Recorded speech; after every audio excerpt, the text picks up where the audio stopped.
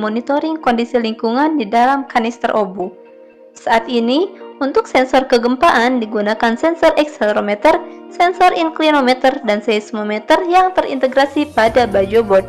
Sensor kegempaan lainnya adalah BPR atau Bottom Pressure Recorder. Sensor lingkungan dalam kanister atau environment sensor sendiri terdiri atas sensor temperatur, sensor kebocoran, dan sensor humidity. Sensor-sensor lingkungan ini terintegrasi pada ropa board. Tsunami identik dengan terjadinya perubahan tinggi permukaan air laut secara signifikan. Ketinggian permukaan air laut dapat pula diartikan sebagai kedalaman laut, berpengaruh pada tekanan hidrostatis di dasar laut. Tekanan hidrostatis akan meningkat sekitar 1 atmosfer untuk setiap 10 meter kedalaman air. Sehingga ketika terjadi perubahan ketinggian permukaan air laut akan mempengaruhi tekanan hidrostatis dasar laut yang terukur oleh Bottom Pressure Recorder atau BPR. Terdapat juga sensor Smart Accelerometer atau baju board. Sistem sensor ini dirancang dan dikembangkan oleh Pusat Teknologi Elektronika sehingga mampu memonitoring aktivitas geoteknik di dasar laut. Dilengkapi dengan akselerometer untuk mengetahui data posisi obu sehingga dapat memonitor adanya perubahan posisi obu akibat pergerakan lempeng. Inclinometer yang mampu memonitoring adanya perubahan kemiringan pada obu hingga sensor seismik yang mampu mendeteksi adanya guncangan yang dirasakan oleh obu. Diharapkan baju board mampu mengindikasikan adanya beberapa penyebab terjadinya tsunami seperti gempa, longsor, dan pergerakan lempeng bumi di dasar laut.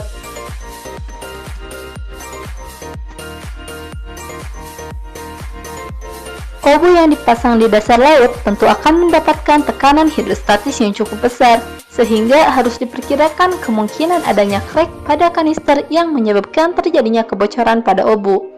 Kebocoran pada obu tentu dapat menyebabkan kerusakan pada perangkat-perangkat elektronik di dalam obu.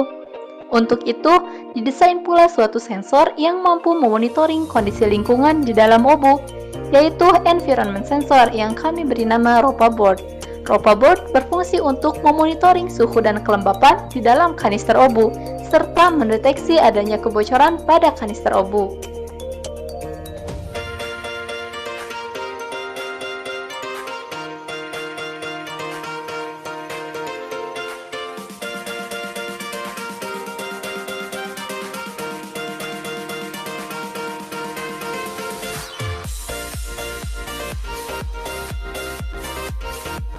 Seperti halnya BPR dan baju board, data dari ropa board akan dikirimkan ke landing station secara periodik. Data-data ketinggian air laut yang telah diakuisisi oleh perangkat di landing station diolah oleh algoritma yang disebut Tsunami Detection Algorithm atau TDI yang dikembangkan oleh Pusat Teknologi Elektronika. Dengan mengadaptasi TDA di ERT serta merancang algoritma artificial intelligence memungkinkan sistem untuk mendeteksi dan memprediksi potensi adanya tsunami. Berdasarkan roadmap pengembangan sistem deteksi dini tsunami BPPT tahun 2020-2024, INACBT akan ditempatkan di 7 lokasi. Beberapa di antaranya akan dideploy pada tahun 2021 di Labuan Bajo dan Rokatenda. Indonesia Cable Based Tsunameter atau INACBT sebagai salah satu teknologi sistem peringatan dini tsunami dapat bermanfaat bagi Indonesia terutama sebagai upaya mitigasi bencana tsunami di Indonesia.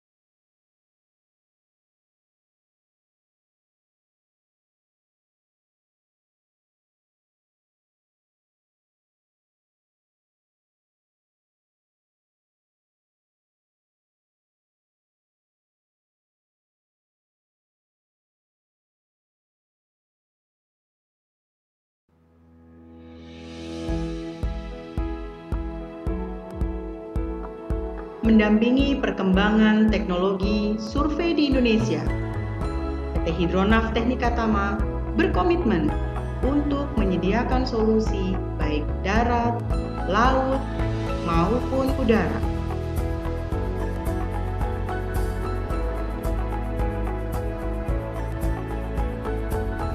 Demi meningkatkan efisiensi dan efektivitas kerja, menjadi partner yang dipercaya dalam proses perencanaan, pelaksanaan, hingga evaluasi. Pada leading sektor pertahanan, pertambangan, perminyakan, perkebunan, pertanian, dan kelautan. Kami ada untuk memberikan yang terbaik. We are always insist on the best.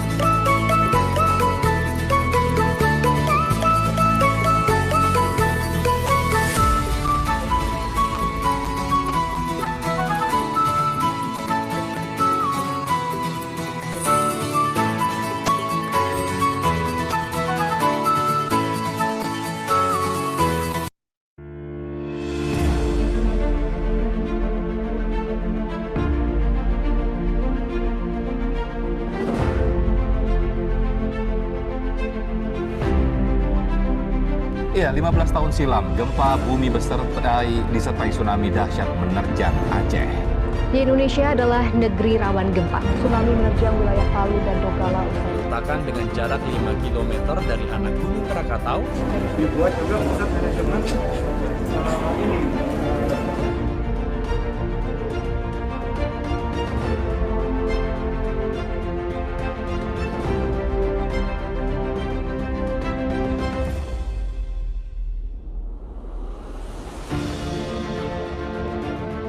INA-TWS adalah suatu sistem peringatan dini gempa tsunami yang komprehensif, yang di dalamnya telah diterapkan teknologi baru yang dikenal dengan Decision Support System atau DSS. BPPT melalui program penguatan dan pengembangan INA-TWS telah dan sedang merealisasikan kegiatan inovasi dan pengembangan teknologi kebencanaan, terutama dalam teknologi pemantauan bencana akibat gempa dan tsunami.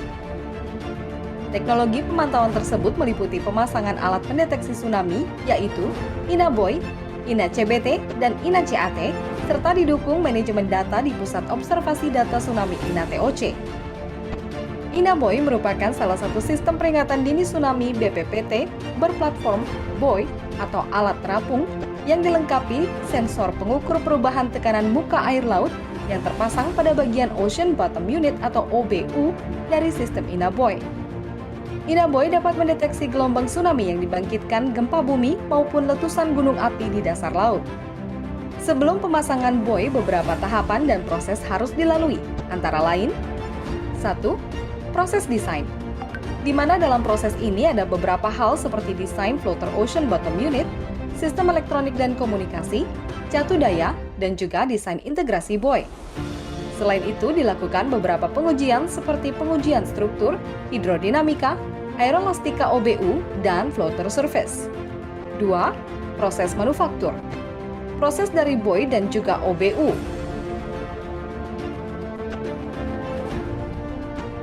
3. Proses uji coba. Dalam pembuatan BOY dan OBU diperlukan uji coba sebelum pemasangan di laut agar tidak ada resiko gagal. Beberapa uji coba yang dilakukan seperti uji vibrasi OBU, pressure test OBU, drop test OBU, dry test atau tes kering sistem komunikasi OBU BOY, wet test atau tes basah sistem komunikasi OBU BOY. 4. Proses mobilisasi. Proses mobilisasi dari manufacturer sampai ke pelabuhan. 5. Proses deployment atau penempatan BOY. Proses deployment memerlukan beberapa tahapan, diantaranya dry test atau tes kering di atas kapal, perangkaian floater dan mooring line, pengambilan data profil temperatur dan konduktivitas atau CTD, dan batimetri calon lokasi penempatan. Pengambilan sampel sedimen dasar laut dengan box scorer, deployment OBU, uji komunikasi OBU ke permukaan laut, deployment BOY, instalasi dan perangkaian mooring line atau sistem tambat BOY dan pemasangan akustik rilis, deployment sinker atau mooring anchor, uji komunikasi BOY OBU. Setelah semua proses ini selesai, di mana rangkaian tsunami INA-BOY sudah terpasang, maka langkah selanjutnya adalah menguji penerimaan data tsunami BOY di lapangan oleh Indonesia Tsunami Observation Center atau INA-TOC di BPPT Tamrin. INA-TOC selain mengelola dan menampilkan data INA-BOY tsunami BPPT, juga memantau tsunami BOY dari beberapa negara di sekitar Samudra Hindia dan Samudra Pasifik. Penguasaan teknologi peringatan dini tsunami BPPT dalam rangka mendukung INA-TWS nasional di BMKG menunjukkan kemandirian bangsa Indonesia untuk bersaing dengan negara-negara maju lainnya, terutama dalam pengembangan inovasi teknologi kebencanaan untuk mendukung penguatan ketahanan bencana nasional.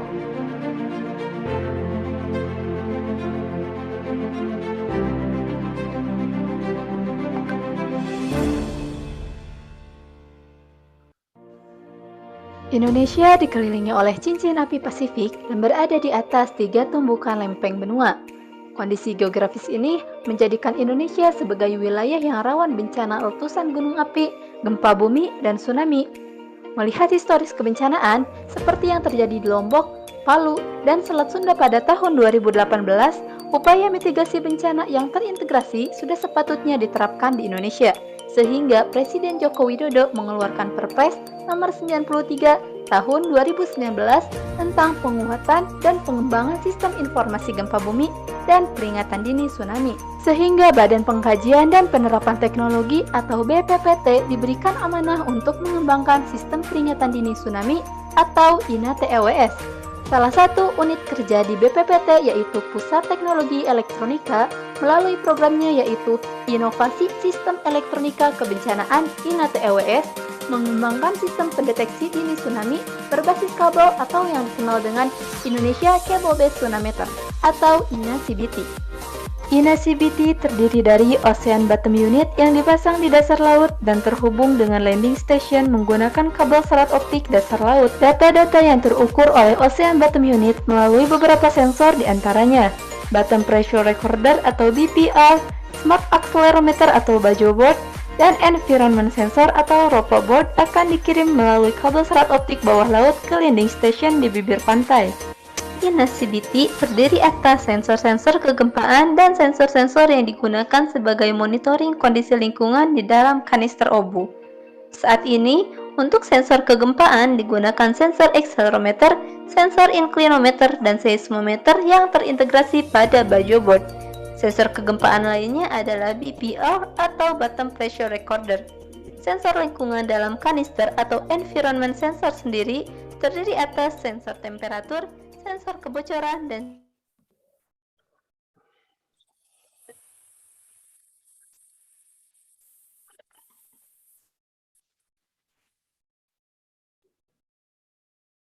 Excellencies, distinguished speakers, participants, ladies and gentlemen. Assalamualaikum warahmatullahi wabarakatuh. Good morning, ladies and gentlemen. Thank you very much for coming on the second day of the 2021 IEEE Ocean Engineering Technology and Innovation Conference with the theme Ocean Observation, Technology and Innovation in Support of Decade of Ocean Science. My name is Muhammad Lutfi Aziz. And my name is Zilda Dona. We are from the Center for Regional Resources Development of Technology, acting as the master of ceremony for this conference. It is an honor to us to introduce and welcome our speakers for the second day of the 2021 IEEE Ocean Engineering Technology and Innovation Conference. They are Dr. Christian Menig of the Pacific Marine Environmental Laboratory NOAA, Professor Bruce M. Ho of the University of Hawaii at Manoa, United States of America, Dr. Fadli Syamsuddin of the Research Organization Assessment and Application of Technology Indonesia, Dr. Nelly F. Riyama of the Meteorological, Climatological, and Geophysical Agency Indonesia, Dr. Inyoman Radiarta of the Marine Research Center, Ministry of Marine Affairs and Fisheries, Mr. Sunes Hale and Joran Crichton from the Sea and Land Technology Singapore, Mrs. Yuslia Anggreni from Hydronav Technica Tama. Ladies and gentlemen, we are now continuing to the next agenda, that is to hear our speakers, which will be moderated by Dr. Wahyu Pandu. Dr. Wahyu Pandu has more than 30 years of research experience in marine science. He obtained his doctorate degree from the Texas A&M University in Ocean Engineering in the United States. He is previously served as Deputy Chairman for Design and Engineering Industrial Technology, BPPT. Ladies and gentlemen, before we start, if you have any questions during the presentation from the speakers, please use the raise hand button or the question can be delivered by Slido. And please welcome Dr. Wahyu Pandu. Time and place is yours, sir. Thank you very much. Check the sound. Hopefully my sound is good enough. It is clear, sir. All right, thank you. A very good morning. Very good evening also to all colleagues, all the attendants, all the speakers. Bismillahirrahmanirrahim. Assalamualaikum warahmatullahi wabarakatuh. First of all, I would like to welcome all the speakers today. It's very glad to meet all of you and also all the attendants. Thank you for coming this morning. We are in the second day of the OETIC conference 2021. It's very interesting topic for today that we are going to discuss about the ocean observation, mainly related with the tsunami early warning system in this morning session. I would like to welcome my colleagues, Dr. Christian Menig from NOAA at Seattle, Washington, and Professor Bruce Howie, thanks for coming, and my colleagues, Dr. Fadli Samsudin from BRIN, from BRIN. First of all, we've been actually, previously we are at the BPPT, and now as a BRIN, the National Research and Innovation Agency, together with DMKG and BIG, we are start in 2019 to strengthening the capability of the ocean observation, mainly for the tsunami early warning system. BRIN or BPPT, previously, we are mainly taking part of the ocean observation in the deep sea related with the three kinds of instruments that we are working right now. It is the tsunami buoys, and the second one is the CBT, or cable-based tsunameter, or now also called as the smart cable system. And also the last one, the third one, is led by Dr. Fadli Samsudin using the CAT, coastal acoustic topography. These three topics will be discussed this morning, and we are very glad that all the speakers are coming. And as you know, Christian Menik is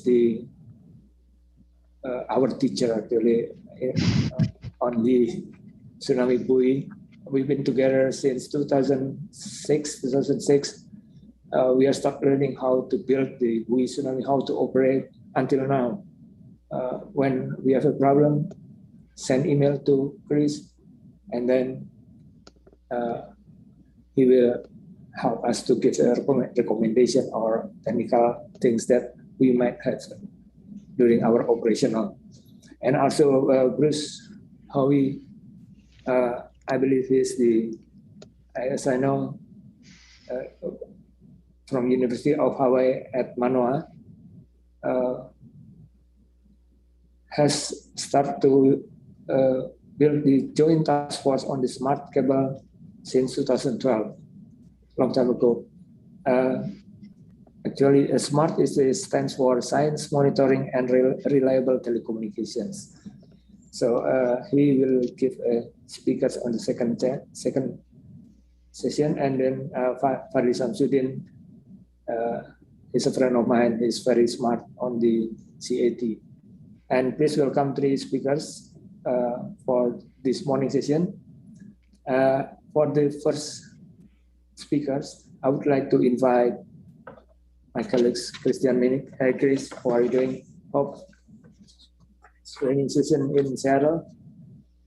Same thing in Jakarta and Indonesia. So I would like to introduce that Christian Menik is the Director of Engineering of the NOAA Pacific Marine Environmental Laboratory in Seattle, Washington State. He is specialized in the research, development, deployment, and transition of ocean and atmosphere instruments and the observing system. He is also my teacher, my reference. He's very smart. Thanks, Chris, for coming. Yeah, actually, he has 2 patents on tsunami sensors and mooring technology, and has received several NOAA and Department of Commerce Gold and Silver medals, and the Ron Brown Excellence in Innovation Award in 2020 for observing system development.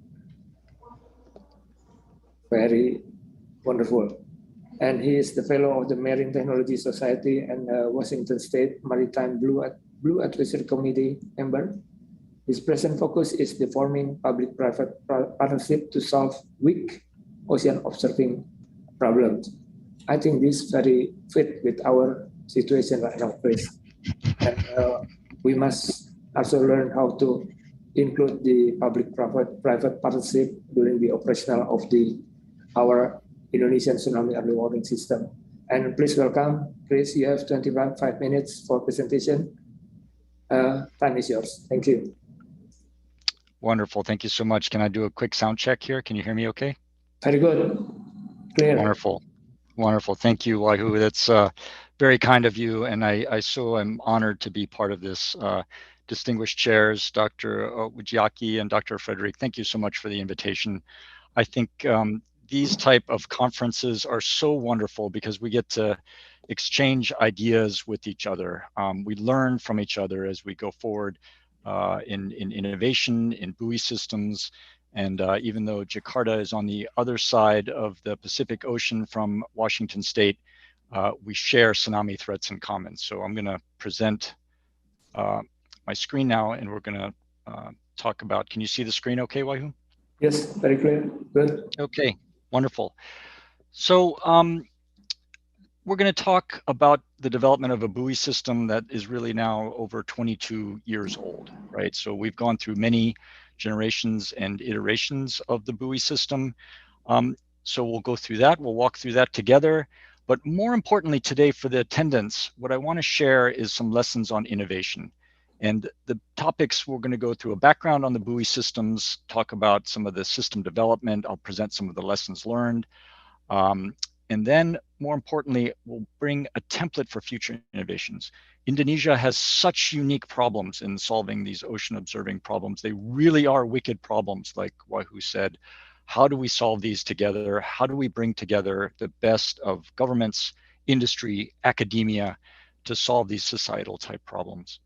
And then we'll close with some takeaways that I'd like to share, and then we can engage in Q&A after all the speakers have gone. So first of all, I thought I'd start with what is a tsunami? I think everyone here knows, but now that we are all online and I expect we have a much greater audience, they're just a series of shallow water waves, usually generated by large undersea earthquakes that can be also caused by landslides and volcanic activity. Indonesia is unfortunate to have all of these, right? And historically, we've also seen them from meteorites and also from meteotsunamis that can cause from low pressure, fast moving low pressure systems. So if we look at a system, this is kind of emblematic of what a buoy system would look in terms of a network. This is the US system, but we strategically place buoy systems near subduction zones to maximize the warning time that we give communities under threat. Those systems are connected to satellite systems. Those satellite systems are connected to warning centers where the ingestion is not just of the ocean data, but also of earthquake, seismic data, and many other data streams that then go forth to make for efficient evacuations. For the US, we have two systems. One is our national systems in Alaska, and the international system is in Hawaii, with data feeds coming from the National Data Buoy Center and from many other systems around the globe. So how was the system laid out? After the tragic 2004 tsunami in Sumatra, we looked and did a historical research of where the mega tsunamis were around the locations and what might that network look like in order to solve those problems, because tsunamis are those very rare events that can transport their energy across entire ocean basins, and your best warning might come from another country or someone else's system to give you the maximum time to evacuate. So we looked at those historical systems, historical evidence-based tsunamis, and we started building the array to best protect that around the US and then extend it on beyond the international system, where now if you look at the map of the coverage from the international systems, there's very few coastlines that aren't protected, right? Other than the east coast of South America and the west coast of Africa, almost all of the coastline is covered by some cooperative system around the globe that gives these tsunami warning systems. And through the Intergovernmental Oceanographic Commission and UNESCO, they all cooperate, and we work on standardizations together and share best results and efficacies of warning. So in the US, the forecast system is comprised of seismic networks, sea level networks, and coastal sea gauges and the dart buoys. And the partners for the US are the Weather Service, research labs. We get a lot of data from water level stations that are on shore.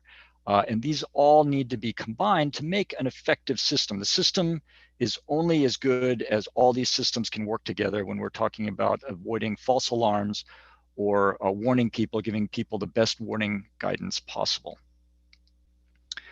Today's today's buoy network looks something like this. I don't know if I have all the DART or DART-like stations together, but we have systems US and Chile, in Australia, and in India, Thailand, and more recently the network of DARTs outside of New Zealand.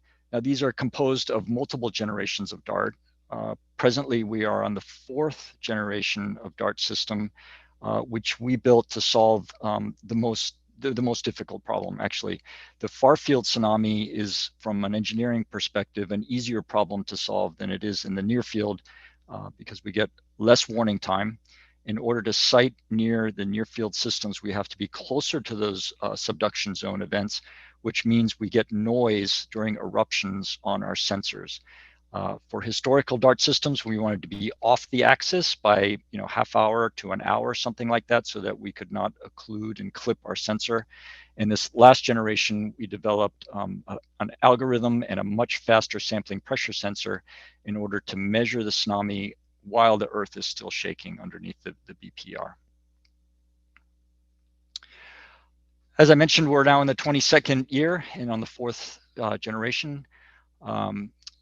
It took a while to get to the 1st generation. There was a lot of failures, a lot of lessons learned. We had to work together in partnerships, and I can't say how important these partners are in our national system with the National Data Buoy Center, with our commercial partner with SAIC in San Diego, and then with the Chileans, where they really helped us develop the 4G system, simply because in the US we didn't have enough earthquakes in order to test our systems properly.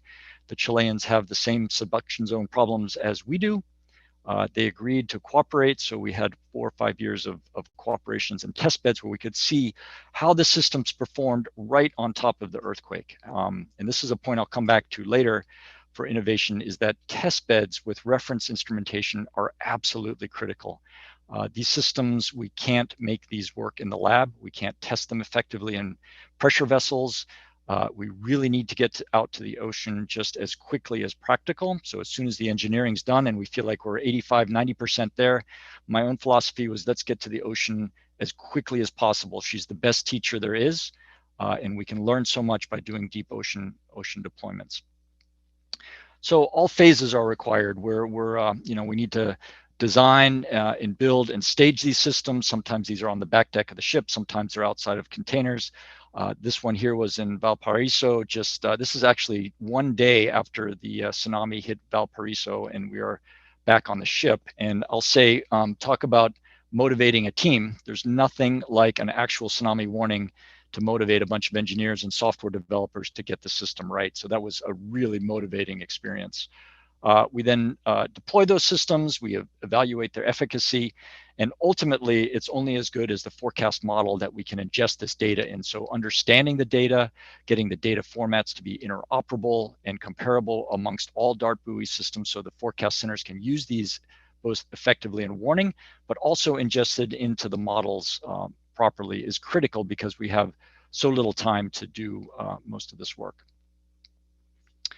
So for the 4G, the big advancement was basically we still have a bottom pressure unit on the seafloor. We still use the similar pressure sensor, but now we put a different counting board on there where we're able to measure the pressure signals much faster. We then run those through a 63-point algorithm filter.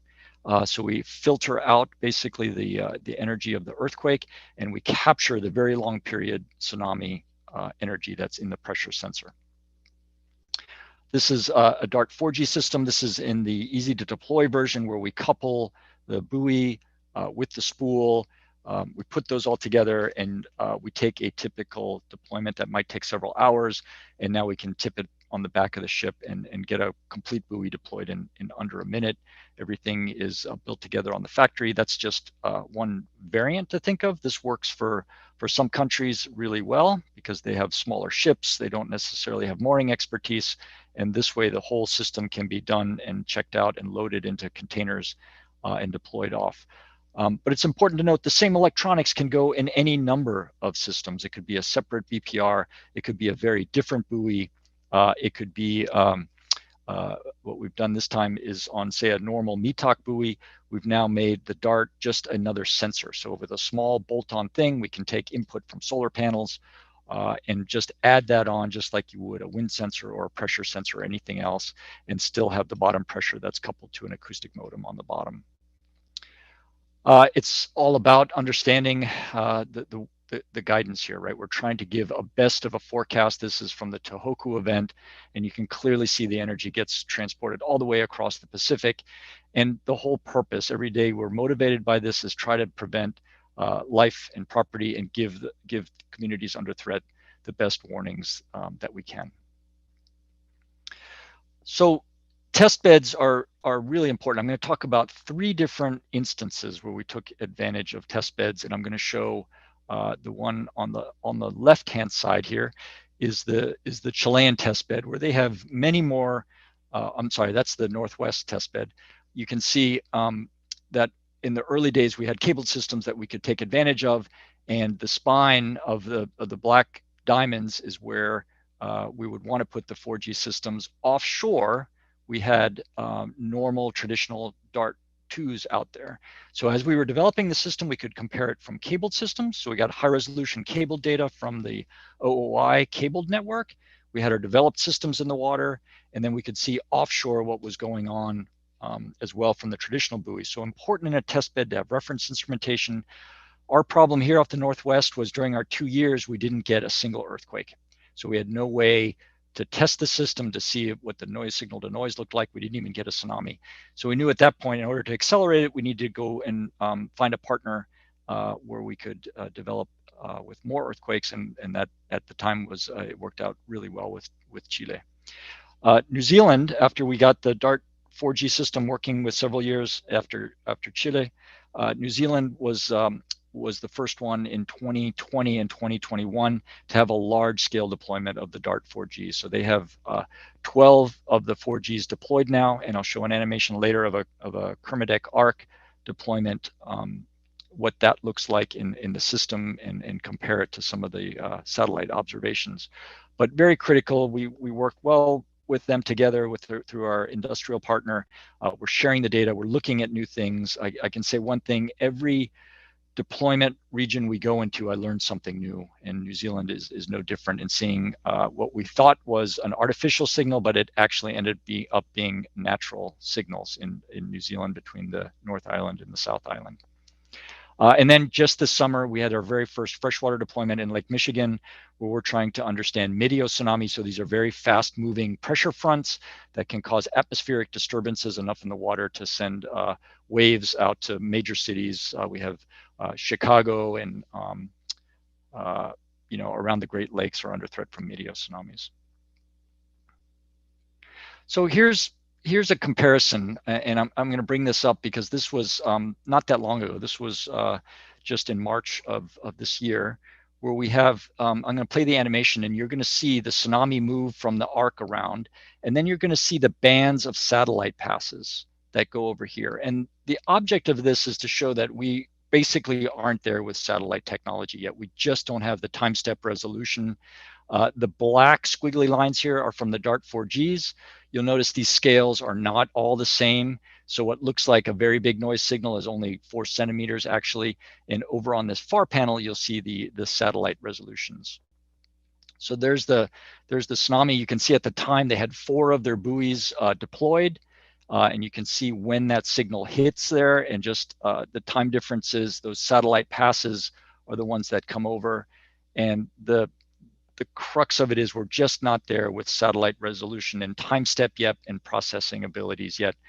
But who knows what the next innovation is going to come from. We're going to talk about some more today, from cabled observatories or acoustic tomography, other ways of doing it. And I fully expect in the years to come there will be something out there much better than the DART buoys. So the typical time, we have an earthquake, we have minutes to react. These are in 4 minutes.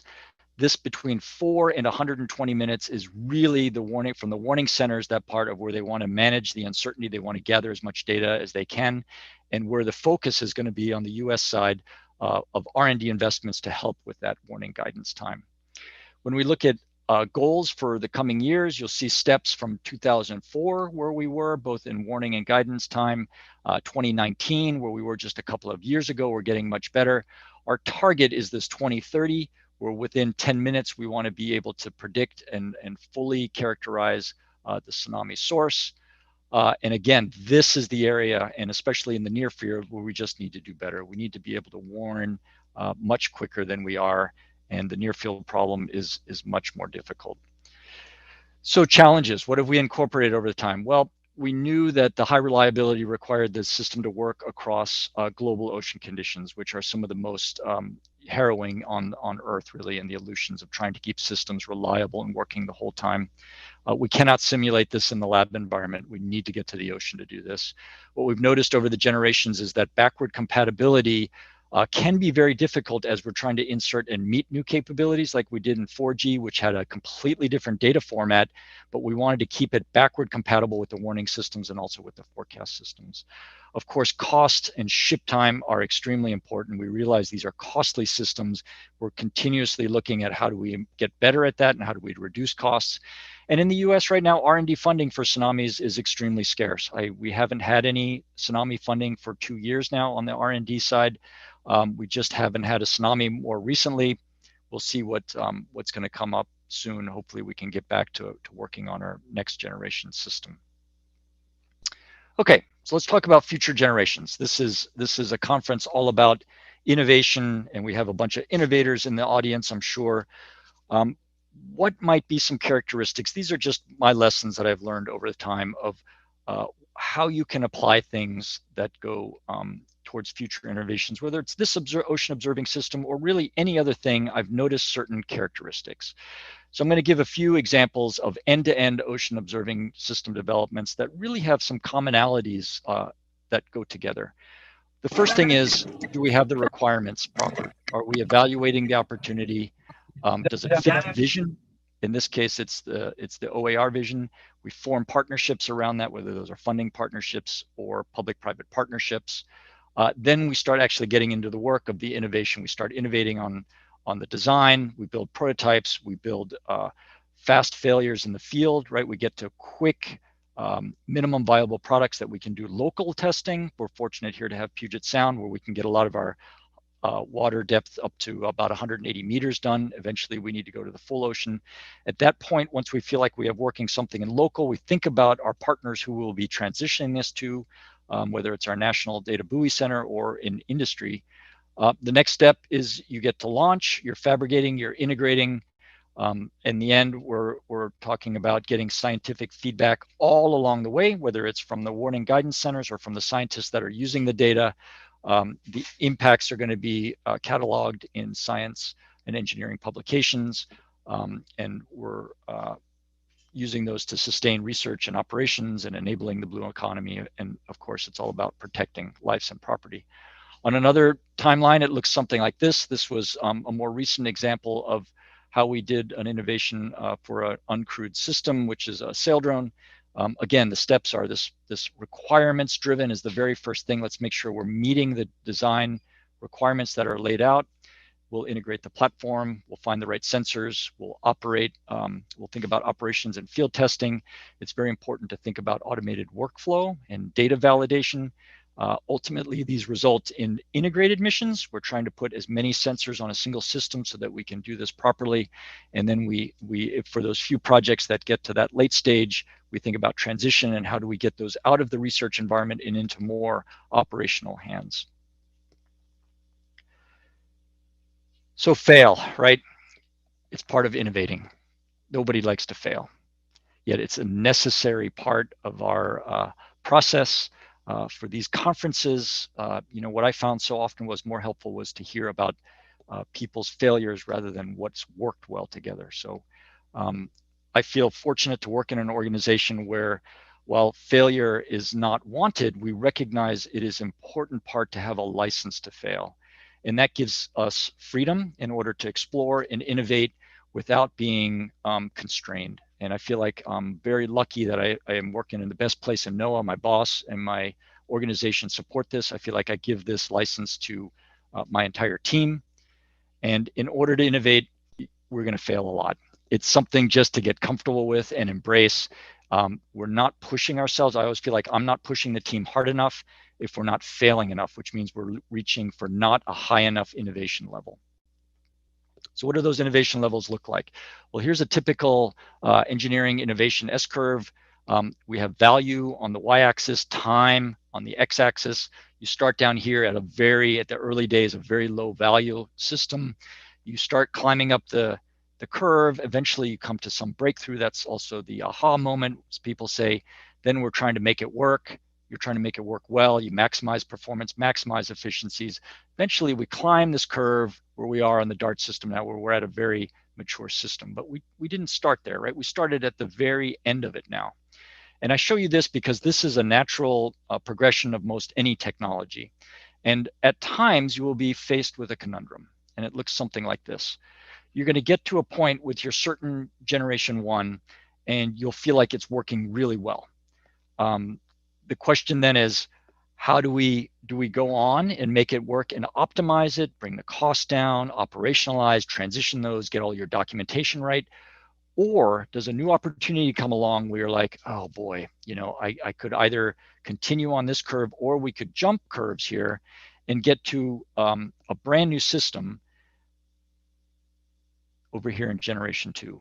And there's not a right answer with this to think about. It's just that it's going to come, there will, in most projects, and I can say for DART, it's come several times, where we get into a system where is it necessary, where we continue to stay with it and try to optimize and get a little bit better, or do we develop an entirely new, let's say in the easy to deploy buoy, an entirely new mooring system on a spool, on an anchor that's never been done before. So the DART system was done, and now we added this increment of trying to invent an entirely new mooring system. And that was a choice we took because we felt like for our particular case, it made sense to do so. So this is something that everyone will come across in a different way, but I find it's useful to think about those things because they're natural and they're going to come up. And when they do come up, don't be surprised. Just say, oh, okay, this is the evolution of technology. These are some things we need to take into consideration. What's the right choice for our team? Everybody might have a different answer for themselves. Of course, the sponsor is going to have some say in that. But from an engineering and from a technologist point of view, we should all understand this extremely well. Okay, some takeaways from today. We talked about that the integrated global system of buoys and sensors has really improved warnings. We had nothing globally before the tragic 2004 Sumatra tsunami. You saw the map today. We have a system that works. Of course, it can be improved. Of course, we need to do better for near-field tsunamis. We're working on that now. We've got several of the near-field systems out there. They're not globally deployed yet, but between our large New Zealand deployment and some off Chile and some in the US, we are working at integrating this, which is allowing an entire new freedom of where we place and put these systems so we can best serve those communities that are under threat.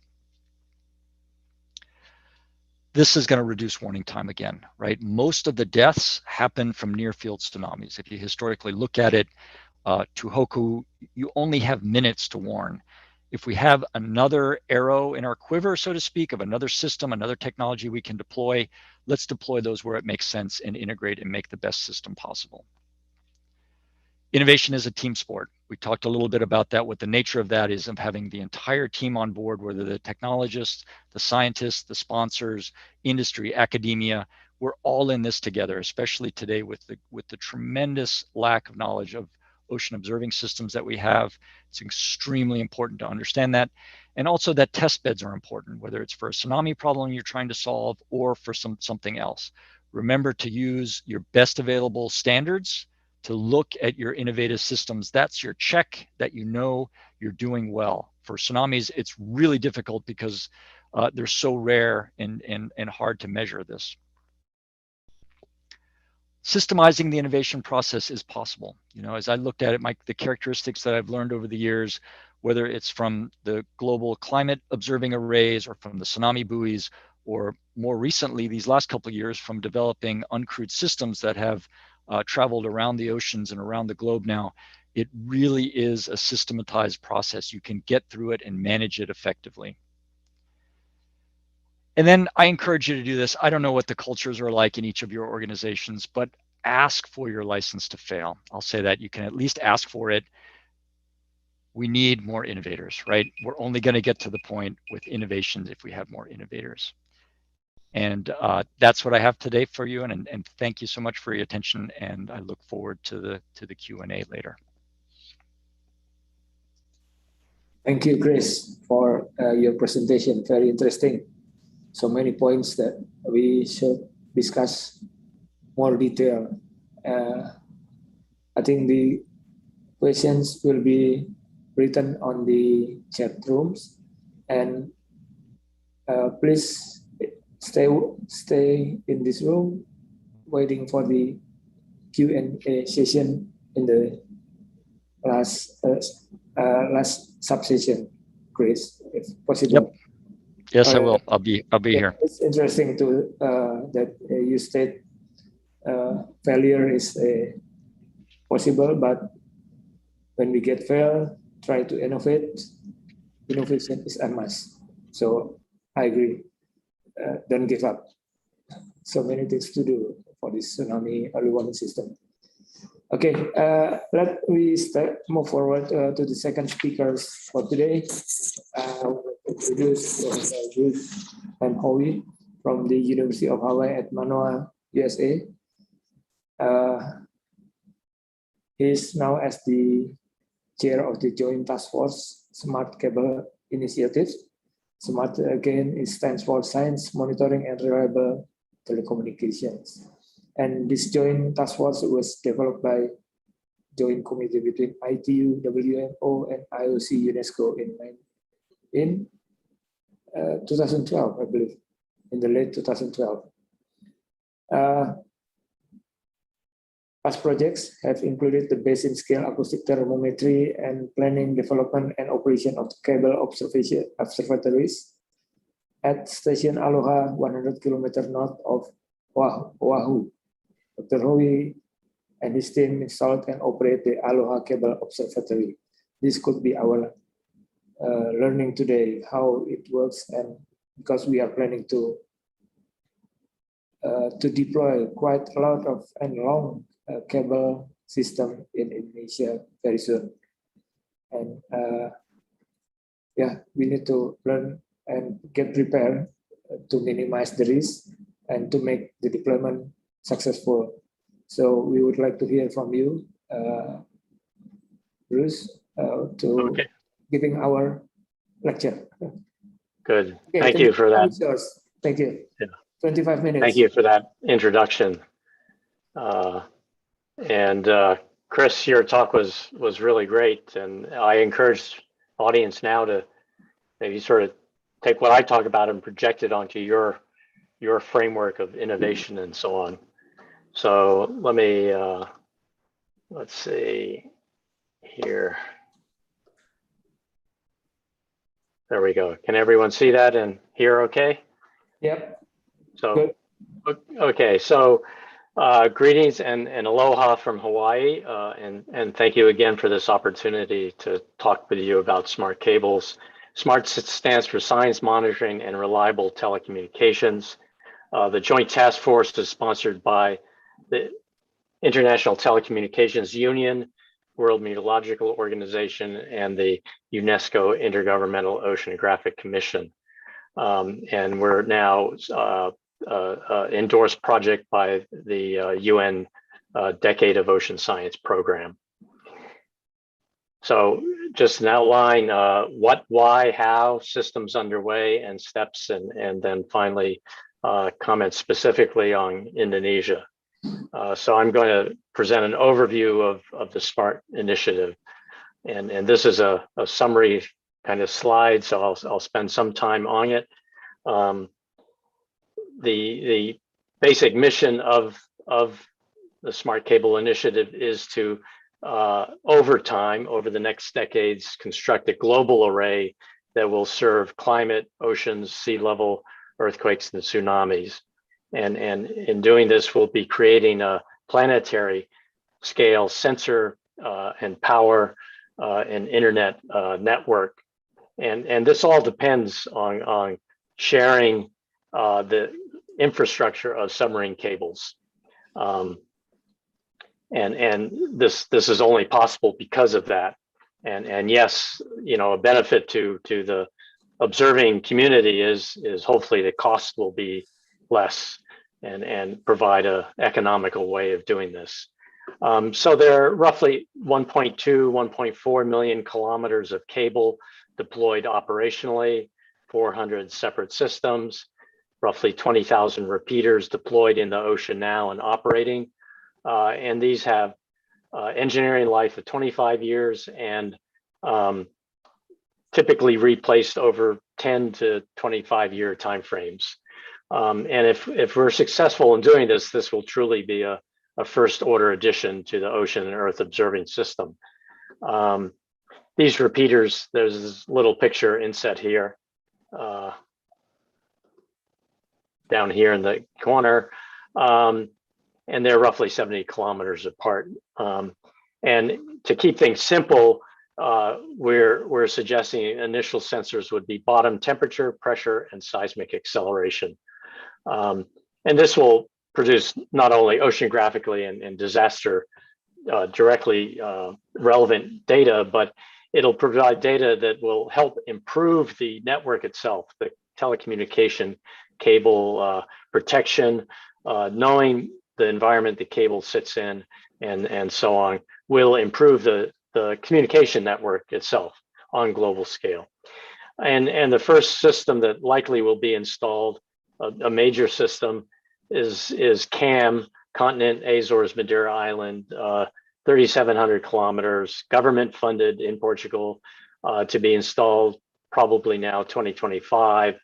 And I'll say some more words on that. So again, we'll be providing sort of a bottom boundary condition, if you will, to the ocean with sensors that actually are remote sensing. Both the pressure and the seismic sensing are remote sensors. They measure basically sea surface elevation. They measure ocean bottom pressure, obviously, but one can interpret it in different ways. And the same for seismic acceleration. So we'll be one part of a much, the larger global ocean observing system. And just more specifically, looking at each of these three variables, with temperature, we'll be measuring the subsurface temperature, essential ocean variable, in this case, deep ocean, looking at deep ocean warming, and which leads to sea level rise, and then also changes in circulation and climate. The top left map shows deep ocean temperature increase on a decadal scale, 50 millidegrees per decade increases in bottom temperature shown here. And then the sea level rise in the middle map is spatially variable and temporally variable. It will be changing over time as different amounts of land ice sheets melt in, and so on, and as the ocean warms in different ways. And then just measuring ocean bottom pressure gives a measure of the depth average current, barotropic current, and which is part of the ocean circulation. And then finally, the major topic today is tsunami and earthquake warning, measuring that bottom pressure, measuring the seismic signals, including P waves and S waves, to reduce the uncertainty of land-based measurements, largely land-based measurements, and a few of the buoy measurements, to reduce the uncertainty in those, and reduce unnecessary warnings and evacuations. Let's see. And then finally, just scientifically, we'll learn a lot about the interior of the Earth as well. Okay, and just we're talking about Indonesia here. We're in Indonesia, and you all have a huge amount of experience and real life experience with the earthquakes and the tsunamis coming from those over your entire country. And it can get it can be, quote, relatively simple mega thrust on the south and west, and much more complicated on the interior. But part of smart cables, and a very important part, is really addressing climate issues. And so I put a few slides in here to remind you of that, and really you know, we've all seen these plots, but it still helps to see it. And the fact is that over the last 6 years, change has been accelerating. Temperature increases have increased, and we all recognize that ocean is the flywheel of climate. It stores a huge amount of heat and releases heat, or cooling for that matter. So, and this picture again, you've all seen this, but what's slightly different here is simply the horizontal axis is much compressed.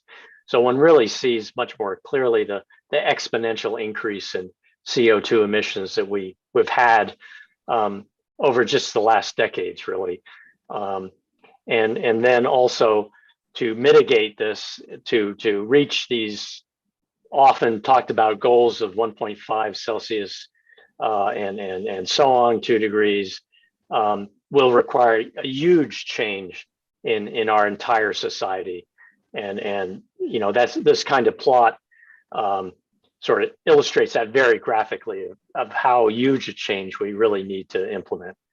And then lastly, sort of along these general lines, just want to show this picture of the areas of the world landmass that are uninhabitable because they're simply too hot. And the prediction is that in 2070, 20% of the landmass will be too hot for human existence. So just think about that. And Indonesia is on this map here too. So how is Indonesia going to handle this? Will be a big question. And then lastly, mentioning just tsunamis directly, these are some in the Pacific over the last decades, and mentioning, showing dark buoys relative to the cables and the area of Indonesia. So we do expect to address climate change, humanity's greatest existential threat, you know, our modest contribution, and also address the SDGs and be involved in the UN decade as shown here. And again, lastly, I just want to say again that we will be helping the cable industry itself produce a better system by understanding the environment it's in. It'll no longer be a deaf, dumb, blind system, but it'll be an intelligent, smart system knowing its environment.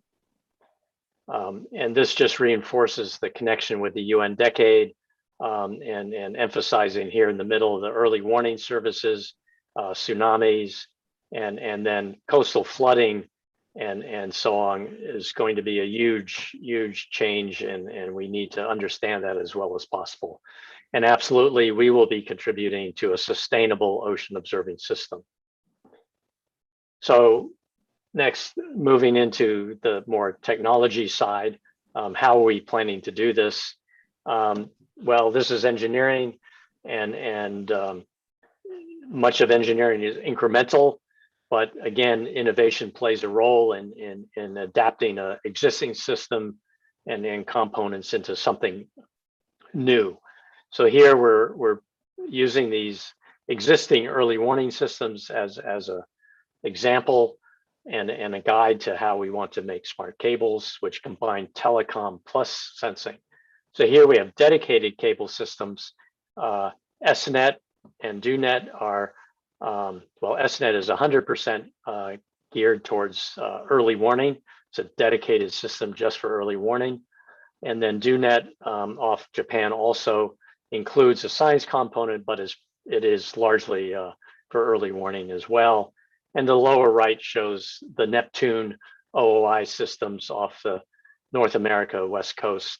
And those are much more science oriented, providing high power and bandwidth for a wide range of instrumentation. And they were not in any way designed specifically for early warning. A new system is being built now off Japan, farther to the west of DoNet, to better image the Nankai Trough NNet. So that's in progress. There's one off Taiwan being built also. And then I mentioned Sanriku, lower left picture there.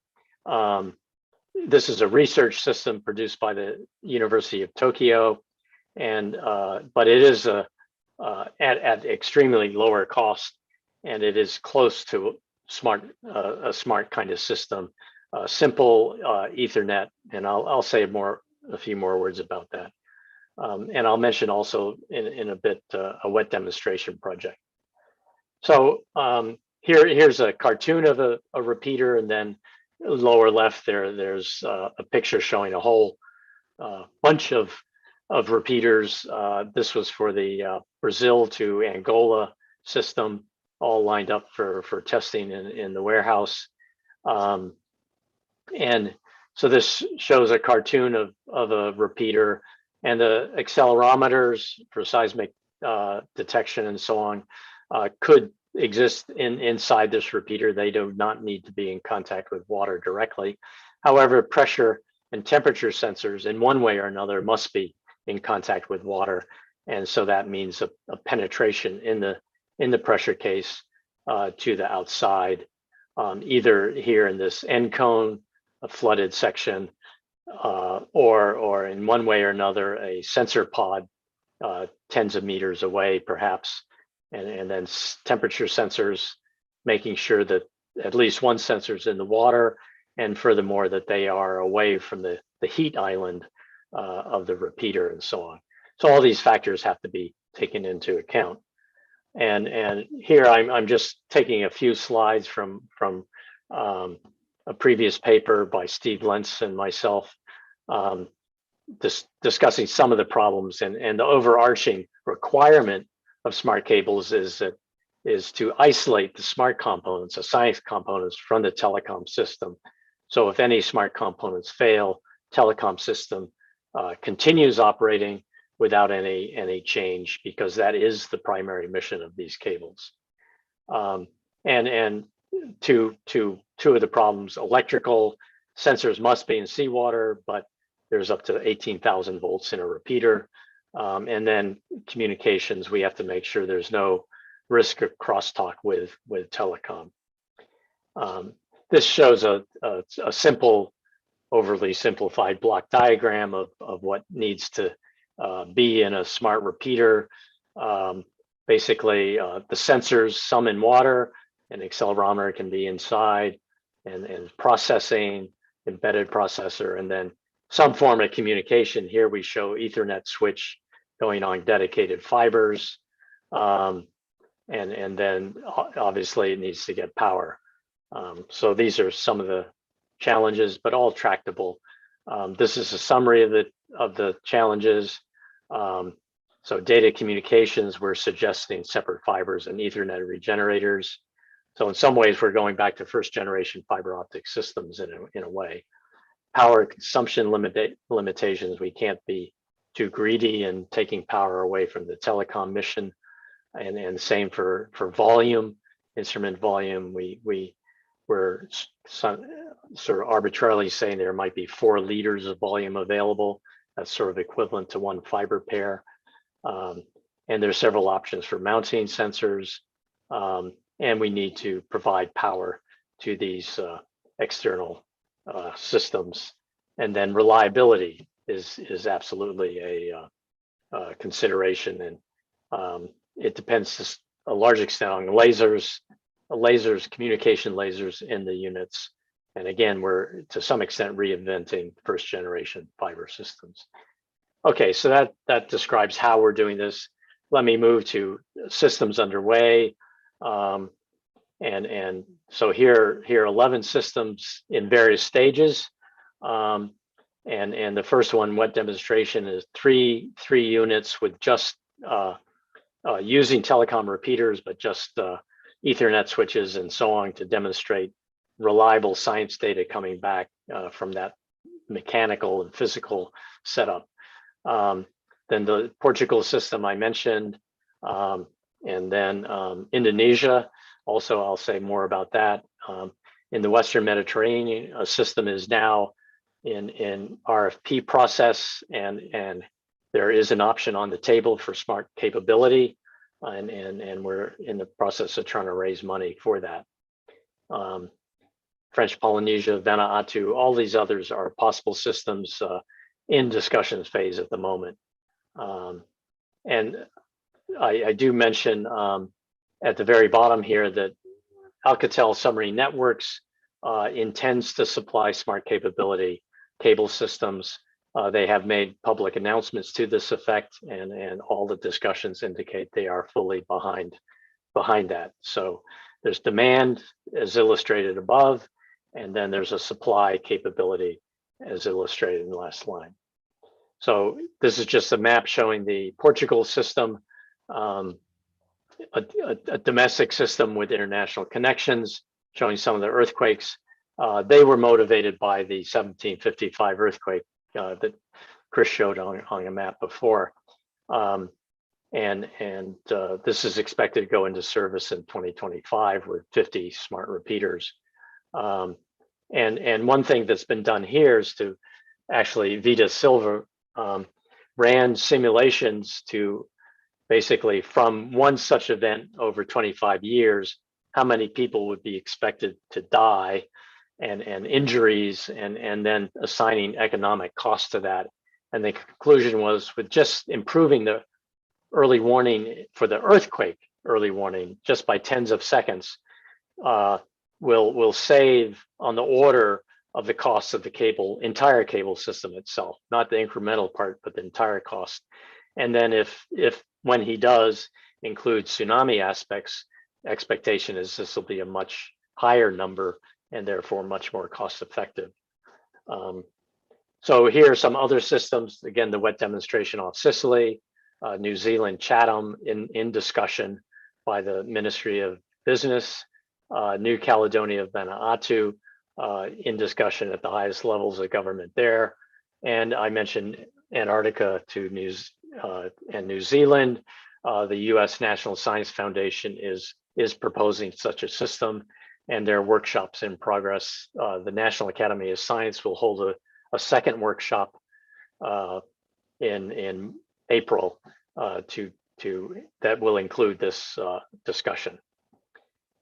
So what are some of the other steps we're taking in parallel? Obviously trying to get individual systems going, but from a higher level point of view, through the International Telecommunications Union to get essentially endorsement by the union, having their assemblies and member states approve resolution and amendments. And then also in study group 15, question 8, that addresses submarine cables, to come up with recommendations both for smart cables as well as dedicated early warning and science systems. I mentioned also that IOC is in the process of setting up a tsunami program that will be sort of all encompassing and will expected to be part of the UN Decade of Ocean Science. And smart cables are explicitly included in that. So, and then lots of meetings over the last year, and here we are at Ocean Engineering Society, and many more coming. And we have a paper under review discussing this, and there's a section in the on Indonesia as well. So here, let's go to Indonesia just briefly here. I present results from Amir Salari and simulations he has made. On the left is how the location of earthquakes are improved by having offshore sensors as shown in the smart cable represented by these dots. And here in the middle, or on the right rather, is a simulation showing both the P wave propagation that started at the beginning, S waves, and the tsunami now propagating. And then here in the top right, there has been mention of landslide produced tsunamis, and Amir has gone and estimated from bottom slope and earthquake risk, possible landslide scenarios, and this map summarizes those, both the offshore at the cable tsunami height as well as near shore expected heights and so on from those simulations. And then in the lower left is a map produced by Indonesia, and I'm looking forward to hearing Sasano's and others present on INA CBT later today. And one of the goals here is to start with simple systems, just like Chris was showing, simple systems, and build up to more capable systems. And here in the 2024 timeframe, that means probably one in Makassar Strait, crossing that strait with a number of what they're calling ocean bottom units, and also very importantly, including telecom in that cable system. So that'll be a great step forward and absolutely necessary. Here in the right, I show a map I produced showing a straw man attempt at showing what a cable-based tsunami warning system might look like, addressing both the mega thrust areas to the west and south of the major islands, as well as the more convoluted areas in the top northwest sector of your country. And I want to, the lower left figure is basically just a reminder that there is oceanography here and climate that needs to also be considered. So this is showing Indonesian through flow and so on. And these cable systems can contribute to that. So really here, we need these pilots to validate the concept in the Indonesia context. And that really means having 2 landing stations with intervening sensors and then the telecom mission as well. So in conclusion here, just want to say smart capability is available now commercially through ASN in the 2024-2025 timeframe. So that's something that needs to be considered in Indonesia as a possible route. And there are systems underway, and they will be installed in the next few years that will set precedents and demonstrations such as the Portuguese systems. And these will lay foundations for the more complex systems in the future. And I'm suggesting for Indonesia that a long-term plan for a complete upstream, downstream, complete INA2's system be produced that shows over 10 and 20-year timeframes that it will take to build such a system, how that system will evolve over time. So with that, I'll close and thank you. Thank you, Professor Brusowi, for very excellent presentation. Yeah, actually, this the smart system cable is very promising. I think in the near future, I believe there are some existing already done, but although it is not for tsunami such as the Neptune at Bari, and also Japan also has developed the SNet DONET. And there are also a challenge for the implementation, such as the data communication and also the power requirements, also as well as for the external sensors. I think for Indonesia implementation, it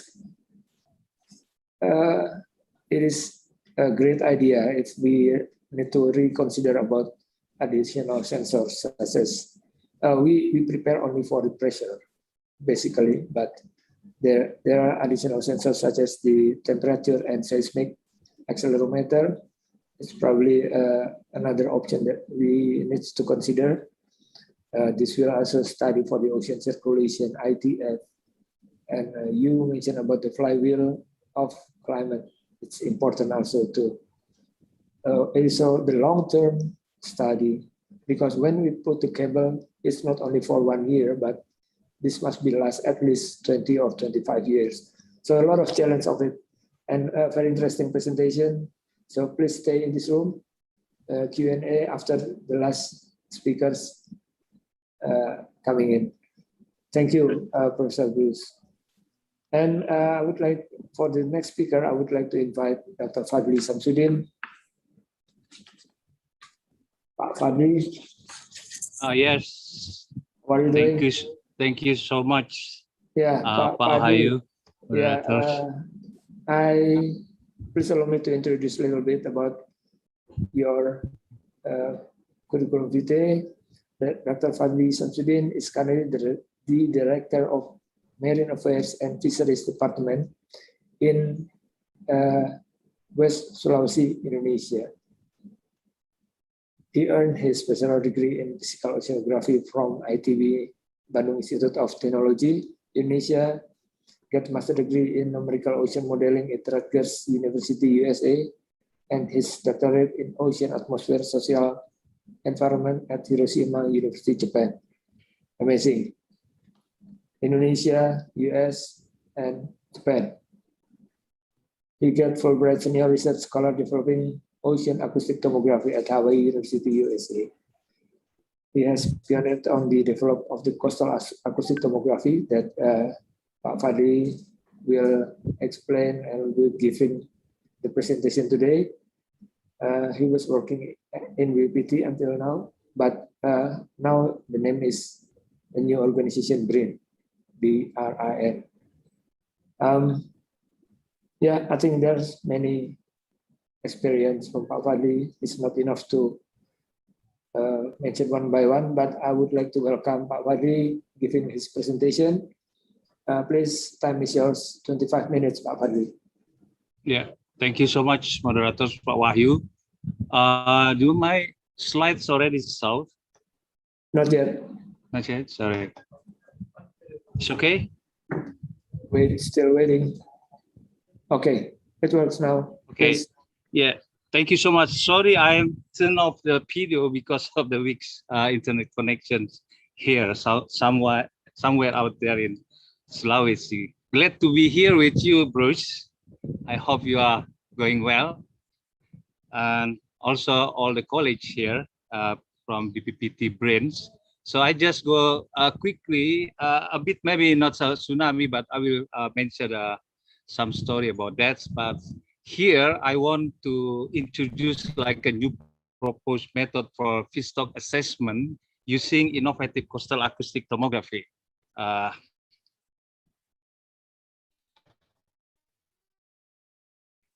Just to outline, I will talk about the milestone of coastal acoustic tomography application in Indonesian seas, and the second one is the purpose for using the CATS for feedstock assessment in the Makassar Strait. Actually, will be done quickly in this month. So I think I can go just quickly. The application of a coastal acoustic tomography, or we call it this CATS, in the Indonesian seas. Started from BPPT about 2014. Since I graduated from Hiroshima, I studied with Professor Arata Kaneko. He introduced the CAT itself in the 1990. And as we know, ocean acoustic tomography developed already in 1970 by Walter Mang in the Scripps Institution of Oceanography.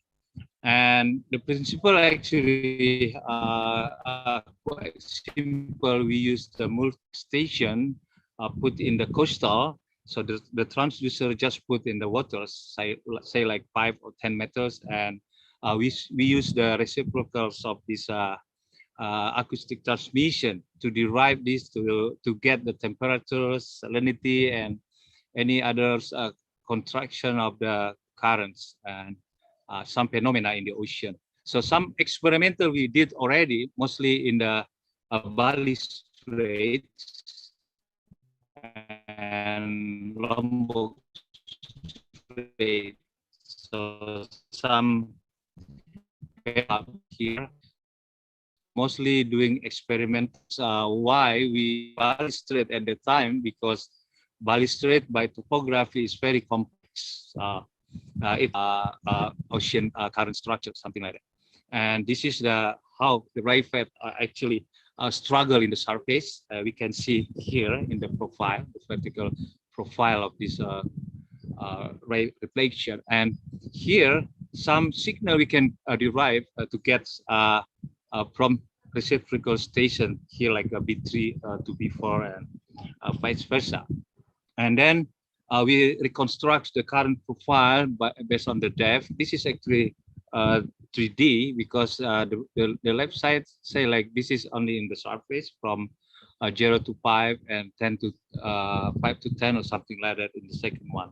So we can have a current structures quite confined in the surface, and just below to the other direction we can in the deeper side we can get mostly in Bali Strait we have structures like in the surface going to the south, but in the deeper waters is going to the opposite side into the north, something like that.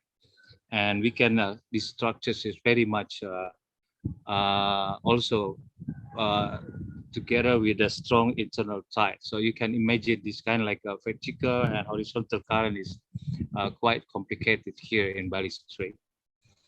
And the other experiment, actually, we did some submarine detection. This is by Bruin, actually, at the time. We got the funding, small funding to do the research.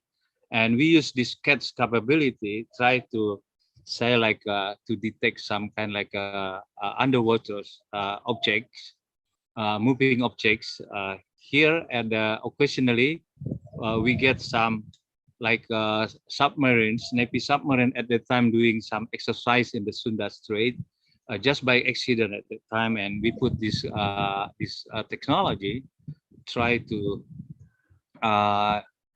apply our knowledge whether we can detect this submarine, and luckily we can get this. We know the direction, and yeah, as you saw here, using the travel time of this acoustic transmission from this single station, actually we can get the reflection from the submarine. And at that time this is the 0504, I think, Nanggala, or I forgot the name, but actually this is a Navy submarine. And in the left side funnel, upper funnel, we put the instrument actually in this. In Bahasa we call it this bagan, small place actually to catch the piece, and we use that facility to put our coastal acoustic tomography. Okay, and it is working actually. And the last experiment actually we did, this is not the last experiment, but in terms of science, we put our cats in the Lombok Strait. This is another challenging place, and this experiment also published in the Geophysical Research Letters in 2019. So this knowledge actually bring to us until now, since 2 years ago, we developed INATOMO, Indonesia Tomography early warning system actually. So we try to put this in the northern Lombok Strait. We have the cats put over there, and some experiment is very promising to get to detect the some signal, and we understand that the tsunami wave actually in the coastal and strait, something like in this Lombok, should behave the same like this nonlinear solitons or nonlinear gravity wave.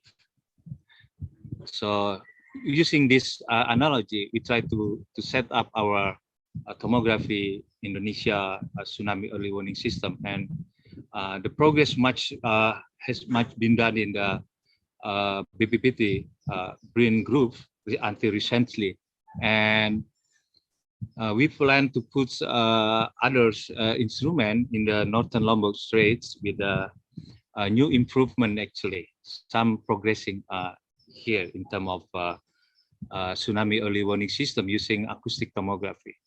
And for our proposals, this we use Makassar Strait because we know in the near futures, as Bruce mentioned, 2024, we're expecting our coastal acoustic tomography also will be installed in the Makassar Straits for the tsunami purpose.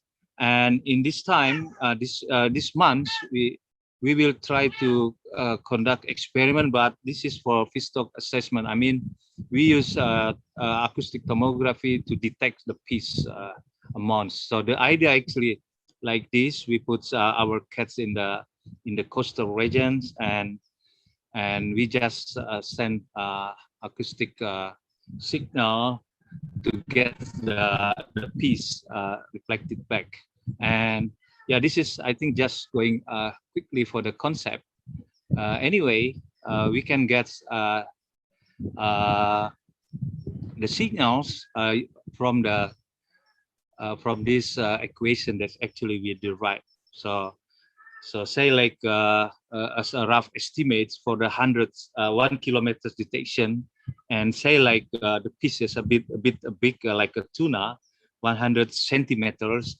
It will possible using like for to detect with the over 10 decibel, sorry, for the signal strength. And this is, I think, some theoretical, and this is we believe it is possible, and we will do this. Previously, we conducted this experiment actually in the Hiroshima University with Professor Arthur Kaneko, and we tried to calculate to detect this pond in the 10 meters about length and about 5 meters width, and yeah, we tried to do some calculation and try to derive the signal, and we finally get that about the piece of about 10 or 11 piece then we can detect as a sound in the pictures.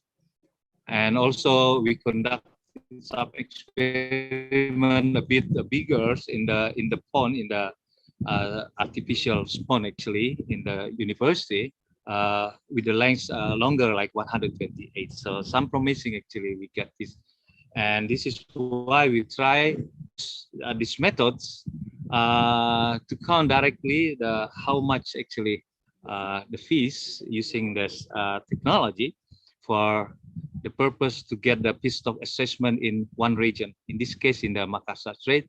And we are going to say like this is some experimental picture on the from our team. We did some capacity building. You see our Navy hydrography also joined. So here is Balabalakang Island in the Makassar Strait. Very interesting. This will be our site this month to conduct the experiment using coastal acoustic tomography for the feedstock assessment. So Balabalakang Island is the second longest coral reef in the world after Great Barrier in Australia. And very nice place. And we invite you for acoustician actually come to here and conduct some experiment in the Makassar Strait in the near future. I think that's all my presentation. Thank you so much, moderators, for your time. Thank you so much, Pak Fadli, for your presentation. Still have plenty time, 30 minutes. Oh, but yeah, thank you. Pak Fadli explained about the capability of the coastal acoustic tomography to measuring the current in Bali Strait, but as well now it was also detect the solitary wave when it was, but the journal on the 2019, right, on the GRL, but the solitary waves must be before 2019 because it's published in 2019. And also he proposed to use the coastal acoustic tomography profiler for feedstock assessment. I think it is also a new way to consider to be implemented in Indonesia. And the last presentation about Balabalakang Island. So probably in next OETIC seminars we will have to visit to there. Diving. Writing invitation from Pak Fadli. Okay. Balabalakang. Please come, Bruce. Yeah. It's a lot of islands over there, right, Pak Fadli? Yeah, 14 islands about. Yeah, okay. Very good. And now is the session for the question and answer. So the committee, could you show the questions, MC?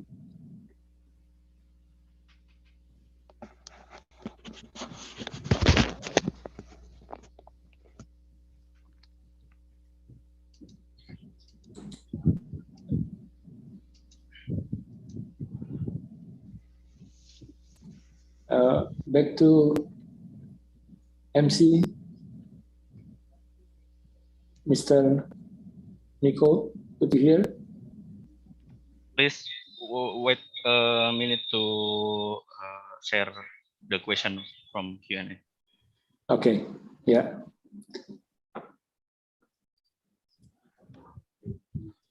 Oh, this the questions from to Christian Menik, but also to, oh, okay, Bruce also asking the questions. From Elon, that 40 is to the taxonomy while Earth is still shaking. How about the taxonomy triggered by landslide or volcanic activity? Is it possible? And the second one, interesting presentation. What are the indicators determining the effectiveness of the forecast tsunami system? And the third one from Denok, how to solve if signals are disconnected because of the environment or problems with the system. Could still give an early warning 1 minute. Is there a fellowship for overseas master or undergraduate students who want to explore the technology of early warning, of early tsunami warning? It is another question from Bruce. Can you mention more about sharing the buoy platform with other sensors? Why has this taken so long to effect? So I couldn't read the last sentence. So that's 1, 2, 3, 4 questions from you, Chris. So yeah, if you can put them back up there again, I can read them. I'll be glad to start. Yeah. So yeah, for Elon, the short answer is we don't know what, we don't have enough signals to understand what the spectrum will look like from landslides. The way we developed our algorithm and filtering system was from looking at cabled observatories. So we took high resolution, multiple, 1 second plus frequency data to develop the algorithm for the buoy systems. I don't know specifically on volcanic activity or landslides. That's a good question. We would just have to, look at the best available data and then fit our 63-point weighted average filter to see if that can work. So is it possible? Yeah, I think it's possible to look at, and if not, there's no reason we couldn't have multiple filters running at the same time. From Tari, interesting. What are the indicators determining the effectiveness?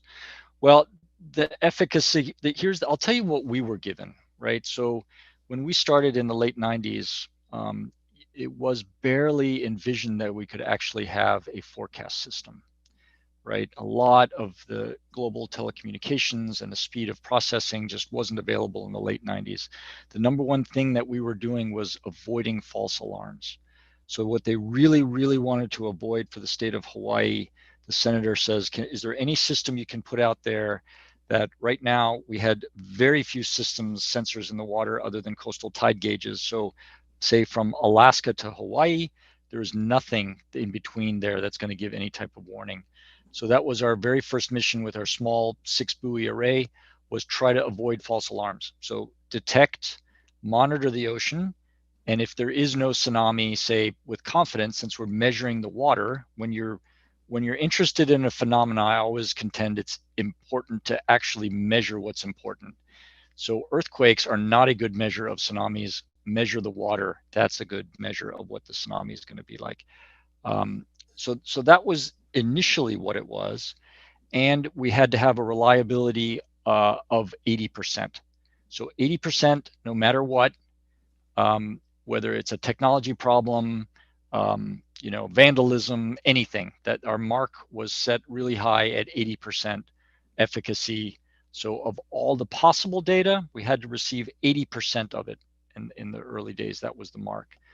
And that data, surprisingly, I would say be careful of the measures you set early, because Congress still tracks that one today, 22 years later. And some years you'll see they hit the mark for the network, other years they don't. And it really depends what goes on with the ships and the servicing. Vandalism, of course, is an uncontrollable thing, but it just teaches us to build in redundancies the best we can. So those are the measures now. Ultimately, for the overall warning systems, not just the DART, is life and property, right? And we have to say, has a single forecast been missed since the DART buoys have been in place? Has there been a large tsunami that has gone undetected? And the answer is no with that. Could we do better in the forecasts? Could we tune them better? Could we focus more attention in the near field where more people have died in the past? Absolutely. So it's a continuous improvement project. I'll say we're not there. Perhaps we'll never there, because we're always trying to do better. So from Denok, how to solve if signals are disconnected because of the environmental problems or with the system? Could you still give early? Well, from the system point of view, the answer is absolutely. That's where I was saying it's really a system of systems. You want to have as much overlap as possible. There's been plenty of times where several DART buoys have been out next to each other, where you could say there might be a gap issue there, but there were coastal tide gauges there, right? So from an overall system point of view, between seismic, earthquake, GNSS signals, coastal tide gauges, DART buoys, you want there to be enough overlap to give some type of warning. In 1 minute, all you're really going to do is warn on seismic. There's no DART signal you're going to get in a minute. Just the communication length from seafloor to the buoy, from buoy to satellite, satellite down to desktop, is somewhere about 2 minutes, 2 to 3 minutes. So, and then we still need to get enough data to understand the periodicity of the wave. So that's not going to happen in a minute. Minutes, perhaps tens of minutes, yes. Is there a fellowship for overseas masters or undergraduate students who want to explore the technology of early swarm? Wahoo, you came over on a fellowship, right? But that was more on climate. Was that a Fulbright scholarship that you came over on? It was a Fulbright. It was Fulbright. Yeah. So I got the answer both is from NSF and Fulbright twice. yeah. Yeah, and I know several other colleagues that have come over on Fulbrights. So the answer is yes, absolutely. There are those available. I don't know any details. I would encourage you to look into those details of what's available. Of course, COVID makes this all much more difficult now. Still possible though, right? And Bruce's question, yes, he and I go about this all the time. So right from the beginning, the buoy platform was always capable, and the 6 buoy array we had off the Aleutians always had basic weather sensors on there. We put barometers, we put wind sensors, relative humidity, sea surface temperature. Every one of them went deployed that when it was running a research array. The problem is one of mixed funding pots, where for tsunami, it goes into one pot, ocean observations in another pot. The tsunami pot says, no, I don't have the extra $10,000 per year for METOX sensors. I can't do that. Technologically, there's no reason you couldn't do it, right? You could have a profiler going up and down the mooring line and giving you ocean profiles. And I think your point there really is the most expensive part is the ship maintenance. Why not add another $10,000 of sensors? It's the ships. The stuff is cheap. It really is the ships and the people. And yes, we need to do better on that. How do you see ship GPS playing a role?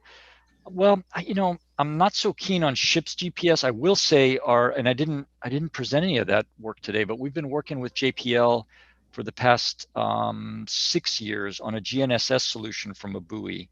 And we've compared it where we can get sub-centimeter accuracy using GNSS. So that's GPS, GLONASS, all the systems together.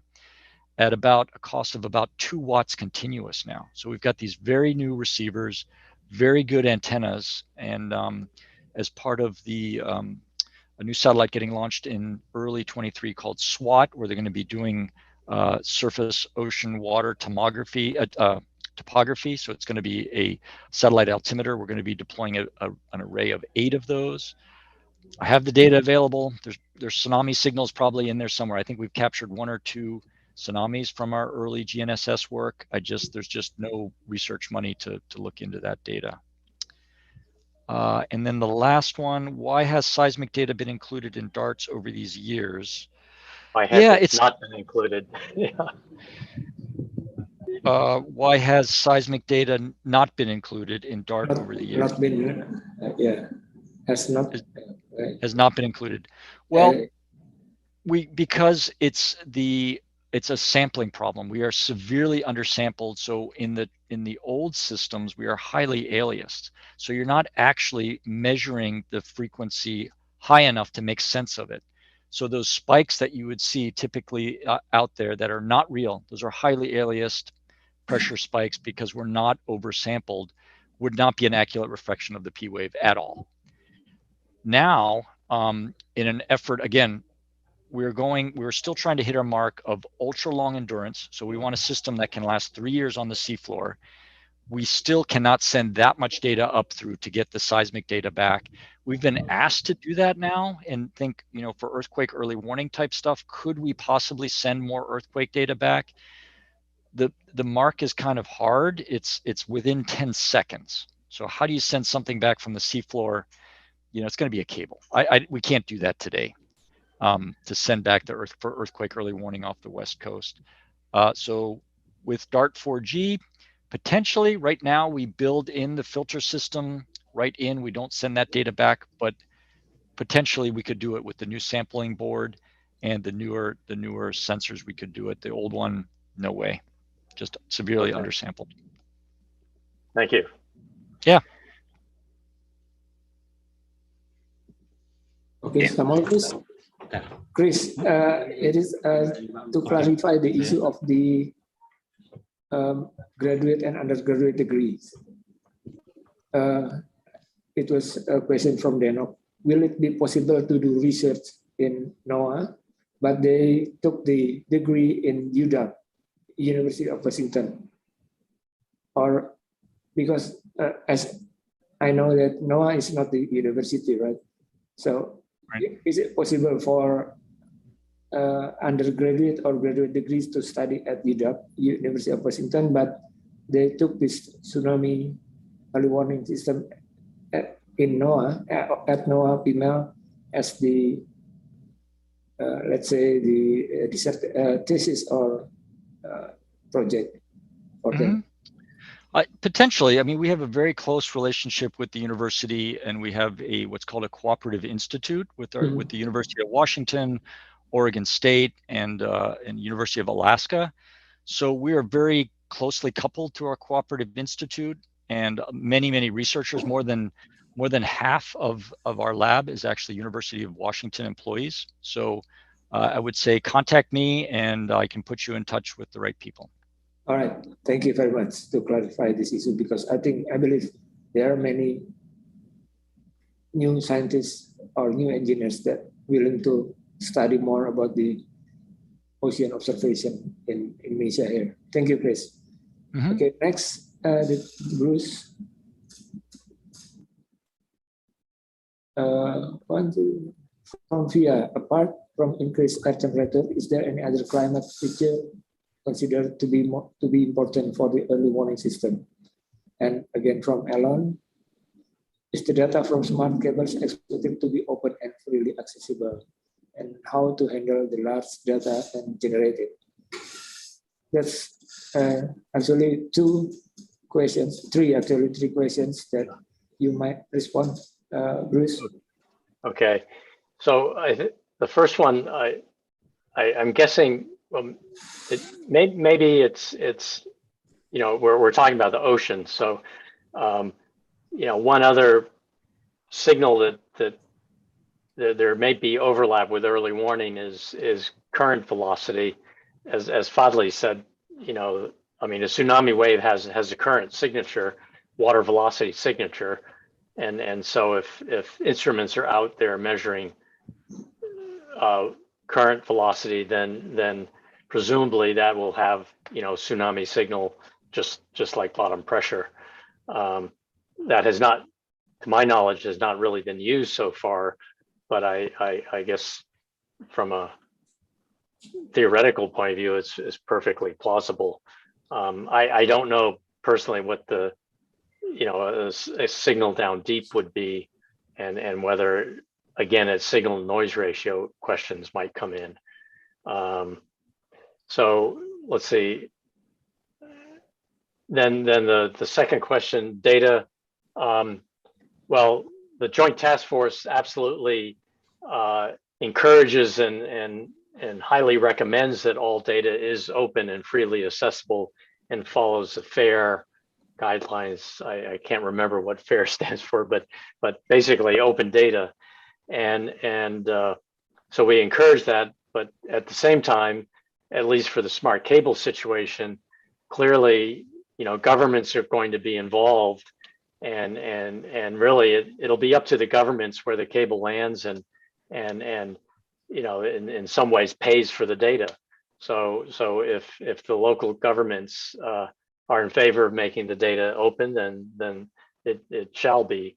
But in some situations that may not be the case, and you know, again, we will recommend open data, especially the early warning aspects of open data, or making sure that you know, if there's a smart cable anywhere, the pressure signals, you know, related to tsunamis will be distributed to all the warning centers in the world. You know, that should happen no matter where you are. The last question, how to handle the large data. Well, the nominal sensors we're talking about do not create a large amount of data. I mean, it's all relative. Obviously, you know, DART is still constrained by satellite and acoustic. It's really, I guess, the acoustic transmission. But from the point of view of a land seismic station,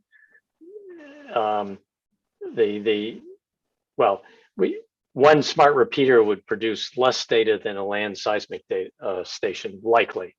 And so, you know, we see the data could go into a seismic data system like IRIS or the global seismic network and so on.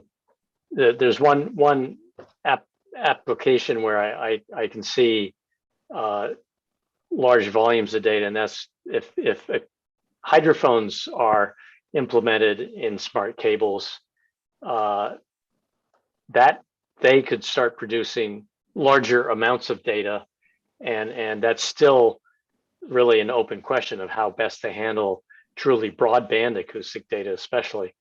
And to make that even worse, so to speak, there are new optical sensing modalities of using the optical fiber itself as a sensor. And in one application called distributed acoustic sensing, that can produce huge amounts of data, gigabit per second and terabits per day. And you know, that obviously today totally overwhelms any data system, and people are still exploring how to handle that. But that's something that, I mean, this distributed acoustic sensing has a potential to be a powerful sensor, even in the tsunami, especially near coastline tsunami situations. So we need to keep an eye on that and encourage people to research that. Good. Bruce, here? Yeah, that's all. Yeah, your voice was lost for a couple of seconds. Oh, okay. I think I'm done. Yeah. All right, thank you, Bruce. I think I agree that hydrophone probably another option for sensors to be added on the cable sensors, but how to handle it still unclear. By the way, Bruce, what is the sampling rate for the cable system? Especially for the pressure. Yeah, pressure will be probably somewhere around, well, it'll be at a minimum 20 hertz, probably more than that, because I think for these, Chris can correct me here, the pressure sensor, I believe, has a roll off starting maybe 5 hertz or so. So, you know, if you sample at 20 hertz or 40, that should be adequate. The seismic acceleration likely will be higher. I mean, most accelerometers can go up to 200 hertz, and therefore sampling rate would be, let's say, 500 or maybe 1,000 hertz. But it'll depend on the seismic acceleration sensor will be the one with the highest data rate.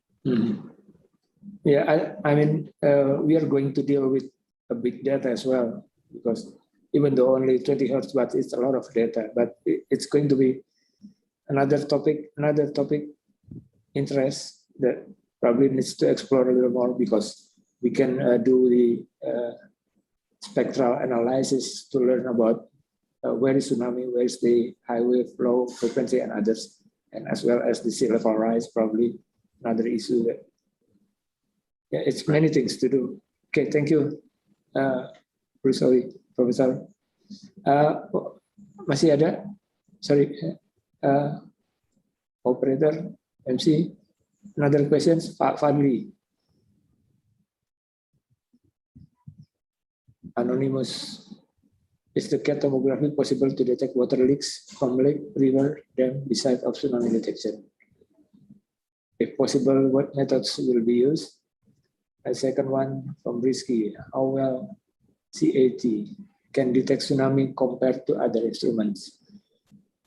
And from Bruce, if the Makassar smart cable had hydrophones, great synergy with CAT. I agree. From Elon to Professor Fadli, is it possible tomography to determine the object, such as submarine or others, direction in the water column by using 2 or 3 pairs tomography only? And the last one, if this technology is applied to feedstock research, how effective the method to determine? Is there any research, and how far the range can be used for this purpose? So there are 5 questions, Pak Fadli. Please respond. Thank you, Pak Wahyu. There are 5, but actually each ABCD. question brings more than one. Okay. ABCD to Z. Okay, from Anonymous, I think this is our teams. Is the CAT's tomography possible to detect water leaks? Yes, it is possible. Some papers already done, especially in Japan.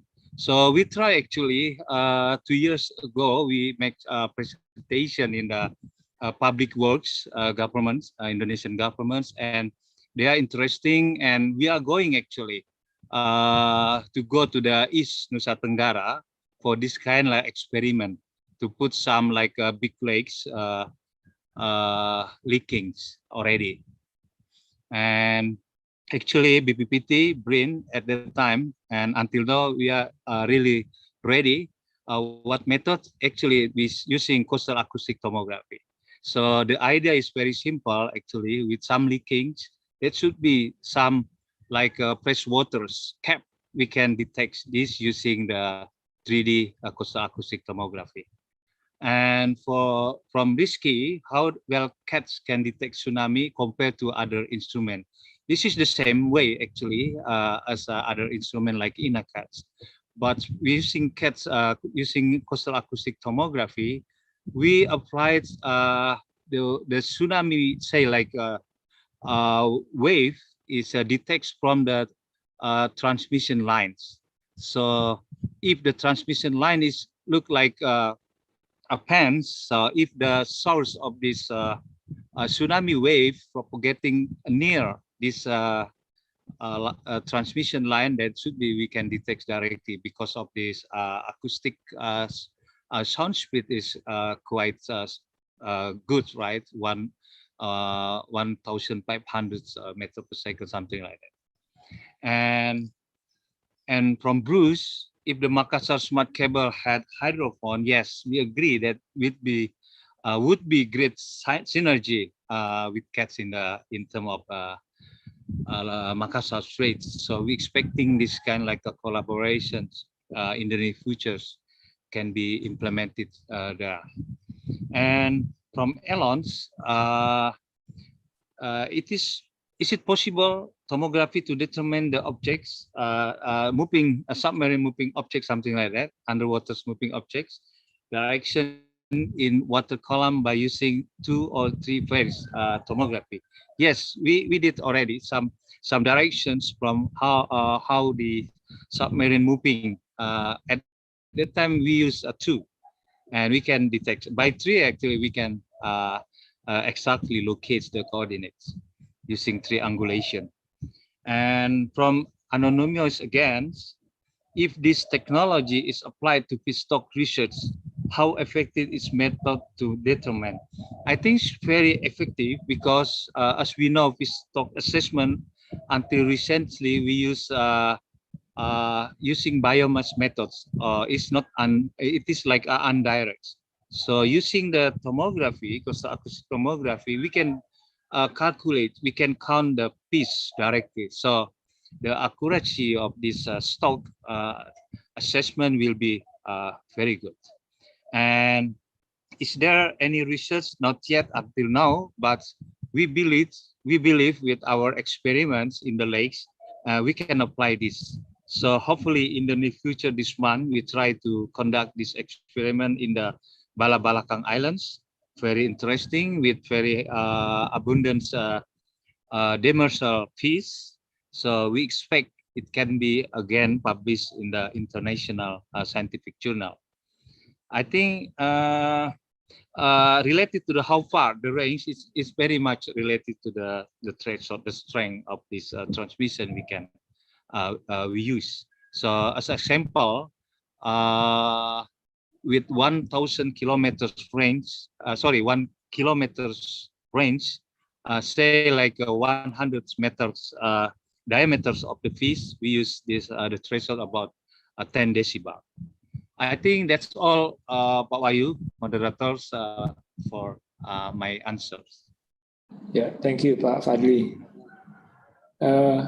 Is there still other questions from chat?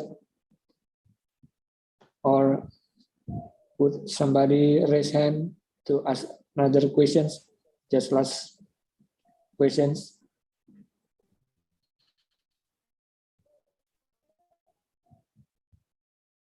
If no, then yeah, I think we cover all the speakers and all the discussion. Very interesting discussion this morning or tonight, this evening. I'm sorry, in US. Yeah. Yeah, this almost 11 a.m. in Jakarta. Yeah. Please, last wording from Chris, Bruce, and Pak Fadli for this session, if you have. Chris, before we close. Yeah, I thank everybody for their engagement, and I think these, you know, even though we can't be together, the advantages of these virtual conferences now is that we can democratize and get and reach many more people. It'll be interesting to see how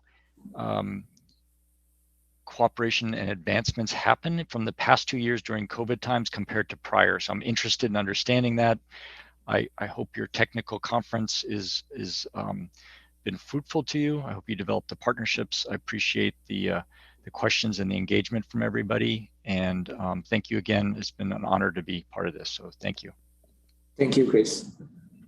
And from Professor Bruce? Yeah, I'd like to just say that, you know, in yesterday, today, there have been a lot of discussion and technical or presentation of technical advancement which I think is very good. And again, in this modern society, so much does depend on communication, and to try and make innovation and progress efficient. And it really depends on good communication. So exactly as Chris says, venues like this are fantastic for that. Good. Yeah, thank you. Pak Fadli.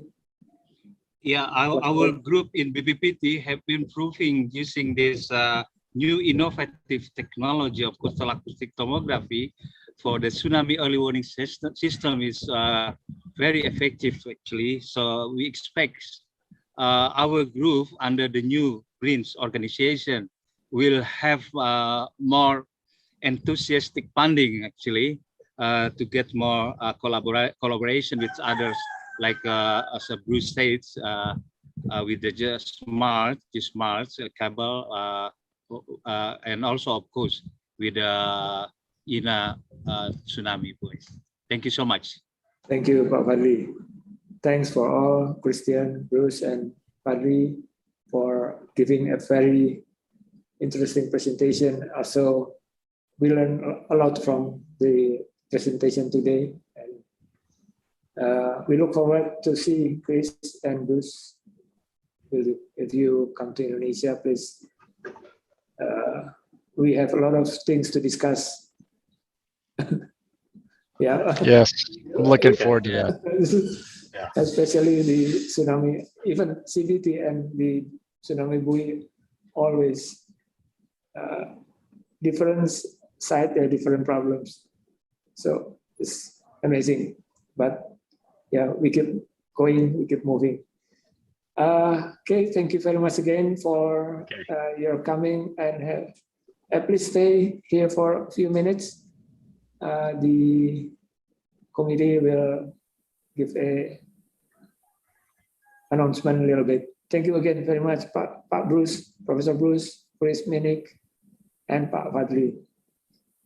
I close the session. So back to MC. Wassalamualaikum warahmatullahi wabarakatuh. Waalaikumsalam. Okay. Please give applause to our speakers.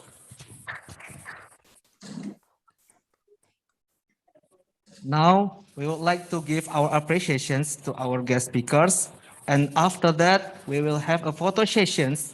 So please don't leave the Zoom meeting before the photo sessions.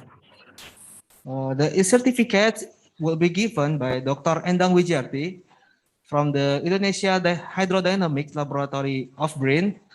The first certificate is given to Dr. Christian Menik.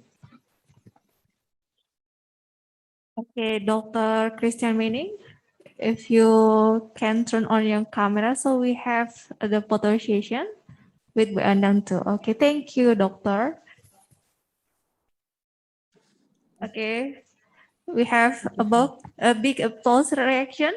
Thank you. Thank you so much, Dr. Christian Mening.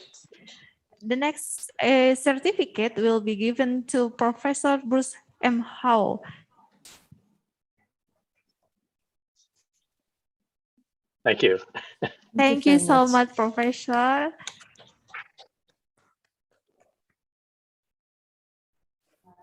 Okay.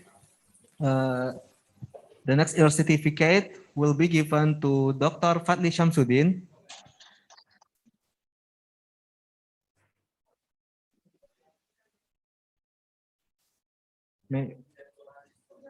Maybe will be represented by the committee. No. Okay. Thank you, Dr. Fadli Shamsuddin. Okay, the next certificate is given to Dr. Wahyu Pandu as the moderator for this session parallel. Thank you very much. Thank you also, Dr. Wahyu Pandu. Yeah.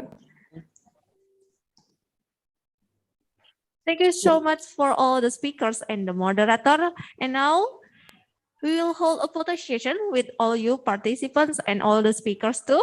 Please stay still until the photo session is over and turn on your camera. In my comment, in 1, 2, 3, smile. Okay, next one. In 1, 2, 3, smile. Okay, and the last one in 1, 2, 3, and smile. Thank you, everyone. Thank you again, Chris. Thank you, Dr. Endang Wijarti and all of the speakers. Now we will have a short break for 5 minutes and we will resume to the next sessions at 11 a.m. Jakarta time. Thank you. Thank you. Thank you very much. Thank you Pak Wahyu. Oke Mbak, sama-sama. Thank you Saya Bruce. masih mau Thank you ikut Christian. dengerin berikutnya Oh Mbak. iya. Iya. Ya, oke.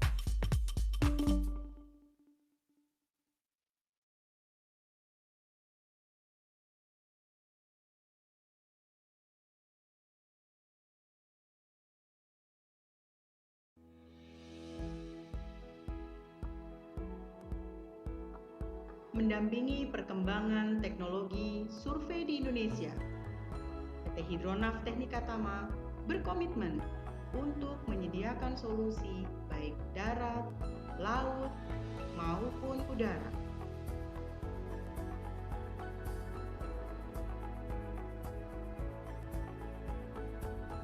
Demi meningkatkan efisiensi dan efektivitas kerja, menjadi partner yang dipercaya dalam proses perencanaan, pelaksanaan, hingga evaluasi. Pada leading sektor pertahanan, pertambangan, perminyakan, perkebunan, pertanian, dan kelautan. Kami ada untuk memberikan yang terbaik. We are always insist on the best.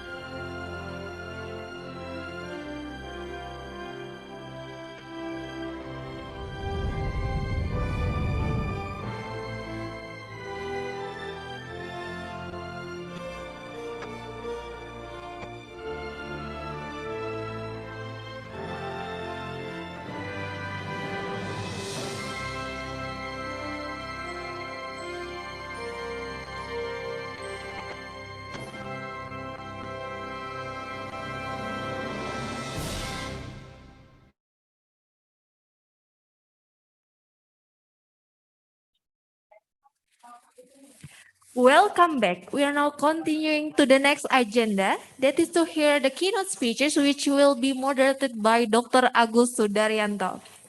Dr. Agus Sudaryanto is currently a senior researcher at National Research and Innovation Agency, BRIN. He was a former researcher at Technology Center for Marine Survey Agency for the Assessment and Application of Technology, BPPT.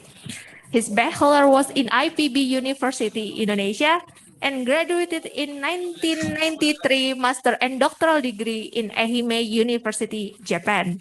His research interests are on environmental occurrence, fate, and effects of trace elements and persistent organic pollutants. Ladies and gentlemen, before we start, if you have any questions during the presentations from the speakers, please use the right hand button or the questions can be delivered by Slido. Please welcome Dr. Agus Sudaryanto. Time and place is yours. Thank you, both of the MCs, for your nice introducing me. And good morning, ladies and gentlemen. So, in the last session of this today presentation by speakers, I will chair of this session. And today, in the last session, we still have 4 remaining of the presentation, including 2 presentations from the companies. So we will have Dr. Nelly F. Riyama from the Meteorological, Climatological, and Geophysics Agency, or BMKG Indonesia. And then we also have Dr. E. Nyoman Radiarta from the Marine Research Center, Ministry of Marine Affairs and Fisheries, KKP Indonesia. We also have Mr. Sunesh Nair, Mr. Yaran Crichton as a representative from South Sealand Technologies, and also we will have Ms. Yuslia as a representative of Hydronav Company. And I think I saw in the list that all of the speakers already here.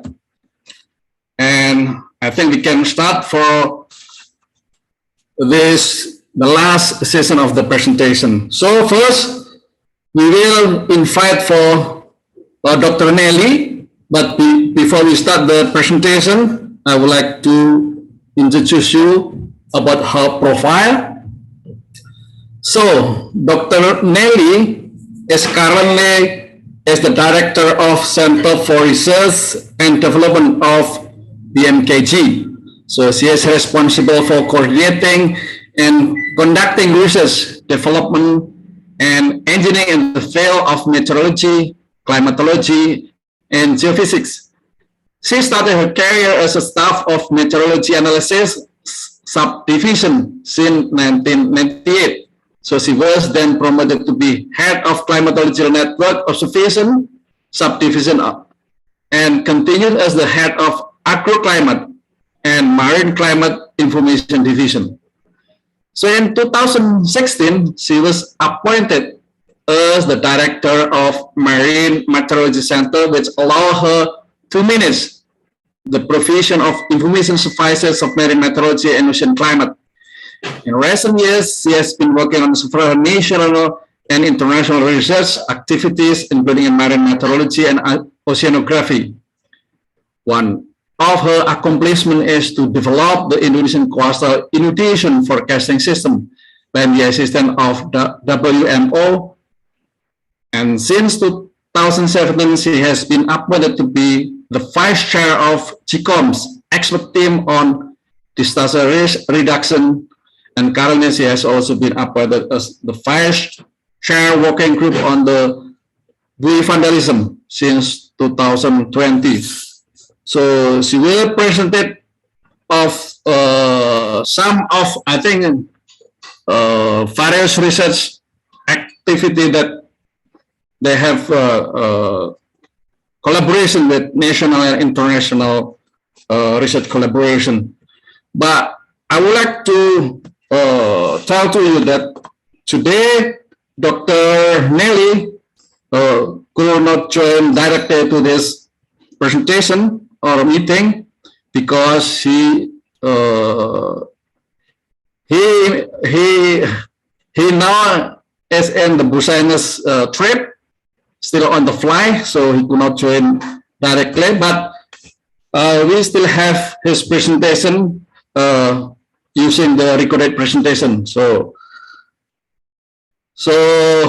we wait for the committee to deliver his presentation by recorded presentation. So please.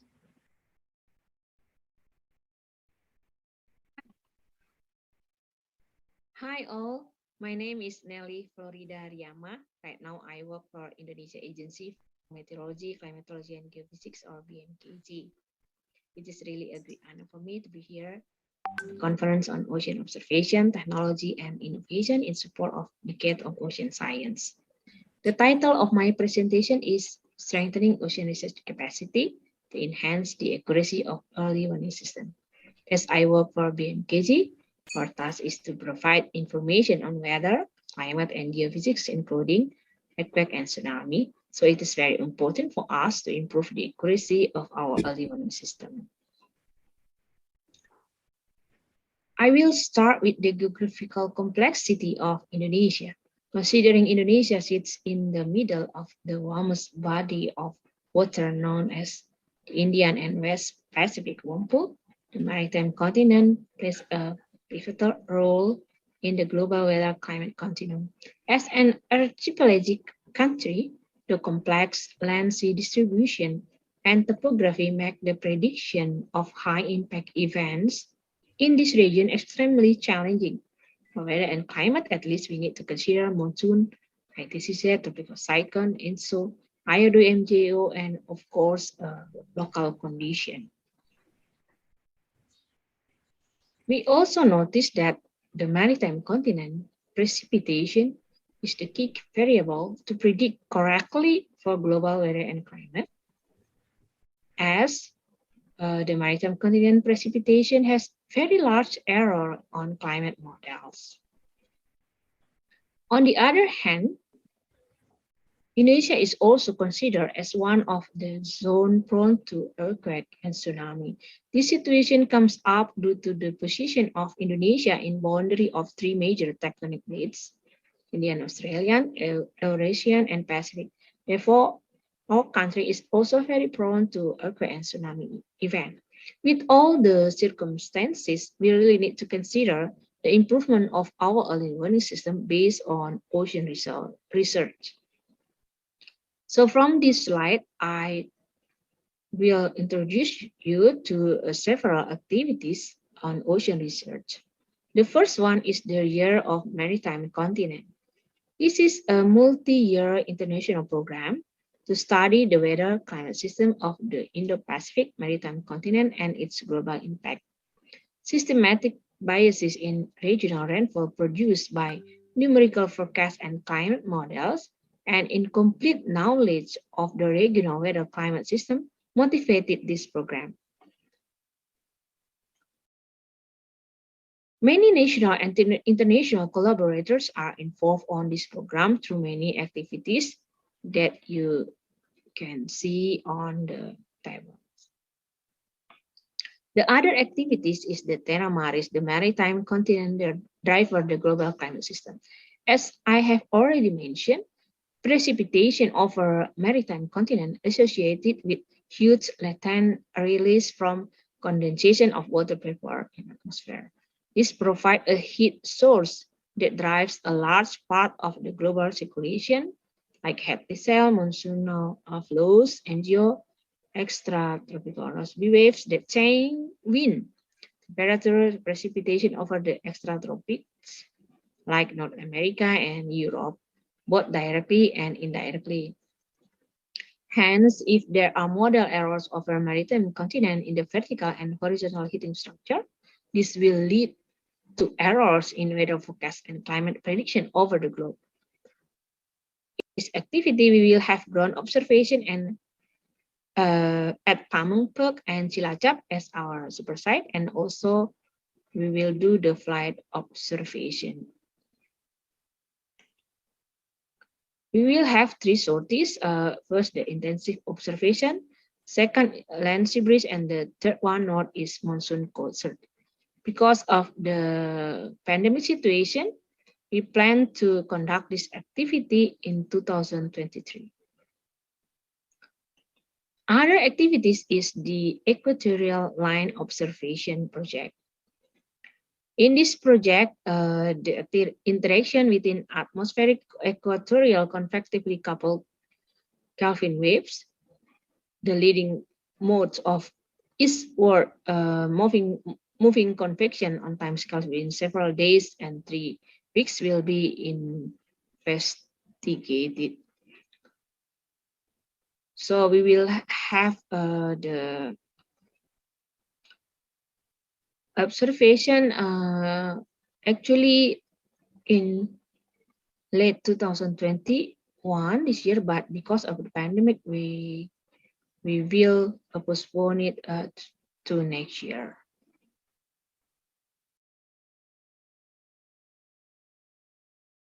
So with these activities, we will have intensive observing phase for 4 months. The other activities is the measuring and modeling the Indonesian Through-Flow International Experiment, or MINTI. These activities want to enhance the understanding of the oceanic processes in the Indonesian region. The international MINTI observation effort is a novel combination of a 3-year deployment of transport and water mass, resolving mooring array within the major ITF bases, and simultaneous observation from profiling and missing floats in the interior seas. And because of the pandemic, we will start this experiment in 2023.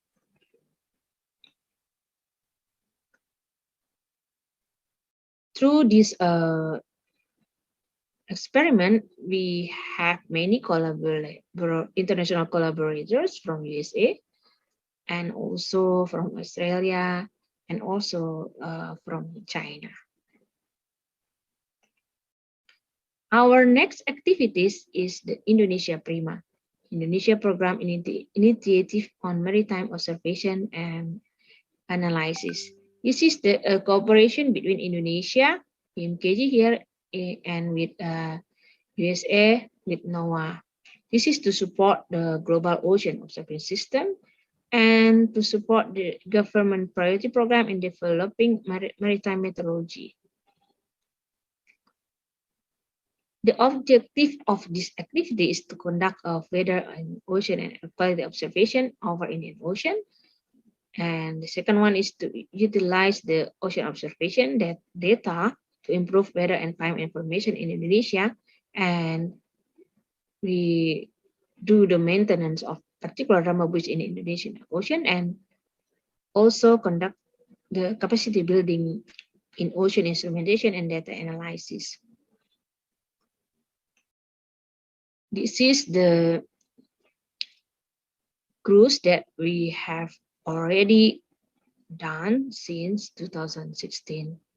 And because of the pandemic, we cannot do the cruise in 2020 and also this year. We do hope that next year we can do the cruise again. Our next program is the development of Indonesian numerical weather prediction.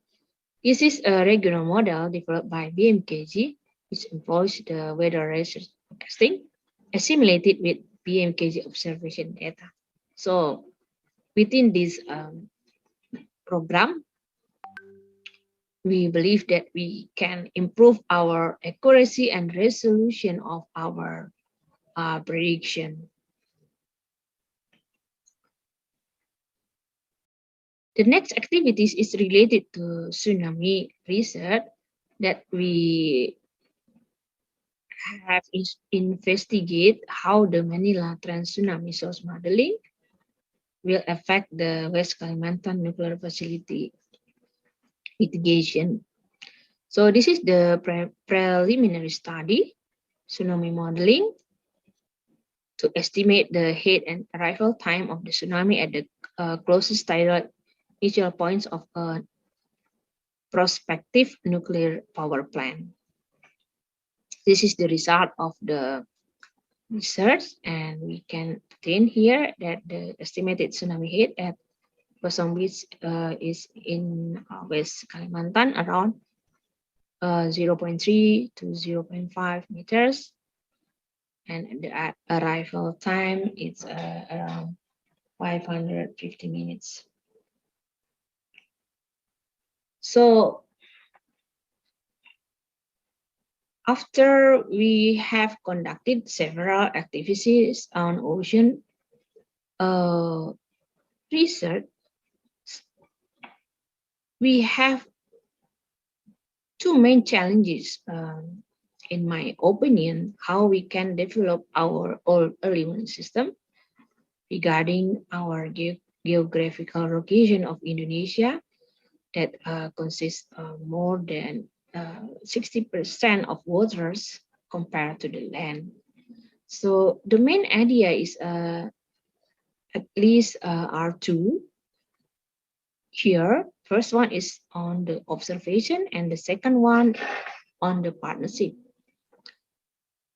So from the observation, we do believe that we need the denser of observation and should be continuous.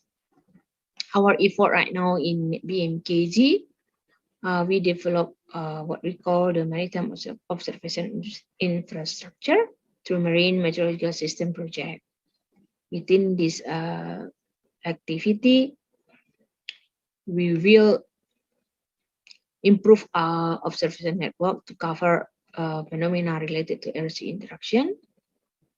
And of course, we need to increase the observation network in our inner sea. And from this, we can use this data from the observation to do or to continue our research. And the second thing that really need to our attention is based on our experience, I do believe that the successful of the improvement of early warning system also depends on the partnership and collaboration both in national and international level. As I have mentioned in all the activities on ocean research that have been implemented in BMKG, we do the partnership with the national and international agency, because we cannot do that alone.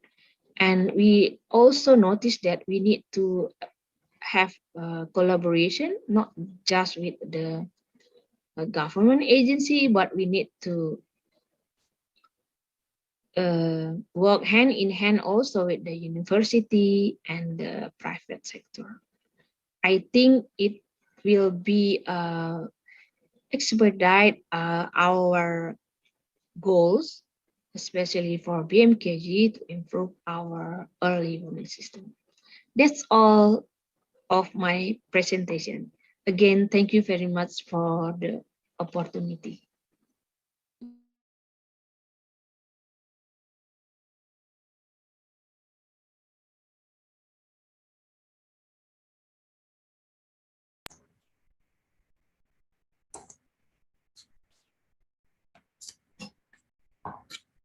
Thank you, Ibu Nelly. Yeah, I thought that he is not present here, so I think it's very nice presentation. So covering broad and comprehensive research collaboration and capacity building to enhance the accuracy of early warning system.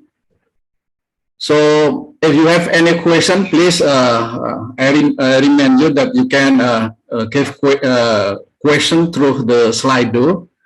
But for Ibu Nelly, I think he may could not the answer in this time, but we can deliver your question through email, I think. I think for the first presentation is enough, and then we can move to the second presentation. So the second presentation will be delivered by Dr. Nyoman Radiarta. Yes.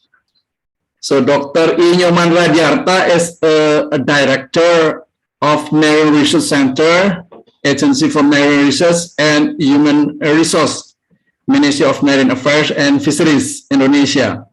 So he earned his bachelor degree in Fisheries Science, Bogor Agricultural University, his master degree in Remote Sensing and Geographic Information System in Asian Institute of Technology, Bangkok, and his PhD in Fisheries Science from Hokkaido University, Japan in 2009. So his research interests include application of marine spatial planning, aquaculture spatial planning, ocean health index, marine and coastal environmental, and he also author and co-author more than 15 in the form of internal journals, international symposium or conference, book, and national journal publication. So his presentation today is related to one of his research interests on the Ocean Health Index. So the time is yours. Dr. Nyoman Radiarta, please. Thank you, Pak Agus Sudaryanto. Very good day, everybody, participant for this conference.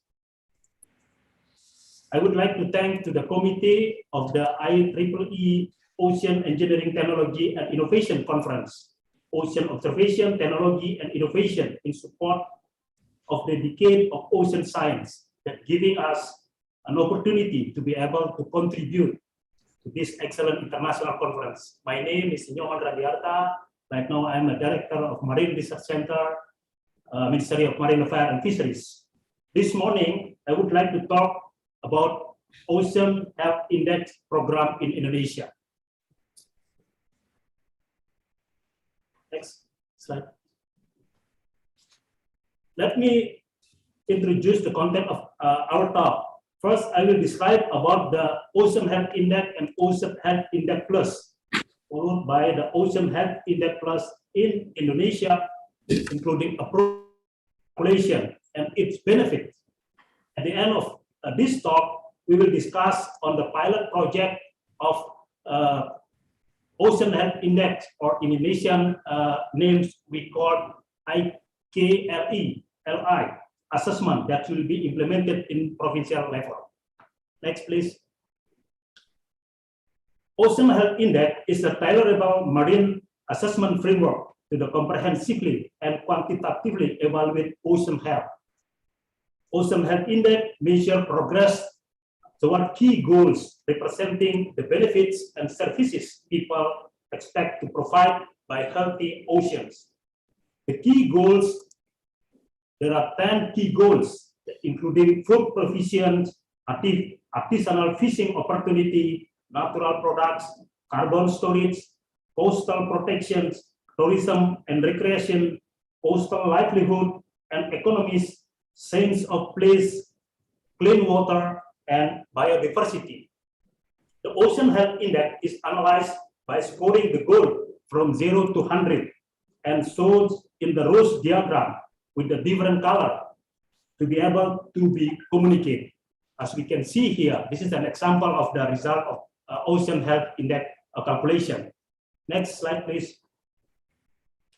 The scoring of goal is conducted through modeling of data on time series, at least 5 years data time series, where current feature state will be assessed. Feature state is the combination of current status including trend, pressure, and resilience, each with their own control to which on the given goals. Next slide, please. Next, I would like to discuss on the Ocean Health Index Plus. Ocean Health Index Plus assessment is a modification of Ocean Health Index. Ocean Health Index Plus use the same framework with the global assessment, but with adjustment such as using higher resolution data, indicator, and prioritize, which produce more better reflecting local realities. So it means that we have the adjustment when we use the Ocean Health Index Plus comparing with the Ocean Health Index global assessment. Next, please. In Indonesia, with huge coastal and marine resource, need to be evaluated the health of our oceans. That's why Indonesia also need to make the assessment of Ocean Health Index Plus. Ocean Health Index Plus, or we call in Indonesian name is the Index Kesehatan Laut Indonesia, or IKLI. IKLI adopt things from Ocean Health Index Global Assessment, but using characteristic of Indonesian ocean on the variables and reference. In the calculation, we still adopt 10 public goals as we showed in this slide. By calculating the Ocean Health Index Plus of Indonesian seas, we would like to observe the healthy status of Indonesian seas. Next, please. IKLE having 10 goals using the local variable of Indonesian seas, which is some of them are not found in the global assessment. This slide describes the variable were used in IKLE assessment. For example, the variable of food provisions, we use the production of capture fisheries and aquaculture. The variable of artisanal fishing opportunity, we use term of trade of fishermen. Natural product, we calculate from production of sea salt. A variable of carbon storage, instead of using healthy mangrove, we also use the extent of seagrasses. And the coastal protection is the extent of coastal buffer zone. Next slide, please. It's also for the 5 goals, similar things. For example, in coastal livelihood and economies, we use welfare index of marine and fisheries communities. We use water quality index to represent the clean water. So that's the parameter we use in calculation of Ocean Health Index Plus of Indonesia, comparing with Ocean Health Index global assessment. Next, please. When we compare the calculations between the Ocean Health Index global assessment Indonesia in 2020, we found the score of Indonesia is about 66. It's ranked a number 151 among 250 economic zones. The assessment of IKLA Indonesia in similar year in 2020 that was conducted by a working group of IKLE under the coordination of coordinating Minister of Marine and Fish Investment, we got the result about 75.79. This value is higher than OETIC global assessment of Indonesian sea due to more adapting to condition of Indonesian sea. Next, please. The key performance indicator by calculating Ocean Health Index or IKLI is an indicator for measuring the success of development, improvement of Indonesian Ocean Health Index as a key performance indicator. And also IKLE is a guide to evaluate marine spatial management in Indonesia at the provincial level, particularly in the archipelagic province. IKLE can be designed to measure performance of provincial and district development. At the national level, the IKLE will be assessed annually based on the data That's one data policy. Next, please. Ministry of Marine Affairs and Fisheries totally support the implementation of IKLE, where 10 under the 38 variable of IKLE are the key performance indicator of Ministry of Marine Affairs and Fisheries. The implementation of IKLE, we promote the effort of improved healthy ocean that similarly to support national program for Ministry of Marine Affairs and Fisheries in 2020-2024. It's a 3 priority program as shown in this slide. IKLE also become an instrument for blue economy to enhance the welfare of fisheries communities. Next slide, please. When we see the roadmap of IKLE, IKLE Indonesia started in 2016, where Ministry of Marine Affairs and Fisheries and Conservation International Indonesia had a research initiative on Ocean Health Index assessment. In 2017, we identified the indicator for Indonesian oceans and having test case of Ocean Health Index Plus in Bali and in DKI Jakarta. We had a serial of discussion with stakeholders to finalize the indicator within 2019 and published the guidebook to assess the IKLE in Indonesian Sea in 2020. This year, we tried to have a guide for IKLE for provincial level and conduct the IKLE assessment in 2021. While next year, in 2022, we plan to have a pilot project in 3 fisheries management area or Wilayah Pengelolaan Perikanan Nasional Republik Indonesia. Next slide, please. This slide indicated the 3 fisheries management area that become a case study for assessment of IKLE in specific regions, which is consists of a fisheries management area 711 around the Anambas and Natuna, Areo province islands, fisheries management area 573 around Sahu Sea, East Nusa Tenggara province, and fisheries management area 715 around the Morotai, North Maluku province. Next slide, please. There are national programs that support IKLE assessment. From Ministry of Marine Affairs and Fisheries, the pilot project of IKLE assessment in 2022 will be supported by EFICA, Evaluation of Effectiveness of Management of Marine Protection Area. The evaluation of EFICA will be conducted on MPA, Marine Protective Area, where located inside the Fisheries Management Area, Anambas in FMA 711, western part of Waigeo in FMA 715, and South Sea in FMA 573. From Minister of Environment and Forestry, Management Effectiveness Tracking Tool will be conducted to conservation area under management of the Minister. It's also become support for national program for IKLE assessment. Next, please. Other support for national program to assess IKLE assessment is the program SEASCO, Enhancing Seagrass, Blue Carbon, and Resilience Capacity Development Programs in Indonesia and Australia. Will support the pilot project of IKLE assessment in 2022. The program will be carried out at the Bitung on FMA 715, also Teluk Saleh and Labuan Bajo represent FMA 573. Next, please. That's the brief about how we calculate, and that's description of Ocean Health Index. In conclusion,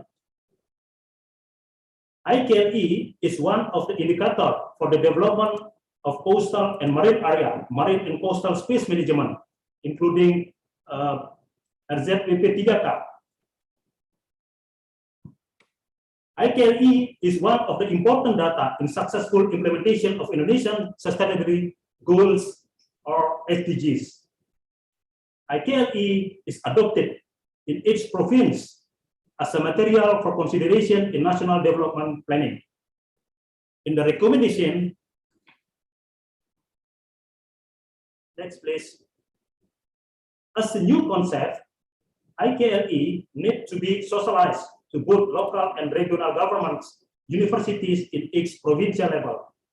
Although it is the responsibility for local governments. In his calculation, university should also be included in providing data and qualified human resources. At the national level, the various data needed for the IKLE assessment need to be supported independently, regularly by every minister, agency, or scientific organization. Preparation of the IKLE at the provincial level that has its objective, variables, and indicators based in line with RZWP 3K can be assessed as indicator of RZWP 3K implementation. And finally, at Ministry of Marine Affairs and Fisheries, specifically, we need to create a team across DGs to collect data and information. I think that's all the material I would like to present today about the Ocean Health Index program in Indonesia. Thank you for your kind attention. Thank you very much, Pak Nyoman, for your very nice presentation. So, using Ocean Health Index, how to put very important the seas for the livelihood of the people as well as for the species living in. And Indonesia proposed the new concept, IKLI, Indonesia Kualitas Lingkungan Laut Indonesia, that use the characteristic of on Indonesian aspect to calculate the Ocean Health Index. So as you mentioned, that is very interesting that this IKLI can be as indicator for the development of coastal and marine areas, as well as important data for the successful of the implementation of Indonesian Sustainable Development Goal, and also can be adopted in each province as a material for consideration in national development planning. I think this is very interesting topic, and the attendees, the audience, can give the questions, and I would like to remind you that you can give the question now, and then Pak Nyoman, you can stay in the Zoom, and then we will have discussion after all the presentation finished. Please wait, Pak Nyoman, until the end of the presentation of the speakers. Okay, Pak Nyoman, thank you very much. So we move to other speakers. So the remaining speakers is from the company, actually, company profiles, and also how they serve as their product. So the next speakers will be from South, I think, yeah. It will be have two speakers. First is Mr. Suneshner, and then I will be continued by Mr. Yana Creston. So at first,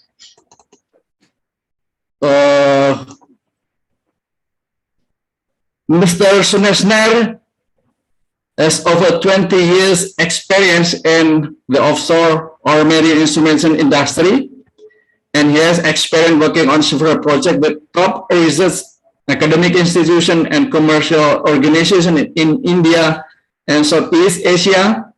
He has worked on several underwater instruments used in multidisciplinary fields like oceanography, hydrography, hydrology, ocean, among others. Mr. Sunesh currently works as the marketing manager with the Sea and Land Technologies in Singapore. And Mr. Yaran Creston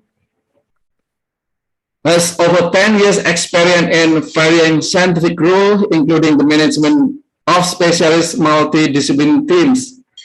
Mr. Yaran has focused much of his scientific career on oceanography, in particular electronic instrumentation, to measure the physical, biological, and chemical parameters of the marine environment. And now he has gained experience managing projects in Australia, New Zealand, Papua New Guinea, and Southeast Asia.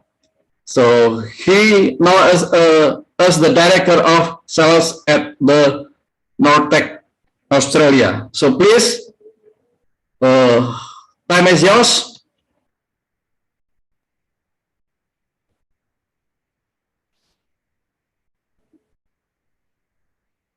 Please, Mr. Sunan. Yeah, is my screen visible now? Yes, Anish, we can see it. Thanks. All right. Thank you for the introduction, Dr. Agus. Selamat pagi and good morning to all the attendees here. Firstly, it's an honor to be part of this conference. So on behalf of CN Land Technologies, our partners, PT Yasmin Adi Sentosa and Nortec Group, I thank BRIN and the IEEE OETIC organizing committee for inviting us to be a part of this conference. We'll split the presentation into two parts. I have a couple of slides just introducing CN Land Technologies before my co-presenter Yaran comes in to do the much meatier and the technical portion of the presentation. So CN Land Technologies, or SALT as we are well known in the industry, is a Singapore-based company established in 1994, and we've currently offices based in Indonesia, Philippines, Malaysia, Thailand, and Australia. Global technologies, seamless solutions, our tagline underlines our vision to bring the latest technology and innovation to the user communities in the ASEAN region. We not only sell and rent instrumentation, but also provide integrated solutions to the scientific research and commercial users requiring high precision data. Our key deliverables include after-sales support, user training, installation and commissioning, calibration, etc. I mentioned precision data earlier. It's largely accepted that data is the new oil, but just having data itself isn't enough. Rather, having good data becomes critical. And so we at SALT provide measurement solutions for a variety of areas like land survey, hydrology, or surface water applications, meteorological applications, geophysical studies, both on land and marine, hydrography or bathymetric surveys, and last but not the least, oceanographic surveys. So in keeping with the theme of this conference, we'll narrow down to oceanography, where we offer many instruments to measure different components that make up oceans, like of course, tide and waves, currents, planktons, ocean colors, etc. But with Nortec today, we'll focus our attention on currents and biomass assessment using acoustics. And I now hand over the presentation to Yaran, who will take you through the rest of it. Yaran. Thank you, Sanish. And thank you, CN Land, for letting us talk today. It's great to be invited to the IEEE conference, and thank you to the committee as well for organizing such a great event so far. If you wouldn't mind just moving the slides for me, Sanish. Yeah, thanks. So in this quick presentation, I just want to quickly talk over our vessel-mounted measurements. So at Nortec, we measure currents and waves predominantly using acoustic Doppler technology. So in our vessel-mounted systems, we're actually deploying these systems on a vessel and surveying a space. So this is nothing new. It's been done for many years now, but what we were seeing historically were quite a few flaws in this system, quite a few problems that people were facing. So a few years ago, we set up a plan to develop a new instrument that was going to fix those issues that people were having.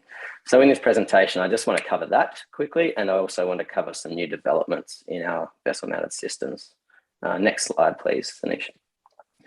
So historically, a lot of the issues we were seeing were the quality of the data from a vessel-mounted system. They just weren't up to scratch. The reliability of the systems weren't good enough, and the actual quality of the data wasn't good enough either. So what this meant was a lot of the time surveys had to be redone. They required specialist ADC CP surveyors that were trained in the field to get it right in the first place, and that quality just wasn't there. So our plan was to fix those issues. We realized that a lot of your time or time is money, I suppose, is the best way to put that.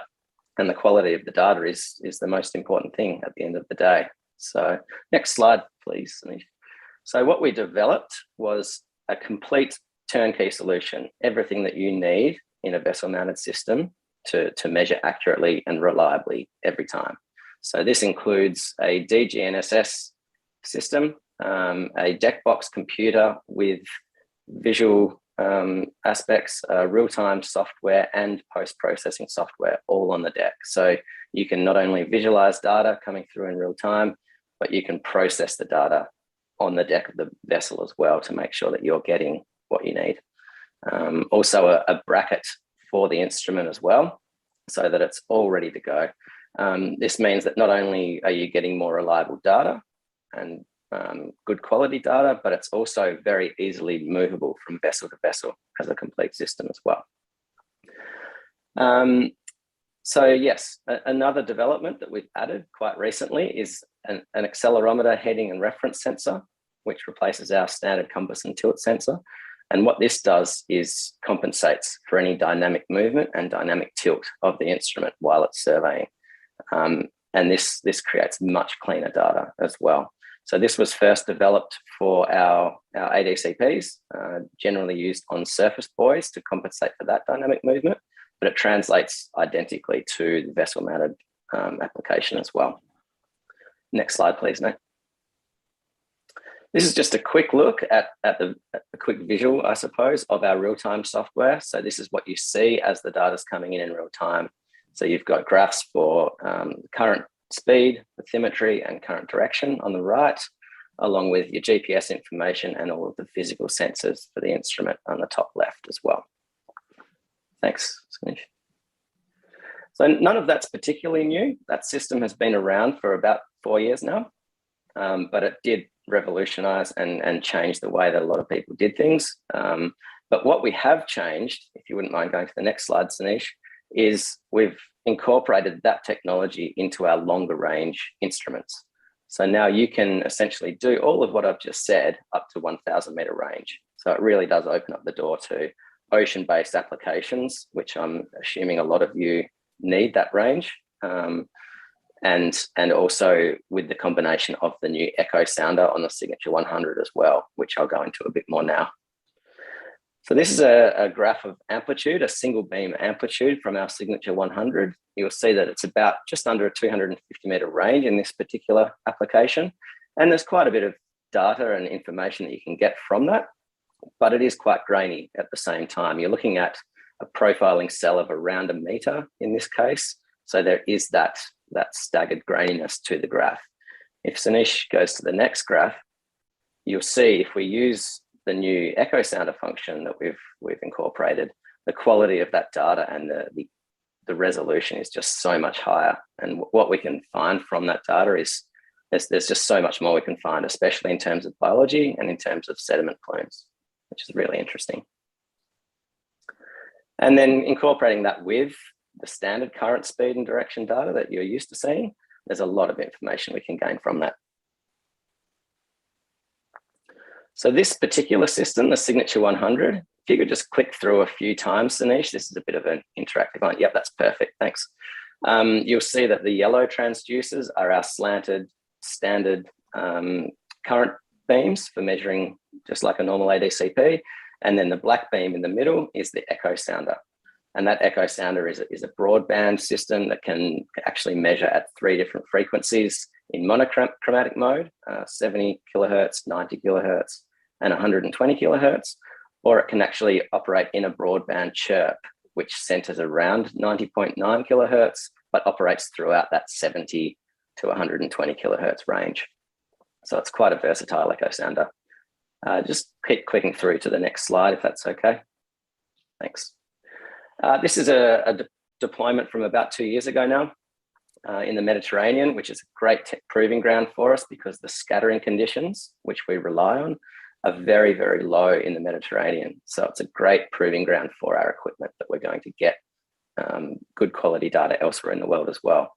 So the Signature 100 was deployed at 2,420 meters in 2,420 meters water depth, but the instrument itself at 370 meters. Next slide, please. On the left-hand side here, you'll see the raw data that comes out of the instrument up the top left. That is a 70 kilohertz echogram. And then with a company that we collaborate with a lot, EchoView, who do a lot of software calibration for us, you'll see the cleaned data down the bottom left. If you click through on it, yep, and once more, please. And you'll see once this data is cleaned up and looked at over a 24-hour period, there's some really interesting biological information we can find from this. So on the left-hand side, that left-hand blue box, you will see it's actually fish diving down throughout the day. So this is in the morning as the sun comes up, you'll see that the fish migrate down to deeper waters. They stay there throughout the middle of the day. And then on the blue box on the right-hand side, actually migrate towards the surface again for the dark period of the evening. So there's a lot of biological information that can be found through this sensor. Next slide, please. And then you will see here, that same information, you're looking at a few days here, that same echogram where the fish are still migrating in that same pattern. And it's slightly different from autumn to winter in that case. But what we're doing here is actually using that information and seeing how that correlates to our standard ADCP amplitude and correlation data. And what we see is as those fish migrate further and go deeper, we actually lose amplitude of our signal. So it's quite interesting from a standard ADCP perspective as well, that we can use that echogram for our standard ADCP analysis as well. So it's quite a useful tool for us.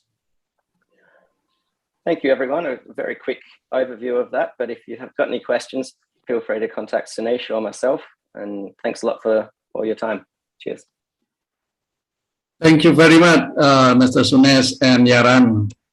So for offering many information related to the equipment, including the biological echo sounder. So please wait. So I think will be many questions at the end after the last presentation. So we will have the discussion. So lastly, we invite Ms. Yuslia. So Ms. Yuslia is from the Hydronav. Hi. Okay, you're there. So Ms. Yuslia currently is a sales and support manager at PT Hydronav Technitama. So he earned his bachelor degree in meteorology, Faculty of Earth Science and Technology, Bandung Institute of Technology, Indonesia. So now she has worked on several equipment used in meteorology and oceanography, geodesy, and also as well software. So the time is yours. So please. Thank you, Dr. Agus, for your times. And also, hi everyone. Assalamualaikum warahmatullahi wabarakatuh. Waalaikumsalam warahmatullahi wabarakatuh. First of all, I would like to say thank you for the OETIC 2021 committee who invite and having Hydronav to join this conference. My name is Yuslia, sales and support from Hydronav Indonesia. First of all, I will try to, sorry. Yeah, can you hear me? Okay. Yes. Yeah, can you saw my presentation, sir? Yes, very clear. Okay. Today, we would like to discuss about coastal mapping for hazard mitigation. For Hydronav itself, we are focusing on supply for the rental solution and also calibration, rental, sales, and also support, after sales support for the training, etc. You can find us in Singapore, Indonesia, and also Malaysia. Hydronet, for over like 30 years experience, we have represent of 32 brands from reputable line of manufacturers such as Trimble, Teledyne Marine, Geometric, Inomar, Felport, CIMAC. So many we represent in Southeast Asia region. We trust and we commit to deliver the best solution for all of you, for all our customers who can,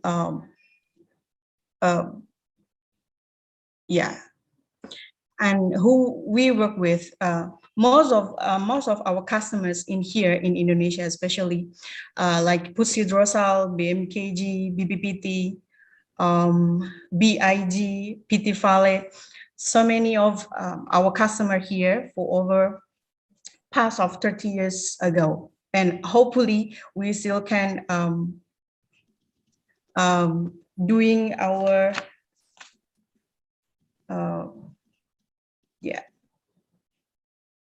So for agenda today, we will discuss about coastal mapping for hazard mitigation.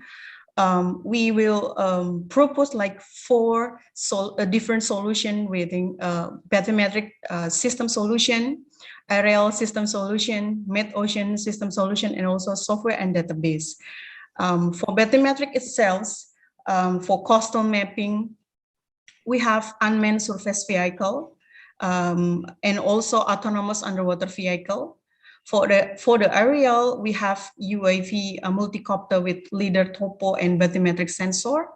For the mid-ocean, we would like to discuss about the weather and tide sensor online monitoring, ADCP monitoring, and for the software, also we will discuss about the near real-time processing software and data storage. Okay. As you can see, for the bathymetric system solution, we have integration of the solution we can do for mitigate disaster that we might have for the next unmanned surface vehicle, autonomous underwater vehicle, and bathymetric and also the topo LiDAR drone. For the mid-ocean, we will combine with the tide and also the weather sensor together with the ADCP monitoring system. And the last solution is for the post-processing software and also near real-time processing software. As you might know that we are a representative of Teledyne Marine. For this occasion, we would like to discuss about the unmanned surface vehicle and also the autonomous underwater vehicle from the Teledyne Ocean Science and also from Teledyne Gavia. Okay, why we choose Teledyne Ocean Science Zebut? It is because the latest technology of the USV, we have the MB2 multi-beam sensor that we can payload into the system. It have a high resolution depth sensor. It also have easy to use and also have a high density beam, high performance, and also portability to do the coastal mapping area. From the Teledyne Gavia itself, we have the autonomous underwater vehicle. It can help you to do the survey, especially the survey area that cannot or difficult to reach out. For example, like maybe like South Jakarta. Yeah, the maybe like the ocean, or maybe like what you call it? It's performed like easy payload, and also we can mobilize portability and portable, and also the weight of the unit itself. As you might see that the range of the survey is like maybe more like 1 day survey job. The second solution is from aerial system solution. This is like a two-in-one topographic and bathymetric LiDAR data. We came from Astralight. This drone bring two-in-one LiDAR type, and then we can help to covering the coastal area easily. As you might know that this two-in-one can give you like give you a easy survey performance, and also can help you and give you a centimeter level depth of data. It can help you to faster and also to do the good level accuracy of your data. For the mid-ocean monitoring, we have the water level sensor to help you give some alert, and also can combine with the weather sensors together with the ADCP from Teledyne RDI. Okay, this is some of what we have. Teledyne, FilePort Type Master for the pressure and weather sensor. All data can record locally and also can send to your control room in your office. This can provide the water level or pressure data, and also can provide like direction of wind and also the speed of the wind, pressure, barometric, and also the temperature of the atmosphere. Okay. For the ADCP, we have the V50 from Teledyne RDI. This also can help you to provide real-time and bottom tracking data, support multiple concurrent strategies, record raw data, and also can do a monitoring bottom or boat mounted. The last solution, the integration solution, is the software and database itself. All of your data have to store into your control room, and then we can get the data in near real-time operation. We bring Teledyne carriers on board 3060. It can help you to have bathymetric data like a near real-time system, provide simple and effective data, efficiency and confident survey operation, modern and easy to use. And also we Hydronav developed a software application to do an online monitoring software which can modify depend on what you want to monitoring. For example, like tide, weather, ADCP, and also CTD. We can modify whatever we want to monitor. This is our experience during our past 30 years. For example, like we support PUS hydrosal for USV and multi-beam echo sounder system, and also BMKG with the ADCP monitoring using the Teledyne RD50. We also support the DISNAV Hubla for water level monitoring, and also we support BPPT for the calorimeter and CTD sensor. Another experience is we already support the DISNAV navigation, and we already install more than 38 stations for water level monitoring system, and hopefully it can rise the number of the tide station, so we can mitigate the disaster and help the tsunami monitoring system to be a better system. Lastly, the summary of my presentation today is the summary of the system itself. is the get bathymetric data using the USV and UV, and also the aerial data using the LIDAR topographic and bathymetric high resolution data, get the mid-ocean data, and also last is the software and also the data storage. I think, yeah. Thank you. I think that's all. Pak Agus. Yeah, thank you, Ibu Yuslia, for your very comprehensive presentation, giving us the information on various system solutions for the coastal mapping to support the hazard mitigation.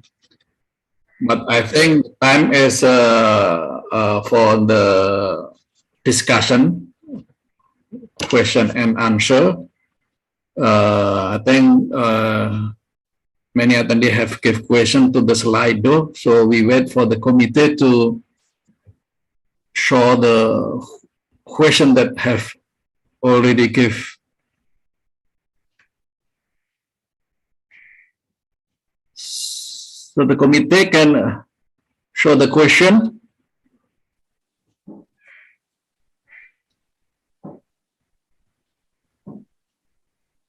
Yes, at first, the question is addressed to Pak Nyoman. I think there are several questions. Pak Nyoman, okay, Pak Nyoman. First, from Tony. Does the Ocean Health Index score tell the condition of the ocean right now? And then can the ICLI be updated and how often will it take? Yes. And yes, first maybe to Pak Nyoman. Okay. Boleh Pak Agus? Yes, maybe you can directly answer the question that already shown in the slide. Okay, thank you, Pak Agus. Thank you for that question from the participants. First from Tony, does the OHI score tell the condition of the ocean right now? Can the ICLI be updated and how often will it take place? I think, as I explained about the 10 goals we use to calculate the OHI, it means that, of course, using that 10 specific goals will be represent about our ocean condition. So it means that using that at least 5 years data, historical data up to now, mean that can be represent as the right now condition. And also because we including that several specific characteristic status, not only the condition, but also the trend, resilience, and the pressure. So it means that the OHI exactly can be tell you about the condition of the ocean right now. And specifically for Indonesian oceans, we calculate ICLI or IKLI. ICLI, that's how we can update it. When we have the framework to calculate the ICLI, I think we can edit by yearly base, but that depends on, because you know ICLI or OHI based on that the quality of data. So if we have very good quality of data and with all the criteria we already setting up, that means we can update it every year. But again, depend on the existing the condition of data set we have.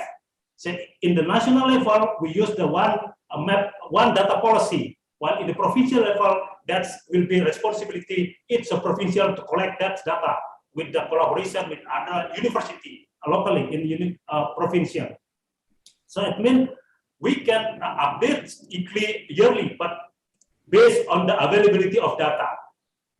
That's my answer from a question from Pak Tony. The second question from Pak Pianto, very interesting presentation, considering the OHI as an index in measuring marine health in Indonesia water. I have some question. With the various conditions of water and ocean in Indonesia, is it use the same method to determine the OHI and ICLI in Indonesia, which have different and various water characteristics for its area. I think we already defined, because as I know, OETIC assessment, global assessment will adopt a global calculation. While in Indonesian area, Indonesian Sea, we use ICLI to adopt the characteristic of each area. So it means that all the setting parameter already setting up, but in each province or in each location will be adopted based on the characteristic of each province or each location.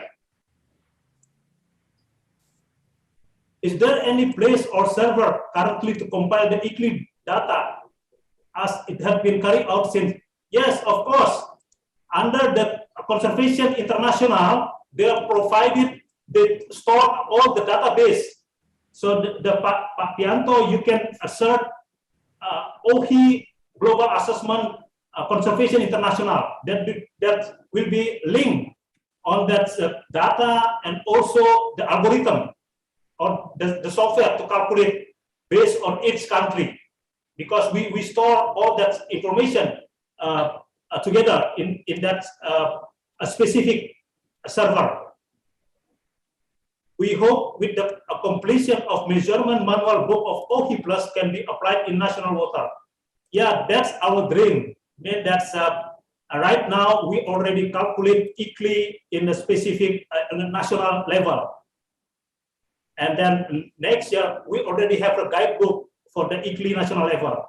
The next step, we will more enhanced based on the provincial level and based on the fisheries management area. As I said in my presentation, we selected 3 fisheries management area as a case study for our calculation next ICLI of Indonesian waters. From Ibu Tia, for the international collaboration, what kind of strategy that successfully protect Indonesian marine and fish resources? I think by collaborations among the countries, between the countries, like I said, supporting in 2022 our program under collaboration Indonesia and Australia for the mapping of seagrasses as a part to supporting our calculation of ICLI. This has become a very strong direction for us to make a more strong calculation on OETIC or ICLI. The last from Anonymous, how is the management of data and information carried out by KKP and their distribution so that they are in accordance with the target have been made? I think that's the calculation of OETIC and ICLI, we as a part of the working group under the coordination of coordinating Ministry for Marine and Investment. So all data should be stored in that coordinating Ministry for Marine and Investments. And in internal KKP, also right now we try to build our big data system that's including not only OETIC itself, but covering all that's data information for our coastal and ocean, from surveillance, resources, and also fish stock. I think that's my comment on that several question. Thank you for your question and attention. Thank you, Pak Agus. Thank you, Pak Rudiarta. But may I have question for you, Yes, Pak Nyoman? Please, Pak. Yes, very interesting that one, because one is us Indonesia have large geographically and also many specific characteristics in each waters. So is that any mean how many percent need the data used for the ICLI, for example, to coverage the ICLI? And then also the second is which data that you support to the global OETIC? Is it ICLI or the same parameter that you use for OETIC? I think Thank you, Pak Agus. I think we should differentiate between the assessment of OHI global assessment and ICLI, specifically for Indonesian waters. Yeah. OHI global assessment is done by the OHI working group at international level, while we adopt that the methodology, the way they assess into ICLI for Indonesian water with more adjustment on the availability of our data, specifically in the national level. Because as I said, data is very important to calculate the ICLI itself. Without time series data, we will not get more good result. For example, Pak Agus, we compare between, as I said in my presentation, the assessment of OHI global accounted for 66. While when we doing that more specific assessment for ICLI, we got 75 or 79. While in OHI plus assessment for specific Bali province itself, we got the value 59. So it means that's very variable, depend on that location. That's also become a challenging, Pak Agus, because I think that every province, even in national level, data is very challenging to get, to share among the agency, among the user. I think that's my comment, Pak Agus. Thank you. Thank you, Pak Nyoman. Okay, we move to the next questions. Yeah, for Mr. Sunes and Mr. Yaran, there are 3 questions, so I think you can answer what they written in the slide. Sure thing. From Anonymous, so the first question, where did you implement the echo sounder data and how are the validation results? I'm not quite sure what you mean here. So I'll try and explain how we validate our echo sounder data. Maybe that'll give you some context. But what we do is we collaborate with a company called EchoView, who are a well-known company, software company that post-process biological data for aquaculture predominantly throughout the world, really, and have quite a few offices. So we work very closely with them.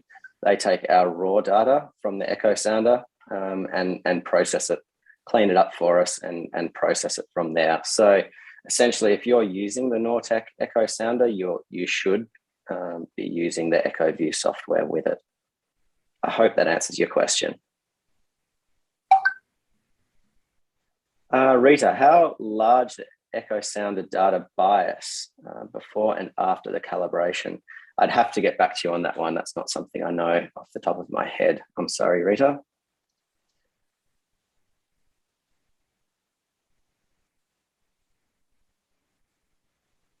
That last question, Sanish, is that one that could possibly, if you are any satellite measurements in observing the ocean surface? What are the weaknesses of echo sounder data in measuring ocean depth? Okay, I can't comment too much on the satellite measurement side of things. It's not something I cover much in my professional role, but I do know that there's many sea surface height satellite research being done at the moment. Quite different to the echo sounder itself, though, I suppose, which is measuring within the water column itself and predominantly looking at biological matter or sediment plumes, really. What are the weaknesses of echo sounder data in measuring ocean depth? There aren't really any weaknesses. We actually get slightly more range out of our echo sounder beam than we do out of our side beams on the 100 kilohertz. And because it's a vertical beam, we don't receive any side lobe interference, which can be a concern with any slanted beams. We do sometimes get a bit of a cloudy reading very close to the surface, whereas the echo sounder being a vertical beam eliminates that as well. So if you look back, if you can get access to my last couple of slides, you will actually see that the range, the overall range of the echo sounder actually exceeds that of the amplitude data from the side beams. Once again, hope that answers your question. bounced around the outside of that one a little bit. Thank you, Mr. Yaran. So, any other question? Oh, okay, yes. Yes, we have question addressed to Ibu Yuslia. There are 3 questions. Ibu Yuslia? Yes, Pak Agus. Yeah, there are 3 questions to you.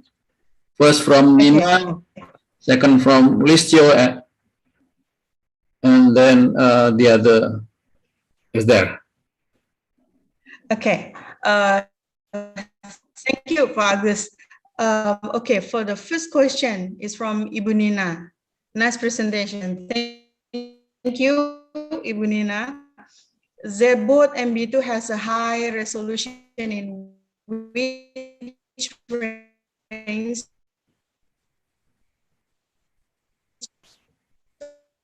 of the resolution. How about the resolution is like 1 degree times 0.5 degree.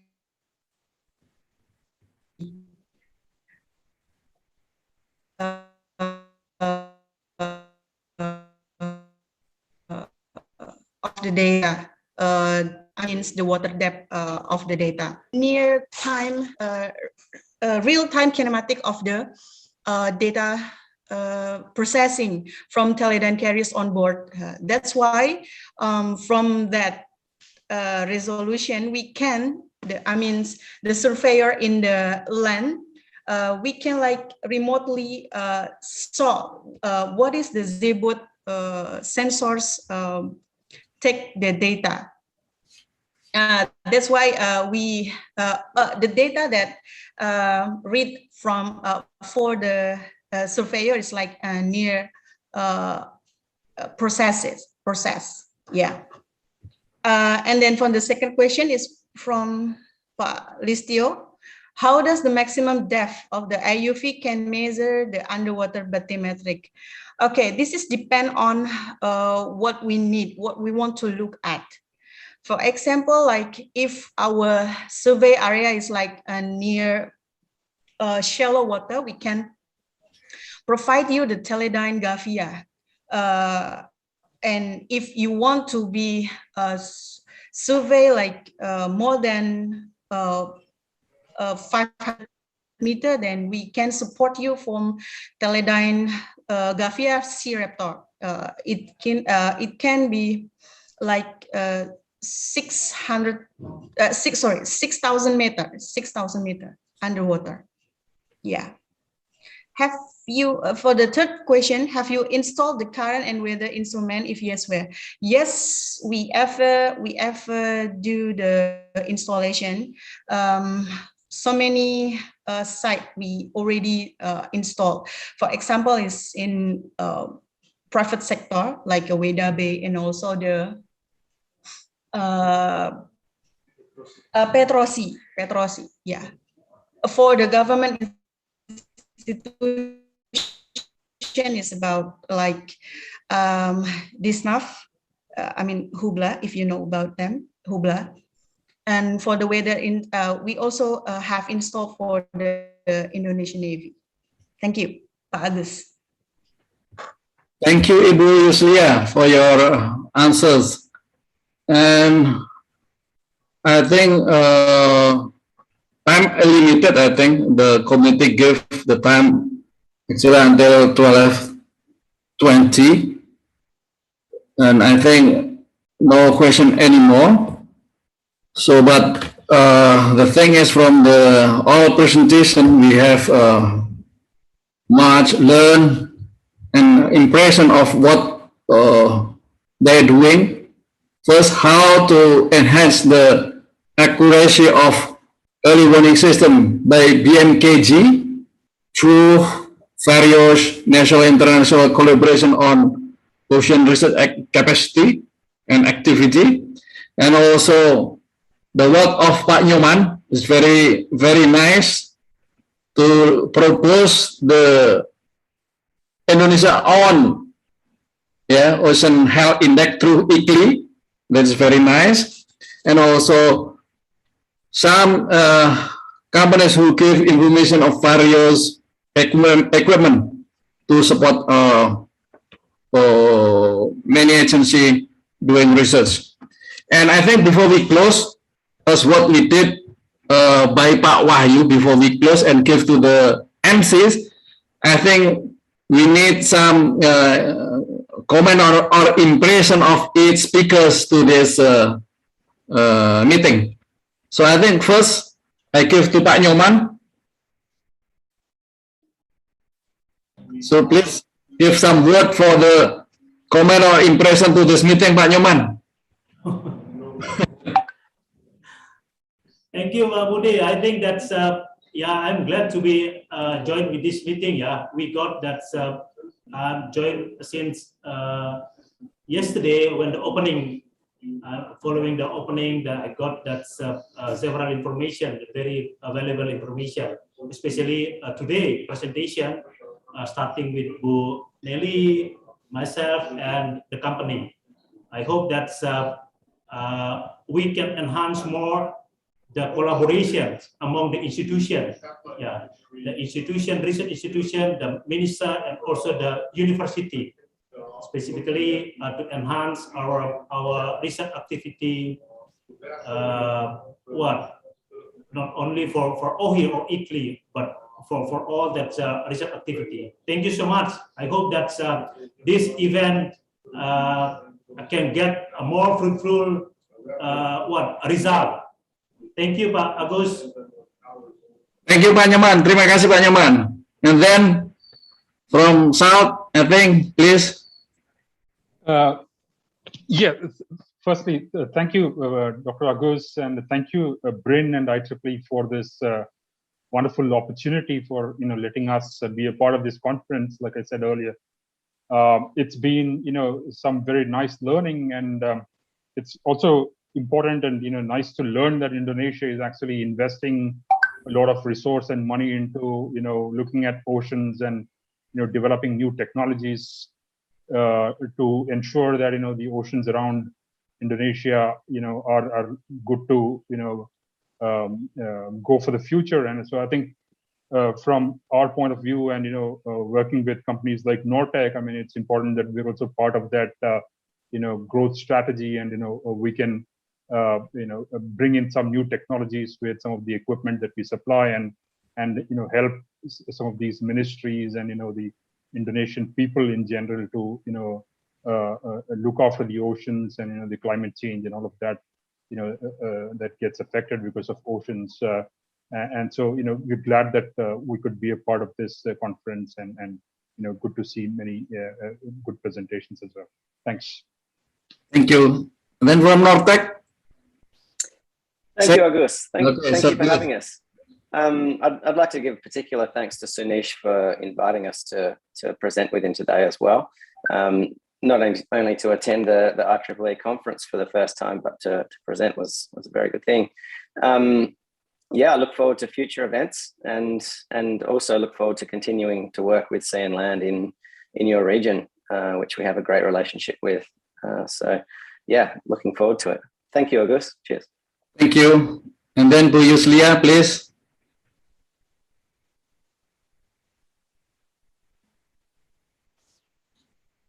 Yeah, thank you. But Agus, ourselves, we have to do some collaboration to make better future for, especially for the new technology, or maybe like a new solution to bring. Thank you, Agus. Thank you for all the speakers for your very nice presentation today. And I think before we close to this session, we can give applause to all the speakers for very nice presentation. And then I give back to the MCs. So please, so I give back the stage to you. And I'm sorry, maybe this past 10 minutes from the schedule. Thank you very much. Once again, thank you very much for Dr. Agus Sudaryanto, and thank you to all the speakers. And before you leave the meeting, we would like to give our appreciation to our guest speakers. The e-certificate will be given by Dr. Endang Wijati from the Indonesia Hydrodynamics Laboratory of BRIN. First e-certificate is given to Dr. Neri Efriama, represented by the committee. Okay, thank you. The second one is given to Dr. Inyoman Radiarta.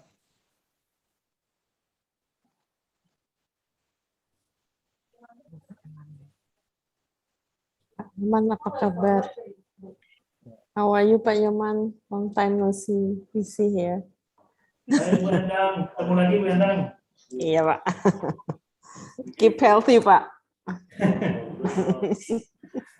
Thank you. Thank you very much for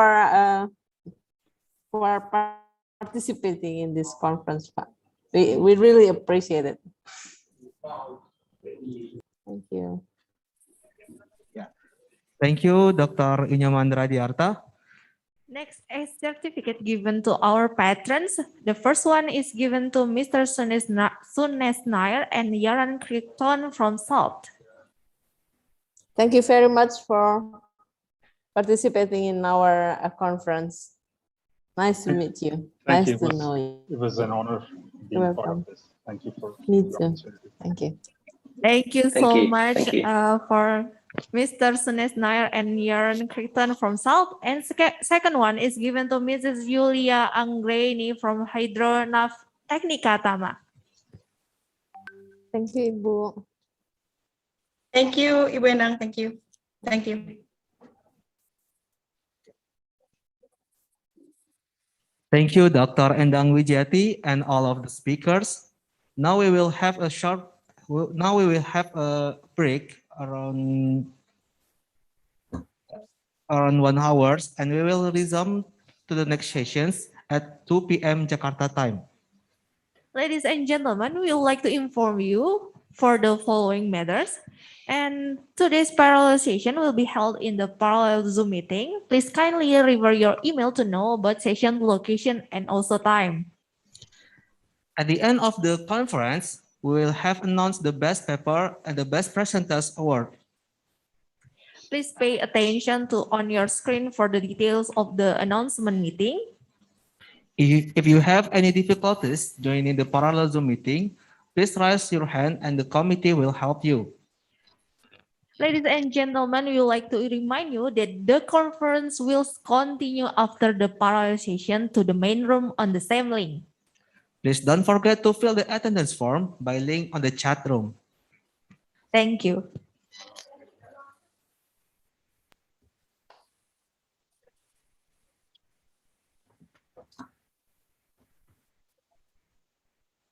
Terima kasih Bu Endang dan rekan-rekan semua. Bagus, terima kasih sekali atas bantuan. Izin live, Bu Endang, Pak Agus. Pak Nyoman, sehat-sehat ya Pak Nyoman. Lama nggak ketemu Pak Nyoman, ketemunya di sini.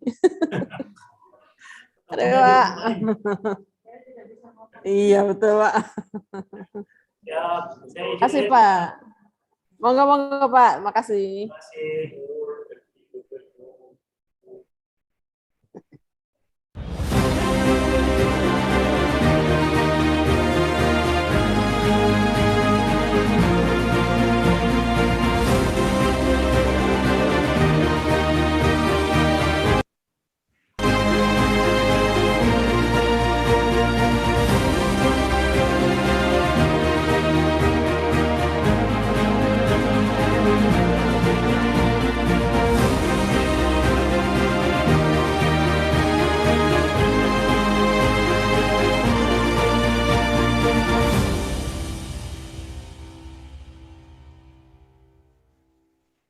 Sejarah riset dan ilmu pengetahuan Republik Indonesia dimulai sejak tahun 1948, yaitu sejak kelahiran Organisasi Penyelidikan Ilmu Pengetahuan Alam atau OPIPA. 8 tahun kemudian, lahirlah sebuah lembaga riset bernama Majelis Ilmu Pengetahuan Indonesia atau MIPI. Lembaga ini lahir atas permintaan Presiden Soekarno kepada Sarwono Prawiro Harjo yang kemudian menjabat sebagai Ketua MIPI. Sarwono Prawiro Harjo memiliki banyak andil dalam membangun lembaga keilmuan di Indonesia. Tak hanya MIPI, dokter dan guru besar ilmu kebidanan ini juga membantu lahirnya berbagai organisasi profesi kedokteran. Sarwono dikenal mampu mengembangkan berbagai cabang ilmu pengetahuan, sekaligus memimpin para ilmuwan dalam sebuah harmonisasi ilmiah. Ketika teknologi atom atau nuklir mulai populer, pemerintah Indonesia berusaha mengembangkannya dengan tujuan damai serta kesejahteraan masyarakat. Hal itu diwujudkan dengan pembentukan Dewan Tenaga Atom dan Lembaga Tenaga Atom. Lembaga tersebut kemudian disempurnakan menjadi Badan Tenaga Atom Nasional atau BATAN. Tonggak penting penelitian dan pengembangan tenaga atom lainnya ialah peresmian reaktor atom pertama, yaitu reaktor Triga Mark II di Bandung. Masih terbatasnya ilmuwan pada berbagai bidang teknologi juga menjadi salah satu perhatian besar Presiden Soekarno. Melalui program beasiswa Ikatan Dinas, pemerintahan Presiden Soekarno mengirim ribuan pelajar untuk melanjutkan studi di berbagai negara. Sebuah tonggak dalam perencanaan pembangunan hadir dengan ditetapkannya garis-garis besar pola pembangunan nasional sistem semesta berencana. Di dalamnya terkandung perencanaan IPTEK yang dikenal sebagai Visi IPTEK 1961-1969. Saat itu, Presiden Soekarno menyampaikan bahwa MIPI harus segera diubah menjadi Badan Penelitian Nasional. Menurutnya, lebih baik hanya ada satu lembaga IPTEK tertinggi di Indonesia. Hal ini untuk menghindari tumpang tindih dan pemborosan anggaran. Untuk memperkuat sisi kelembagaan, pemerintah kemudian membentuk Departemen Urusan Riset Nasional atau Durenas yang dipimpin Sujono Junet Pusponegoro. Posisi MIPI kemudian menjadi di bawah naungan Durenas dengan tugas tambahan membangun serta mengasuh beberapa lembaga riset nasional. Sarwono Prawiro Harjo sebagai Ketua MIPI juga diberi tanggung jawab ganda sebagai Deputi Menteri Riset. Sementara itu, pengembangan teknologi kedirgantaraan nasional dimulai dengan dibentuknya Panitia Astronautika oleh Perdana Menteri Juanda. Keberhasilan proyek roket yang melibatkan perguruan tinggi dan militer ini kemudian dilanjutkan dengan membentuk Lembaga Penerbangan dan Antariksa Nasional atau LAPAN. Pada tahun yang sama, pemerintah juga membangun National Research Center Cibinong. Gunanya untuk mewadahi bermacam fasilitas riset di berbagai bidang ilmu pengetahuan. Perubahan kelembagaan berlangsung dinamis pada pertengahan tahun 60-an. Hal tersebut diawali dengan penggantian dan perubahan status Durenas menjadi Lembaga Riset Nasional atau Lemrenas. Tahun berikutnya, pemerintah membubarkan Lemrenas dan MIPI, lalu membentuk Lembaga Ilmu Pengetahuan Indonesia atau LIPI yang dikepalai oleh Sarwono Prawiro Harjo.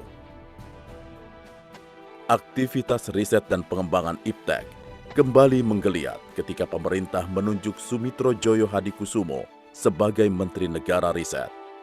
Ia berkolaborasi dengan B.J. Habibie untuk merintis pembangunan industri pesawat dalam negeri, kawasan riset terpadu, serta sebuah badan pengembangan teknologi. Kawasan riset terpadu dan terbesar di Indonesia berhasil terwujud dengan didirikannya Pusat Penelitian Ilmu Pengetahuan dan Teknologi atau Puspitek. Di kawasan ini pula kemudian dibangun reaktor nuklir serbaguna GA Siwabesi. Reaktor nuklir berkapasitas 30 MW ini merupakan yang terbesar di Asia Tenggara.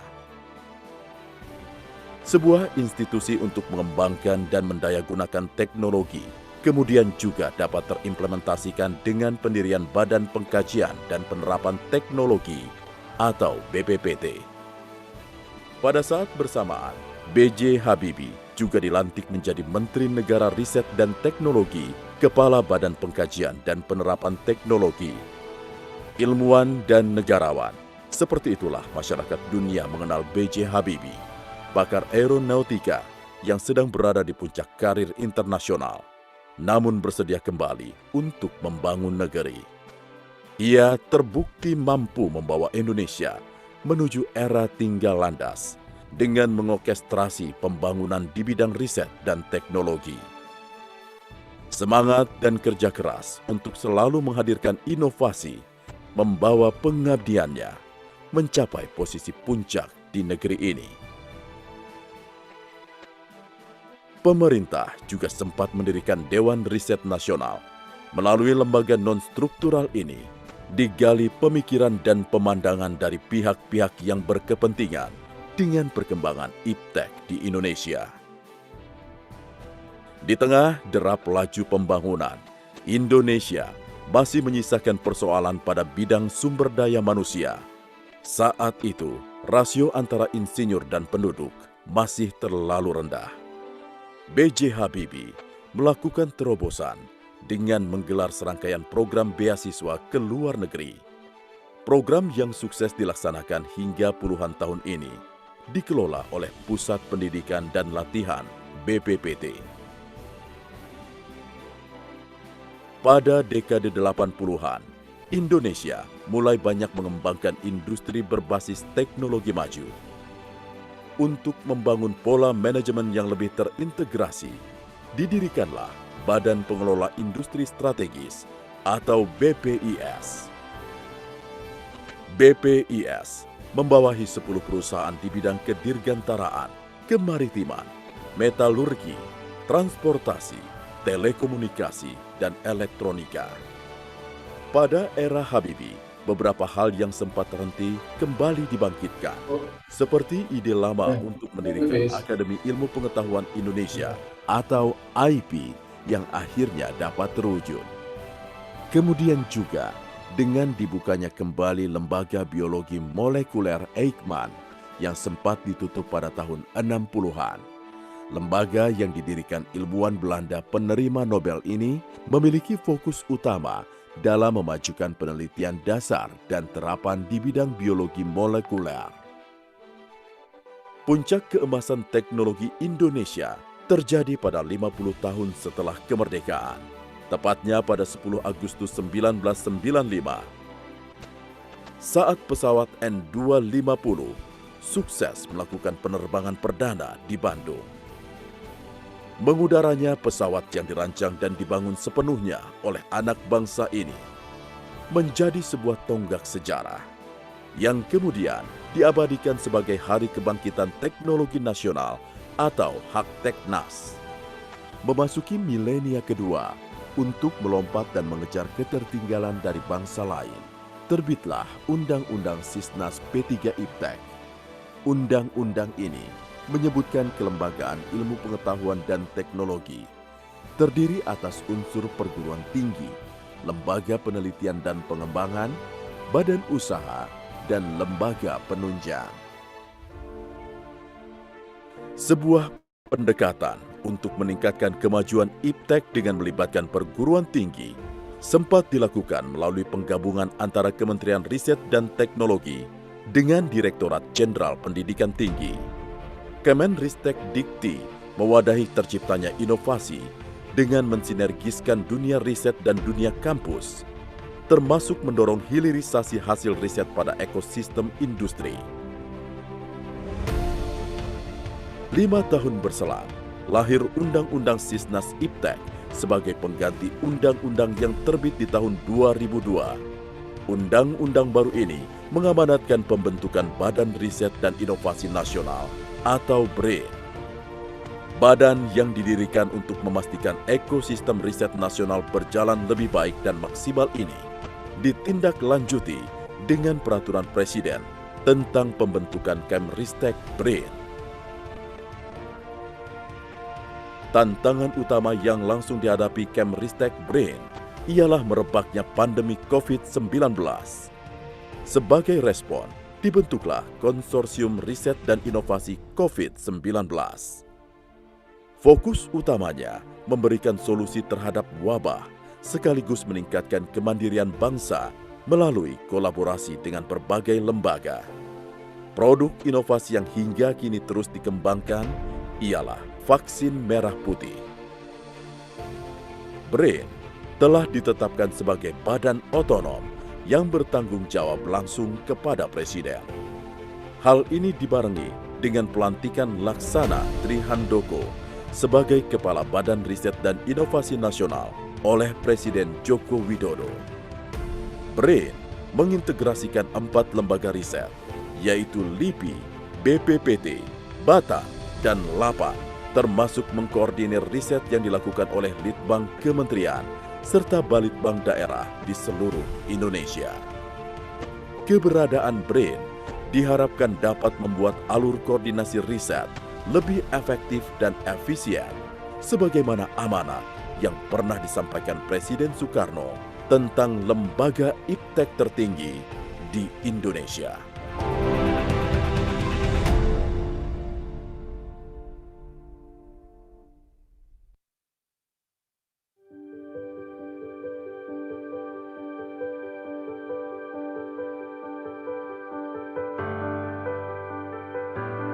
Menjadi negara kepulauan terbesar dengan sejarah maritim yang mendunia, seakan menjadi garisan takdir bagi Indonesia untuk menjadi negara dengan industri maritim terdepan. Visi itu hingga kini terus dilanjutkan dalam estafet pembangunan. Pemerintah Indonesia berkomitmen untuk terus menjaga asa, melengkapi dan mendorong kemajuan infrastruktur kelautan, memberikan fasilitas dan memastikan akses teknologi yang terjangkau bagi seluruh pelaku industri maritim Indonesia. Melalui Balai Teknologi Hidrodinamika, komitmen itu akan terus diperjuangkan. Mimpi kemajuan maritim Indonesia tentu harus didukung dengan laboratorium uji dan riset yang handal. Diprakarsai oleh Profesor B.J. Habibie, proyek pembangunan Laboratorium Hidrodinamika Indonesia dimulai pada tahun 1978. Diresmikan pada tahun 1995. Dan di tahun 2015 berganti nama menjadi Balai Teknologi Hidrodinamika. Dengan diresmikannya BTH, kiprahnya dalam cerita pembangunan maritim dimulai. Kini, genap 26 tahun Balai Teknologi Hidrodinamika berkarya. Memastikan terus menjadi pendorong kemajuan maritim tentu bukanlah tugas mudah. Harus disertai dengan pengelolaan organisasi yang modern dan akuntabel. Oleh karena itu, BTH memiliki komitmen yang dituangkan dalam sikap BTH. Sinergi, integritas, kreativitas, akuntabel, profesional. Kesemuanya akan terus diintegrasikan dalam setiap langkah dan proses yang dilakukan oleh BTH. Dengan mendukung gerakan pemerintah mewujudkan wilayah bebas korupsi, BTH akan terus melangkah dengan segenap dedikasi. Selain terus memperbaiki kinerja organisasinya, BTH juga terus mengembangkan teknologi dan fasilitas yang dimiliki. BTH dilengkapi dengan fasilitas modern berskala industri, terbesar se-Asia Tenggara dan Oseania. Ada 3 fasilitas pengujian utama. Fasilitas pengujian pertama yang dimiliki BTH adalah towing tank. Beragam pengujian, mulai dari pengujian tahanan model kapal, pengujian performa propeller, hingga observasi aliran air dapat dilakukan.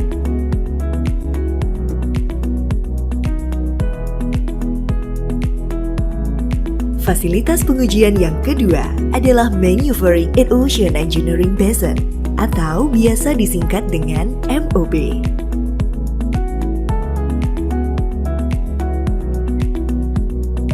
Fasilitas MOB ini biasa digunakan dalam pengujian manuver model kapal, seakeeping model kapal,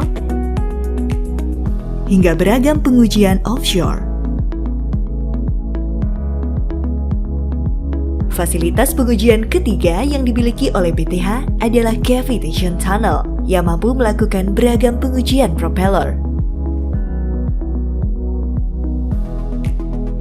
Kesemua fasilitas pengujian itu ditunjang dengan fasilitas workshop yang lengkap dan modern.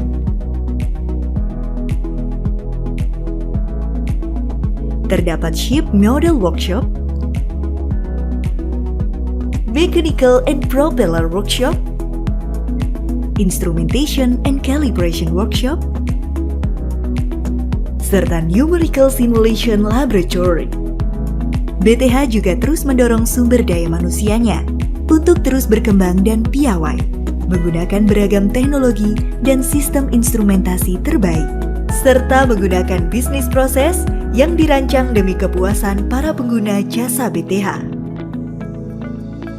Komitmen dan layanan BTH perlahan tapi pasti terus membuahkan hasil dan capaian yang menggembirakan. Dalam 5 tahun terakhir, BTH telah melakukan lebih dari 100 pengujian.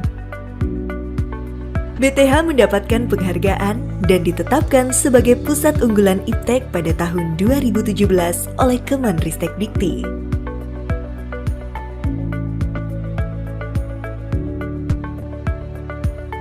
Untuk mengabarkan beragam aktivitas terbaru, BTH menerbitkan buletin setiap 3 bulan sekali. Didukung dengan penerbitan jurnal ilmiah WAVE yang juga terakreditasi oleh Kemenristek-Dikti. Kiprah dalam dunia global juga dimulai BTH sejak awal berdiri.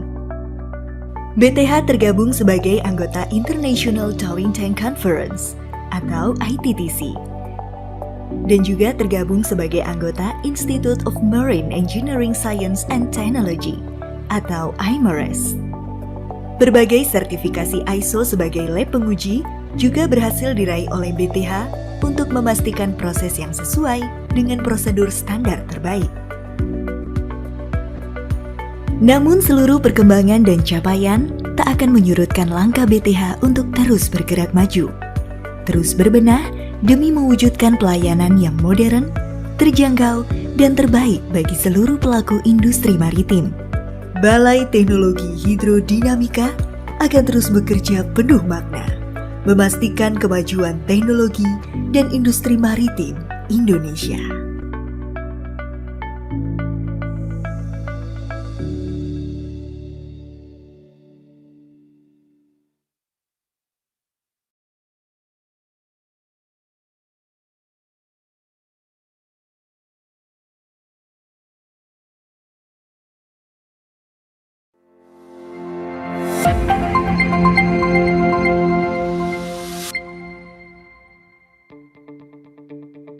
Benua maritim Indonesia yang terbentang dari Sabang hingga Merauke merupakan wilayah perairan dengan hamparan pulau-pulau di dalamnya sebagai satu kesatuan alamiah antara darat, laut, dan udara. Sebagai negara kepulauan yang memiliki potensi sumber daya alam hayati dan non-hayati, menjadikan Indonesia sebagai suatu negara yang memiliki peranan penting dan strategis di dunia. Oleh karena itu, Badan Pengkajian dan Penerapan Teknologi hadir untuk mengembangkan teknologi pengelolaan sumber daya alam berbasis kewilayahan. Hal ini diwujudkan melalui adanya Pusat Teknologi Pengembangan Sumber Daya Wilayah atau PTPSW sebagai salah satu unit kerja pada Badan Pengkajian dan Penerapan Teknologi. PTPSW diamanatkan mengembangkan teknologi sumber daya wilayah, yakni teknologi dan aplikasi pengelolaan sumber daya yang berada pada suatu wilayah tertentu untuk mencapai tujuan pengembangan wilayah secara berkelanjutan demi meningkatkan kesejahteraan dan daya saing bangsa. Dengan visi untuk menjadi pusat unggulan teknologi pengembangan sumber daya wilayah yang menghasilkan inovasi dalam peningkatan produktivitas pembangunan nasional, PTPSW terus berkembang secara dinamis dan juga adaptif untuk mengkaji teknologi di bidang pengembangan sumber daya wilayah. Dengan berprinsip pada nilai tematik, integratif, spasial, dan dinamis, PTPSW melakukan tugasnya dengan berbasis teknologi penginderaan jauh maju, teknologi geofisika maju, teknologi akustik tomografi, dan teknologi akuntansi sumber daya alam untuk pengembangan sumber daya wilayah. PT PSW berperan aktif dalam program besar BPPT, yaitu Indonesia Tsunami Early Warning System, melalui kegiatan pemantauan karakteristik rambatan menggunakan sensor akustik tomografi, serta teknologi integrasi dan interoperabilitas data observasi kebumian untuk kesiapsiagaan nasional. Selain itu, PT PSW juga berperan untuk menyukseskan kegiatan sistem informasi zoonosis dan emerging infectious disease. Dalam menjalankan kegiatan sesuai dengan tugas pokok dan fungsi, PT PSW memiliki sumber daya manusia yang unggul, yakni putra-putri terbaik bangsa dari berbagai disiplin ilmu dan juga bidang keahlian. PT PSW juga didukung oleh berbagai sarana dan prasarana seperti fasilitas peralatan survei terestris, peralatan survei laut dan pesisir, wahana survei,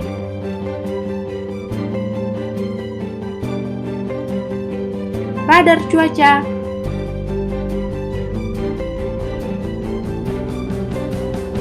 penggunaan perangkat lunak,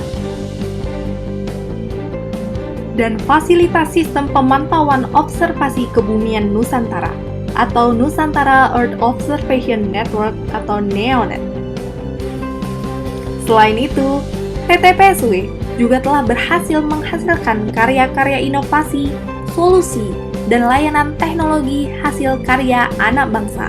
Salah satunya adalah kerangka sampel area atau KSA, suatu metode untuk menentukan luas panen padi guna mendapatkan data produksi padi yang lebih akurat dan tepat. Teknologi ini telah dimanfaatkan oleh Badan Pusat Statistik. Untuk menjalankan perannya dalam intermediasi teknologi, PT PSW berkoordinasi dengan berbagai lembaga pemerintahan,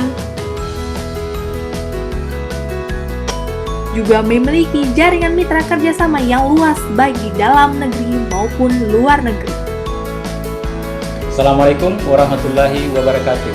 Salam sejahtera dan salam sehat untuk kita semua.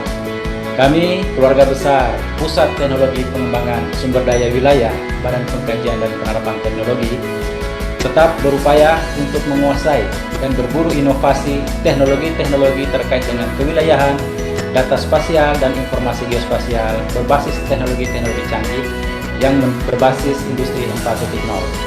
Kepada teman-teman PT PSW juga kami serukan supaya tetap semangat, tetap berkarya dalam menguasai teknologi tersebut dan mengaplikasikan ke dalam pembangunan nasional kita. Terima kasih.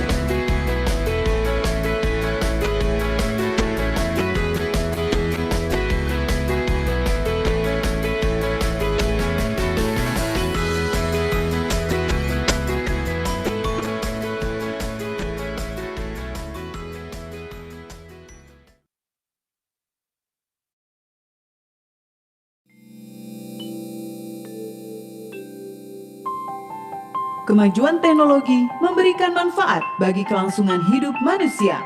Untuk itu, Indonesia harus bisa menguasai teknologi sebagai jalan untuk mewujudkan Indonesia yang maju dan mandiri. Sebagai lembaga negara yang bertanggung jawab atas tantangan ini, Badan Pengkajian dan Penerapan Teknologi atau BPPT berupaya keras meningkatkan daya saing dan kemandirian bangsa Indonesia dengan terus memberi kontribusi dari segala bidang, dari udara, darat, dan lautan. Terbentang dari Sabang hingga Merauke dengan luas lautan 2,55 juta kilometer yang merupakan zona ekonomi eksklusif. Indonesia tidak hanya memiliki potensi kelautan dan perikanan yang sangat besar, namun juga berada dalam jalur gempa teraktif di dunia. Dan sebagai negara kepulauan yang berjejer ratusan gunung api aktif yang sering disebut dengan Ring of Fire, atau berarti juga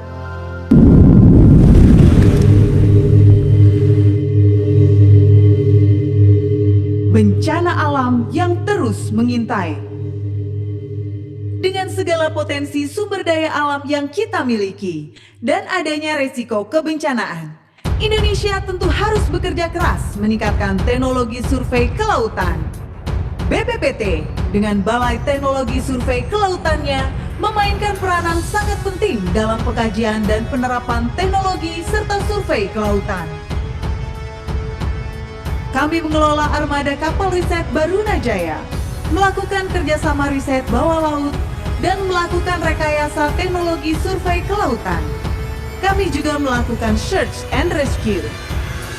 Untuk mendukung industri dan kontribusi kelautan, kami juga menyediakan layanan survei kelautan yang meliputi survei jalur kabel dan pipa bawah laut, survei landas kontinen ekstensi Indonesia, survei pemasangan atau deployment dan pengangkatan buoy atau recovery buoy, survei pengajian rona awal lingkungan laut, survei seismik, survei stok perikanan, survei hidrooceanografi, survei geologi dan geofisika laut, bareboat dan time charter.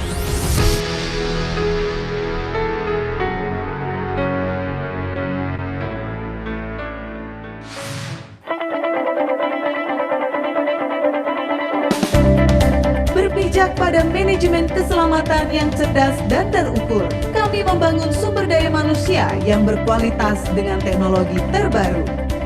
Di antaranya, multi-beam echo sounder, seismic, ROV, side scan sonar, sub-bottom profiler, acoustic Doppler current profiler, ultra-short baseline, bob, and breadboard.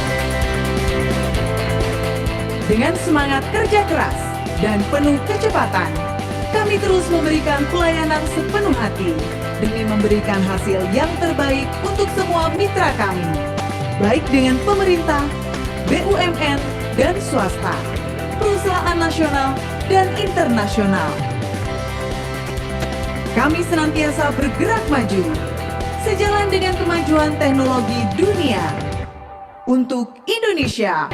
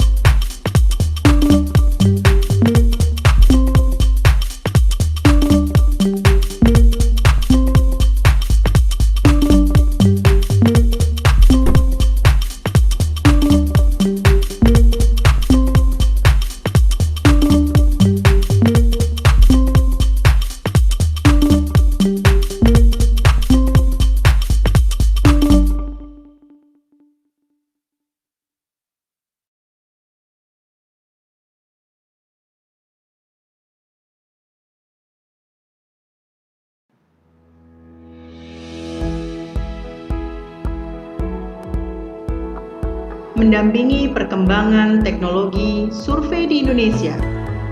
PT Hidronaf Teknika Tama berkomitmen untuk menyediakan solusi baik darat, laut, maupun udara.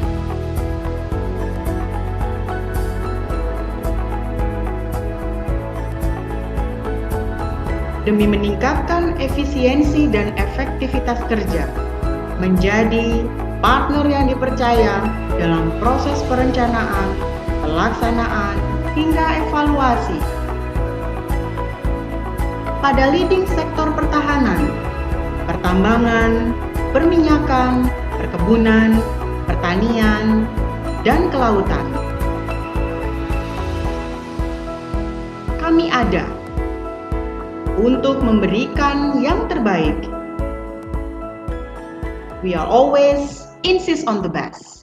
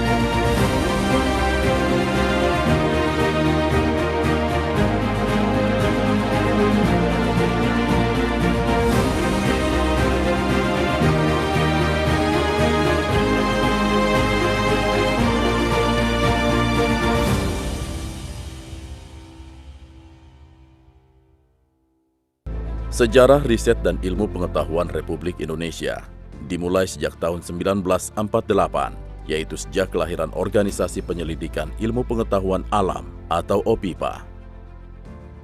8 tahun kemudian, lahirlah sebuah lembaga riset bernama Majelis Ilmu Pengetahuan Indonesia atau MIPI.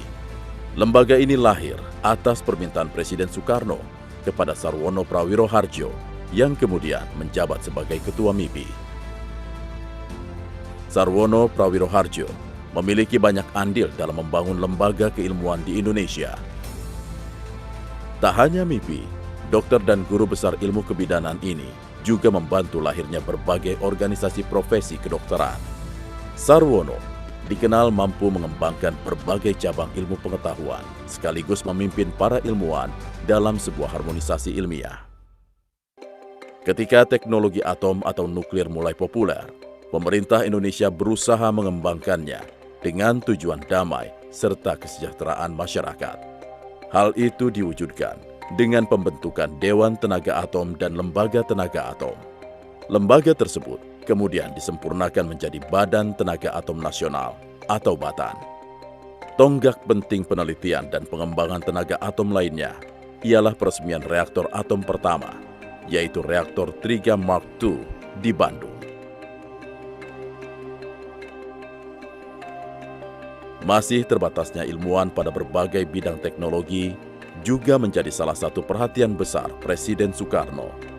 Melalui program beasiswa Ikatan Dinas, pemerintahan Presiden Soekarno mengirim ribuan pelajar untuk melanjutkan studi di berbagai negara. Sebuah tonggak dalam perencanaan pembangunan hadir dengan ditetapkannya garis-garis besar pola pembangunan nasional sistem semesta berencana. Di dalamnya terkandung perencanaan IPTEK yang dikenal sebagai Visi IPTEK 1961-1969. Saat itu, Presiden Soekarno menyampaikan bahwa MIPI harus segera diubah menjadi Badan Penelitian Nasional. Menurutnya, lebih baik hanya ada satu lembaga IPTEK tertinggi di Indonesia. Hal ini untuk menghindari tumpang tindih dan pemborosan anggaran. Untuk memperkuat sisi kelembagaan, pemerintah kemudian membentuk Departemen Urusan Riset Nasional atau Durenas yang dipimpin Sujono Junet Pusponegoro. Posisi MIPI kemudian menjadi di bawah naungan Durenas dengan tugas tambahan membangun serta mengasuh beberapa lembaga riset nasional. Sarwono Prawiroharjo sebagai Ketua MIPI juga diberi tanggung jawab ganda sebagai Deputi Menteri Riset. Sementara itu, pengembangan teknologi kedirgantaraan nasional dimulai dengan dibentuknya Panitia Astronautika oleh Perdana Menteri Juanda. Keberhasilan proyek roket yang melibatkan perguruan tinggi dan militer ini kemudian dilanjutkan dengan membentuk Lembaga Penerbangan dan Antariksa Nasional atau LAPAN. Pada tahun yang sama, pemerintah juga membangun National Research Center Cibinong. Gunanya untuk mewadahi bermacam fasilitas riset di berbagai bidang ilmu pengetahuan. Perubahan kelembagaan berlangsung dinamis pada pertengahan tahun 60-an. Hal tersebut diawali dengan penggantian dan perubahan status Durenas menjadi Lembaga Riset Nasional atau Lemrenas. Tahun berikutnya, pemerintah membubarkan Lemrenas dan MIPI, lalu membentuk Lembaga Ilmu Pengetahuan Indonesia atau LIPI yang dikepalai oleh Sarwono Prawiroharjo. Aktivitas riset dan pengembangan IPTEK kembali menggeliat ketika pemerintah menunjuk Sumitro Joyo Hadikusumo sebagai Menteri Negara Riset. Ia berkolaborasi dengan B.J. Habibie untuk merintis pembangunan industri pesawat dalam negeri, kawasan riset terpadu, serta sebuah badan pengembangan teknologi. Kawasan riset terpadu dan terbesar di Indonesia berhasil terwujud dengan didirikannya Pusat Penelitian Ilmu Pengetahuan dan Teknologi atau Puspitek. Di kawasan ini pula kemudian dibangun reaktor nuklir serbaguna GA Siwabesi.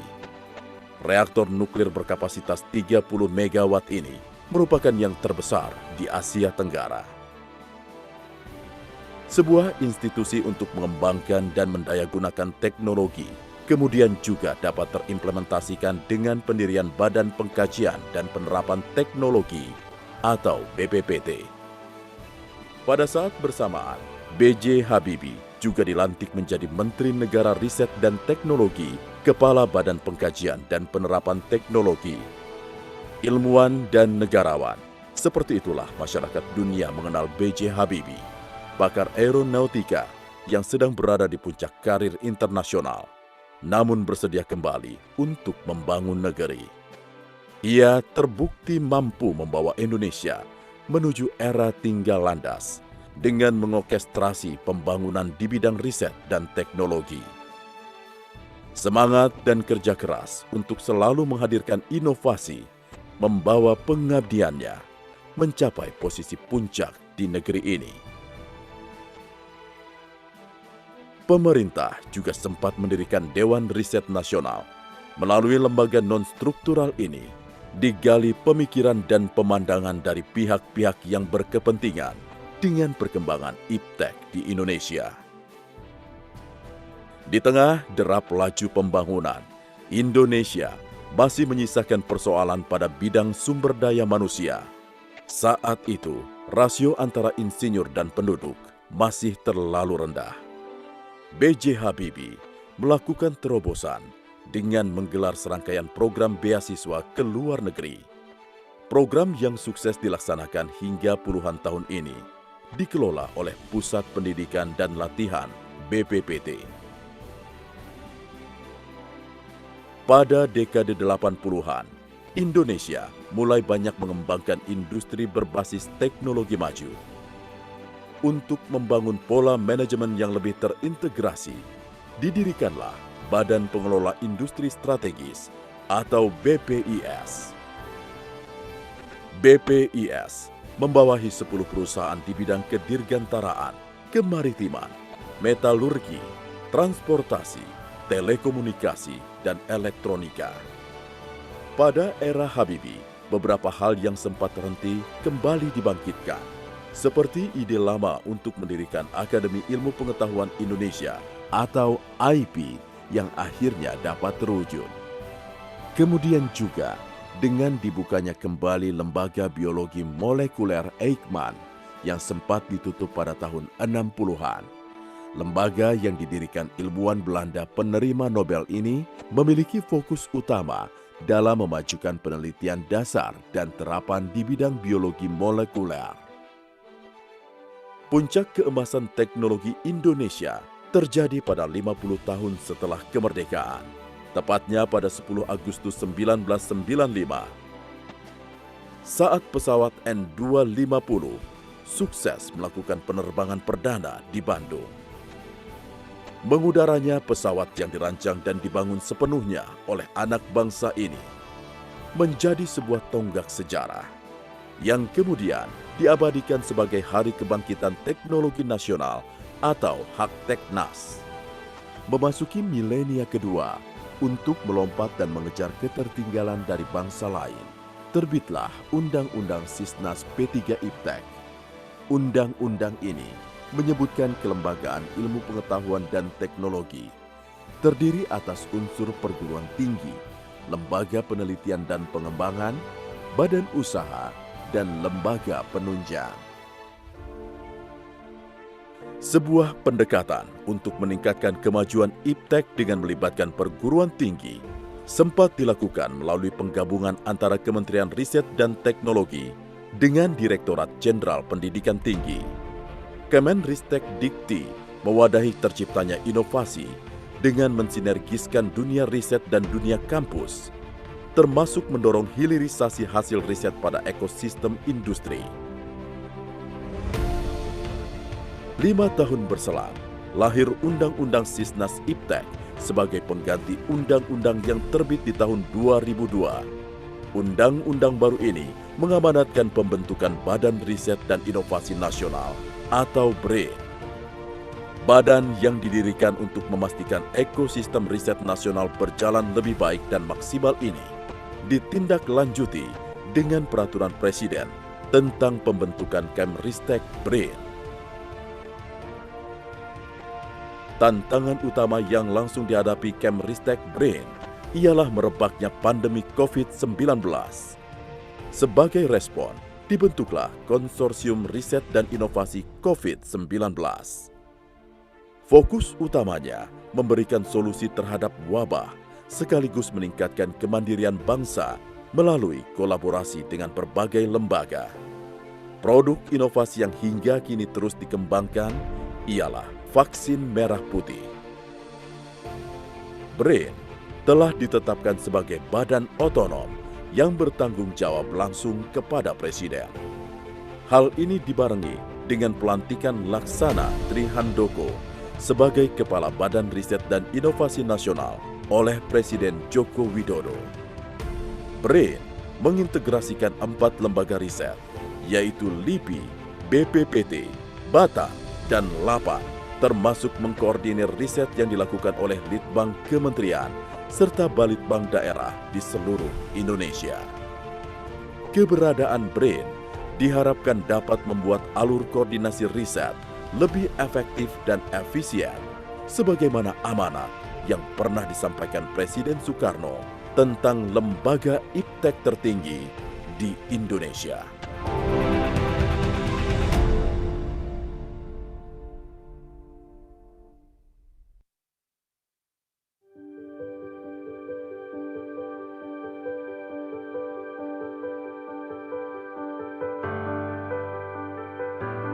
Menjadi negara kepulauan terbesar dengan sejarah maritim yang mendunia, seakan menjadi garisan takdir bagi Indonesia untuk menjadi negara dengan industri maritim terdepan. Visi itu hingga kini terus dilanjutkan dalam estafet pembangunan. Pemerintah Indonesia berkomitmen untuk terus menjaga asa, melengkapi dan mendorong kemajuan infrastruktur kelautan, memberikan fasilitas dan memastikan akses teknologi yang terjangkau bagi seluruh pelaku industri maritim Indonesia. Melalui Balai Teknologi Hidrodinamika, komitmen itu akan terus diperjuangkan. Mimpi kemajuan maritim Indonesia tentu harus didukung dengan laboratorium uji dan riset yang handal. diprakarsai oleh Profesor B.J. Habibie. Proyek pembangunan Laboratorium Hidrodinamika Indonesia dimulai pada tahun 1978. Diresmikan pada tahun 1995. Dan di tahun 2015 berganti nama menjadi Balai Teknologi Hidrodinamika. Dengan diresmikannya BTH, kiprahnya dalam cerita pembangunan maritim dimulai.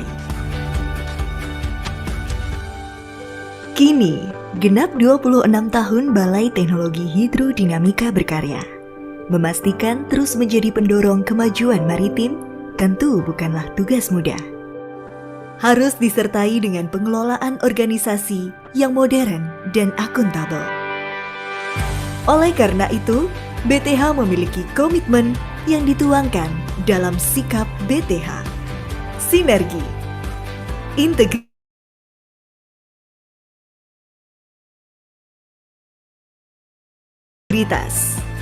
kreativitas, kesemuanya akan terus diintegrasikan dalam setiap langkah dan proses yang dilakukan oleh BTH. Dengan mendukung gerakan pemerintah mewujudkan wilayah bebas korupsi, BTH akan terus melangkah dengan segenap dedikasi. Selain terus memperbaiki kinerja organisasinya, BTH juga terus mengembangkan teknologi dan fasilitas yang dimiliki. BTH dilengkapi dengan fasilitas modern berskala industri, terbesar se-Asia Tenggara dan Oseania. Ada 3 fasilitas pengujian utama. Fasilitas pengujian pertama yang dimiliki BTH adalah towing tank. Beragam pengujian, mulai dari pengujian tahanan model kapal, pengujian performa propeller, hingga observasi aliran air dapat dilakukan.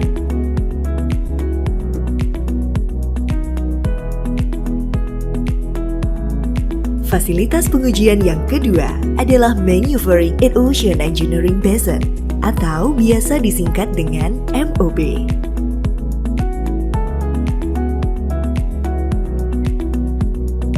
Fasilitas MOB ini biasa digunakan dalam pengujian manuver model kapal, seakeeping model kapal, hingga beragam pengujian offshore. Fasilitas pengujian ketiga yang dimiliki oleh BTH adalah Cavitation Tunnel yang mampu melakukan beragam pengujian propeller. Kesemua fasilitas pengujian itu ditunjang dengan fasilitas workshop yang lengkap dan modern.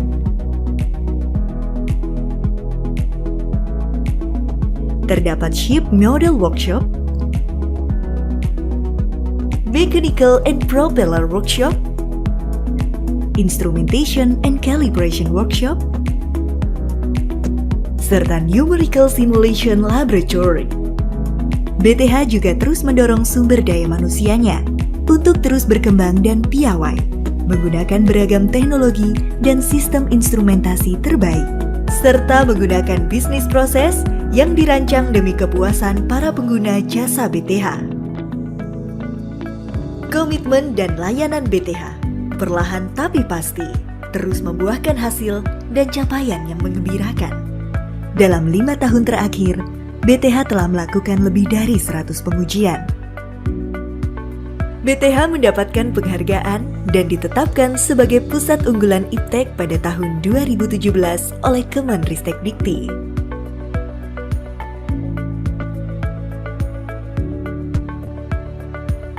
Untuk mengabarkan beragam aktivitas terbaru, BTH menerbitkan buletin setiap 3 bulan sekali. Didukung dengan penerbitan jurnal ilmiah WAVE yang juga terakreditasi oleh Kemenristekdikti. Kiprah dalam dunia global juga dimulai BTH sejak awal berdiri. BTH tergabung sebagai anggota International Towing Tank Conference atau ITTC dan juga tergabung sebagai anggota Institute of Marine Engineering Science and Technology atau IMARES. Berbagai sertifikasi ISO sebagai lab penguji juga berhasil diraih oleh BTH untuk memastikan proses yang sesuai dengan prosedur standar terbaik. Namun seluruh perkembangan dan capaian tak akan menyurutkan langkah BTH untuk terus bergerak maju, terus berbenah demi mewujudkan pelayanan yang modern, terjangkau, dan terbaik bagi seluruh pelaku industri maritim. Balai Teknologi Hidrodinamika akan terus bekerja penuh makna, memastikan kemajuan teknologi dan industri maritim Indonesia.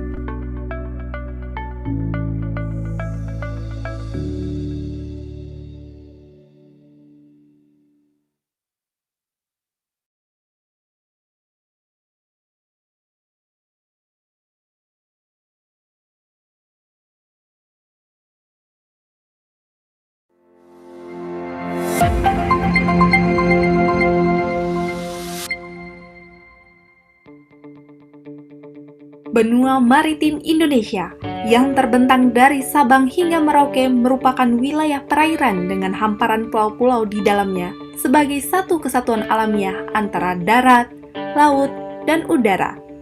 Sebagai negara kepulauan yang memiliki potensi sumber daya alam hayati dan non-hayati, menjadikan Indonesia sebagai suatu negara yang memiliki peranan penting dan strategis di dunia.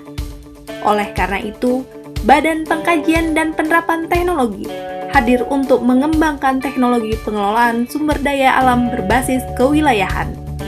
Hal ini diwujudkan melalui adanya Pusat Teknologi Pengembangan Sumber Daya Wilayah atau PTPSW sebagai salah satu unit kerja pada Badan Pengkajian dan Penerapan Teknologi.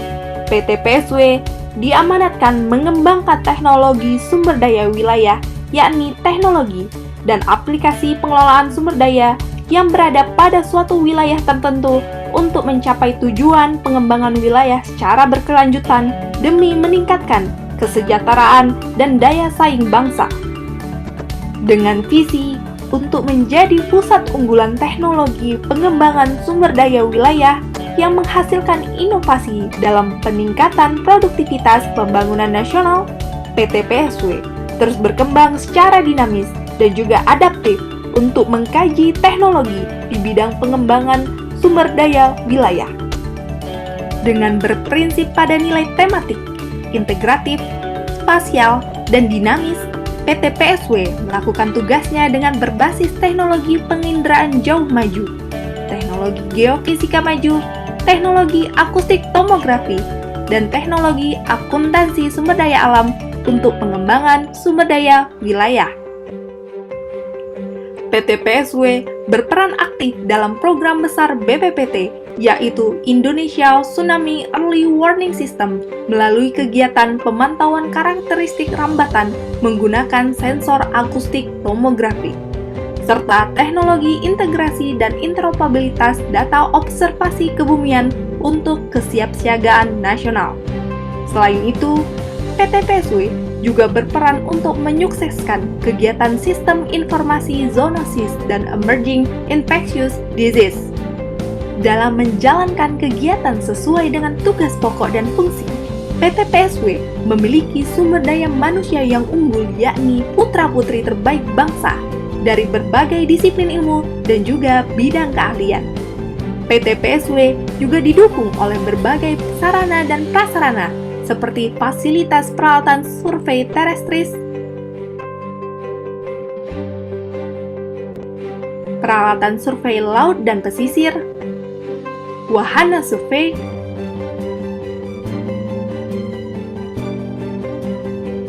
radar cuaca,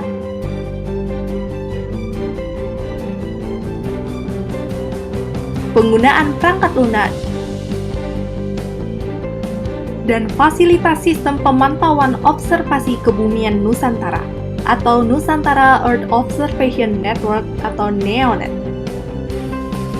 Selain itu, PTPSW juga telah berhasil menghasilkan karya-karya inovasi, solusi, dan layanan teknologi hasil karya anak bangsa.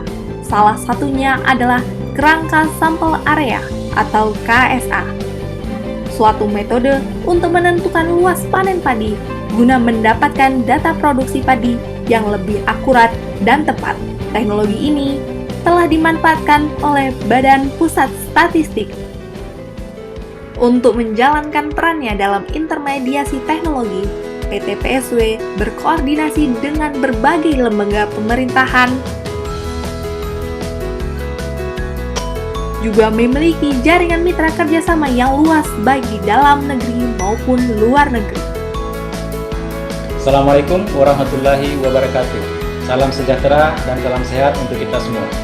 Kami, keluarga besar Pusat Teknologi Pengembangan Sumber Daya Wilayah Badan Pengkajian dan Penerapan Teknologi, tetap berupaya untuk menguasai dan berburu inovasi teknologi-teknologi terkait dengan kewilayahan, data spasial dan informasi geospasial berbasis teknologi-teknologi canggih yang berbasis industri 4.0. Kepada teman-teman PT PSW juga, kami serukan supaya tetap semangat, tetap berkarya dalam menguasai teknologi tersebut dan mengaplikasikan ke dalam pembangunan nasional kita. Terima kasih.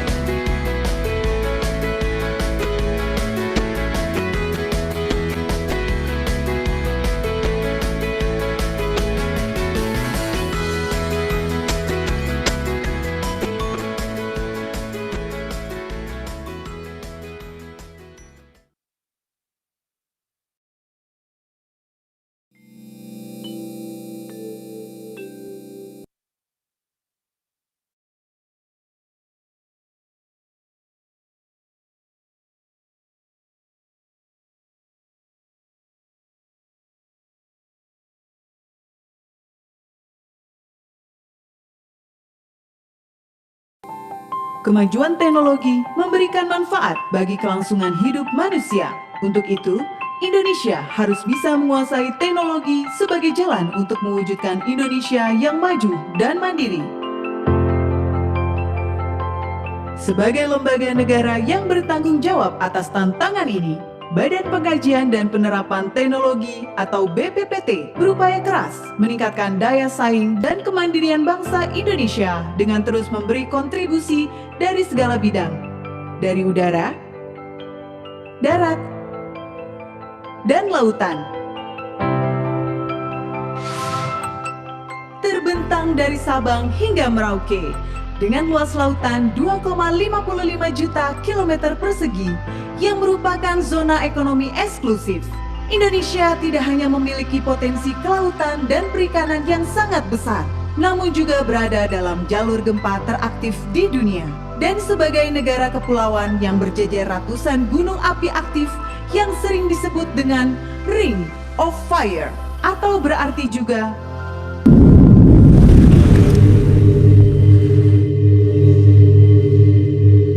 bencana alam yang terus mengintai. Dengan segala potensi sumber daya alam yang kita miliki dan adanya resiko kebencanaan, Indonesia tentu harus bekerja keras meningkatkan teknologi survei kelautan. BPPT dengan Balai Teknologi Survei Kelautannya memainkan peranan sangat penting dalam pengkajian dan penerapan teknologi serta survei kelautan. Kami mengelola armada kapal riset Barunajaya, melakukan kerjasama riset bawah laut, dan melakukan rekayasa teknologi survei kelautan. Kami juga melakukan search and rescue. Untuk mendukung industri dan kontribusi kelautan, kami juga menyediakan layanan survei kelautan yang meliputi survei jalur kabel dan pipa bawah laut, survei landas kontinen ekstensi Indonesia, survei pemasangan atau deployment dan pengangkatan buoy atau recovery buoy, survei pengajian rona awal lingkungan laut, survei seismik, survei stok perikanan, survei hidrooceanografi, survei geologi dan geofisika laut, bareboat dan time charter.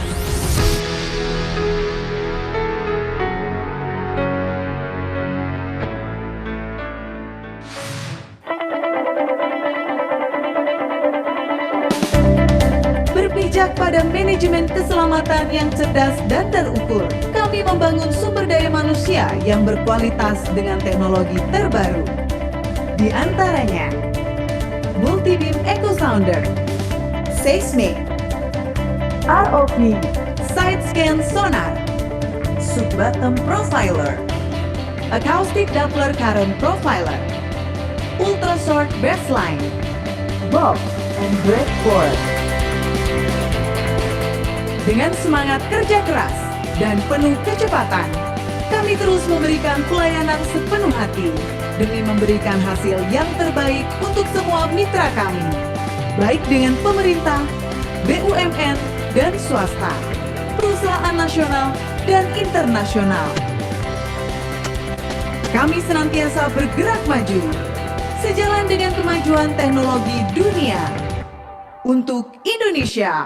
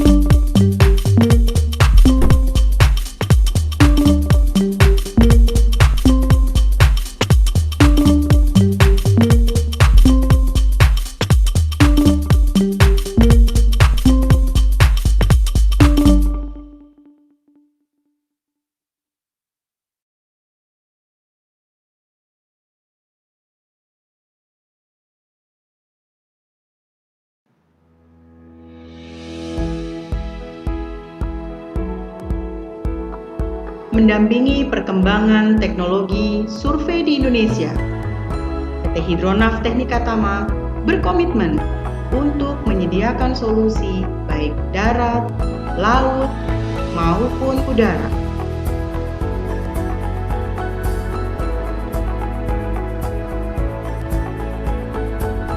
Demi meningkatkan efisiensi dan efektivitas kerja, menjadi partner yang dipercaya dalam proses perencanaan, pelaksanaan, hingga evaluasi.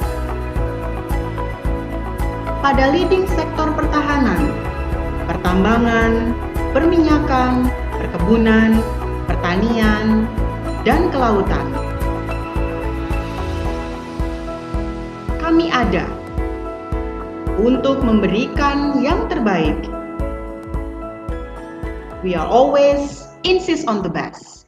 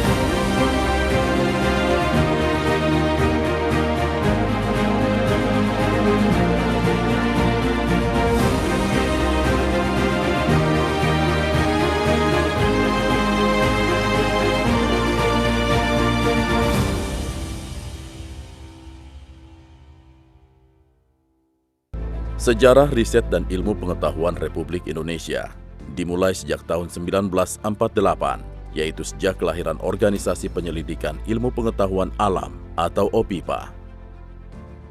8 tahun kemudian, lahirlah sebuah lembaga riset bernama Majelis Ilmu Pengetahuan Indonesia atau MIPI. Lembaga ini lahir atas permintaan Presiden Soekarno kepada Sarwono Prawiro Harjo yang kemudian menjabat sebagai Ketua MIPI. Sarwono Prawiro Harjo memiliki banyak andil dalam membangun lembaga keilmuan di Indonesia. Tak hanya MIPI, dokter dan guru besar ilmu kebidanan ini juga membantu lahirnya berbagai organisasi profesi kedokteran. Sarwono dikenal mampu mengembangkan berbagai cabang ilmu pengetahuan, sekaligus memimpin para ilmuwan dalam sebuah harmonisasi ilmiah. Ketika teknologi atom atau nuklir mulai populer, pemerintah Indonesia berusaha mengembangkannya dengan tujuan damai serta kesejahteraan masyarakat. Hal itu diwujudkan dengan pembentukan Dewan Tenaga Atom dan Lembaga Tenaga Atom. Lembaga tersebut kemudian disempurnakan menjadi Badan Tenaga Atom Nasional atau BATAN. Tonggak penting penelitian dan pengembangan tenaga atom lainnya ialah peresmian reaktor atom pertama, yaitu reaktor Triga Mark II di Bandung. Masih terbatasnya ilmuwan pada berbagai bidang teknologi juga menjadi salah satu perhatian besar Presiden Soekarno. Melalui program beasiswa Ikatan Dinas, pemerintahan Presiden Soekarno mengirim ribuan pelajar untuk melanjutkan studi di berbagai negara. Sebuah tonggak dalam perencanaan pembangunan hadir dengan ditetapkannya garis-garis besar pola pembangunan nasional sistem semesta berencana. Di dalamnya terkandung perencanaan IPTEK yang dikenal sebagai Visi IPTEK 1961-1969. Saat itu, Presiden Soekarno menyampaikan bahwa MIPI harus segera diubah menjadi Badan Penelitian Nasional. Menurutnya, lebih baik hanya ada satu lembaga IPTEK tertinggi di Indonesia. Hal ini untuk menghindari tumpang tindih dan pemborosan anggaran. Untuk memperkuat sisi kelembagaan, pemerintah kemudian membentuk Departemen Urusan Riset Nasional atau Durenas yang dipimpin Sujono Junet Pusponegoro. Posisi MIPI kemudian menjadi di bawah naungan Durenas dengan tugas tambahan membangun serta mengasuh beberapa lembaga riset nasional. Sarwono Prawiro Harjo sebagai Ketua MIPI juga diberi tanggung jawab ganda sebagai Deputi Menteri Riset. Sementara itu, pengembangan teknologi kedirgantaraan nasional dimulai dengan dibentuknya Panitia Astronautika oleh Perdana Menteri Juanda. Keberhasilan proyek roket yang melibatkan perguruan tinggi dan militer ini kemudian dilanjutkan dengan membentuk Lembaga Penerbangan dan Antariksa Nasional atau LAPAN. Pada tahun yang sama, pemerintah juga membangun National Research Center Cibinong. Gunanya untuk mewadahi bermacam fasilitas riset di berbagai bidang ilmu pengetahuan. Perubahan kelembagaan berlangsung dinamis pada pertengahan tahun 60-an. Hal tersebut diawali dengan penggantian dan perubahan status Renas menjadi Lembaga Riset Nasional atau Lemrenas. Tahun berikutnya, pemerintah membubarkan Lemrenas dan MIPI, lalu membentuk Lembaga Ilmu Pengetahuan Indonesia atau LIPI yang dikepalai oleh Sarwono Prawiro Harjo. Aktivitas riset dan pengembangan IPTEK kembali menggeliat ketika pemerintah menunjuk Sumitro Joyo Hadikusumo sebagai Menteri Negara Riset. Ia berkolaborasi dengan B.J. Habibie untuk merintis pembangunan industri pesawat dalam negeri, kawasan riset terpadu, serta sebuah badan pengembangan teknologi. Kawasan riset terpadu dan terbesar di Indonesia berhasil terwujud dengan didirikannya Pusat Penelitian Ilmu Pengetahuan dan Teknologi atau Puspitek. Di kawasan ini pula kemudian dibangun reaktor nuklir serbaguna GA Siwabesi. Reaktor nuklir berkapasitas 30 MW ini merupakan yang terbesar di Asia Tenggara.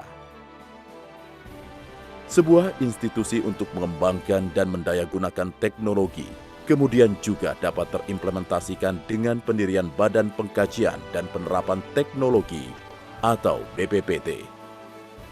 Pada saat bersamaan, B.J. Habibie juga dilantik menjadi Menteri Negara Riset dan Teknologi, Kepala Badan Pengkajian dan Penerapan Teknologi.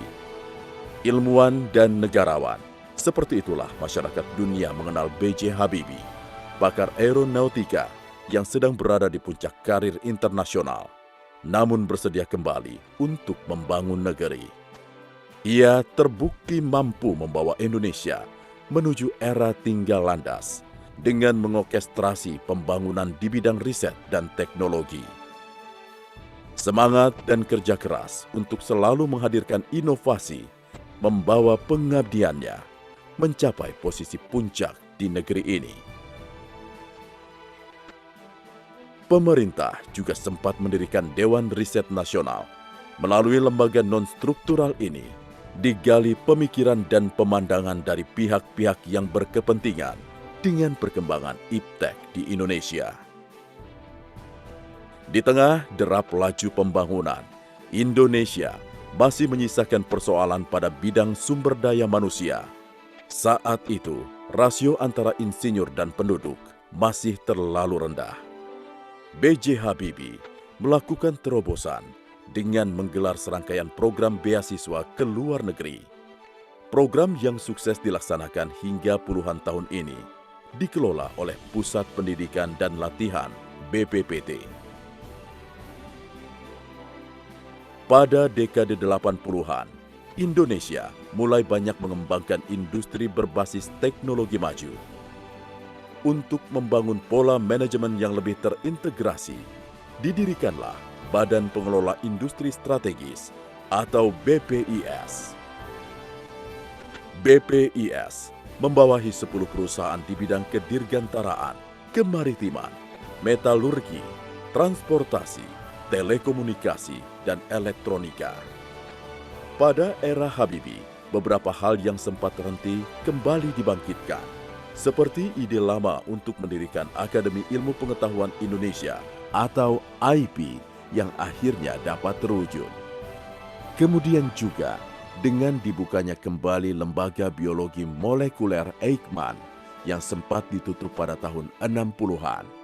Lembaga yang didirikan ilmuwan Belanda penerima Nobel ini memiliki fokus utama dalam memajukan penelitian dasar dan terapan di bidang biologi molekuler. Puncak keemasan teknologi Indonesia terjadi pada 50 tahun setelah kemerdekaan, tepatnya pada 10 Agustus 1995. Saat pesawat N250 sukses melakukan penerbangan perdana di Bandung. Mengudaranya pesawat yang dirancang dan dibangun sepenuhnya oleh anak bangsa ini menjadi sebuah tonggak sejarah yang kemudian diabadikan sebagai Hari Kebangkitan Teknologi Nasional atau Hakteknas. Memasuki milenia kedua, untuk melompat dan mengejar ketertinggalan dari bangsa lain, terbitlah Undang-Undang Sisnas P3 Iptek. Undang-undang ini menyebutkan kelembagaan ilmu pengetahuan dan teknologi, terdiri atas unsur perguruan tinggi, lembaga penelitian dan pengembangan, badan usaha, dan lembaga penunjang. Sebuah pendekatan untuk meningkatkan kemajuan iptek dengan melibatkan perguruan tinggi sempat dilakukan melalui penggabungan antara Kementerian Riset dan Teknologi dengan Direktorat Jenderal Pendidikan Tinggi. Kemenristek Dikti mewadahi terciptanya inovasi dengan mensinergiskan dunia riset dan dunia kampus, termasuk mendorong hilirisasi hasil riset pada ekosistem industri. 5 tahun berselang, lahir Undang-Undang Sisnas Iptek sebagai pengganti undang-undang yang terbit di tahun 2002. Undang-undang baru ini mengamanatkan pembentukan Badan Riset dan Inovasi Nasional atau BRIN. Badan yang didirikan untuk memastikan ekosistem riset nasional berjalan lebih baik dan maksimal ini ditindaklanjuti dengan peraturan Presiden tentang pembentukan Kemristek BRIN. tantangan utama yang langsung dihadapi Kemristek BRAIN ialah merebaknya pandemi COVID-19. Sebagai respon, dibentuklah Konsorsium Riset dan Inovasi COVID-19. Fokus utamanya memberikan solusi terhadap wabah, sekaligus meningkatkan kemandirian bangsa melalui kolaborasi dengan berbagai lembaga. Produk inovasi yang hingga kini terus dikembangkan ialah vaksin merah putih. BRAIN telah ditetapkan sebagai badan otonom yang bertanggung jawab langsung kepada Presiden. Hal ini dibarengi dengan pelantikan Laksana Tri Handoko sebagai Kepala Badan Riset dan Inovasi Nasional oleh Presiden Joko Widodo. BRAIN mengintegrasikan 4 lembaga riset, yaitu LIPI, BPPT, BATA, dan LAPAN, termasuk mengkoordinir riset yang dilakukan oleh Litbang Kementerian serta Balitbang daerah di seluruh Indonesia. Keberadaan BRAIN diharapkan dapat membuat alur koordinasi riset lebih efektif dan efisien, sebagaimana amanat yang pernah disampaikan Presiden Soekarno tentang lembaga iptek tertinggi di Indonesia.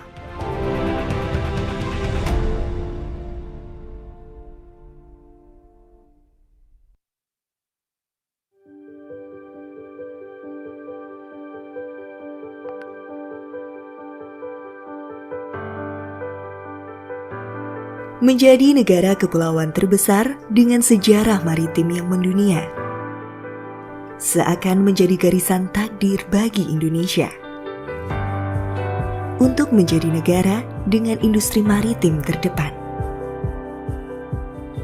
Visi itu hingga kini terus dilanjutkan dalam estafet pembangunan. Pemerintah Indonesia berkomitmen untuk terus menjaga asa, melengkapi dan mendorong kemajuan infrastruktur kelautan, memberikan fasilitas dan memastikan akses teknologi yang terjangkau bagi seluruh pelaku industri maritim Indonesia. Melalui Balai Teknologi Hidrodinamika, komitmen itu akan terus diperjuangkan. Mimpi kemajuan maritim Indonesia tentu harus didukung dengan laboratorium uji dan riset yang handal. Diprakarsai oleh Profesor B.J. Habibie, proyek pembangunan Laboratorium Hidrodinamika Indonesia dimulai pada tahun 1978. Diresmikan pada tahun 1995. Dan di tahun 2015 berganti nama menjadi Balai Teknologi Hidrodinamika. Dengan diresmikannya BTH, kiprahnya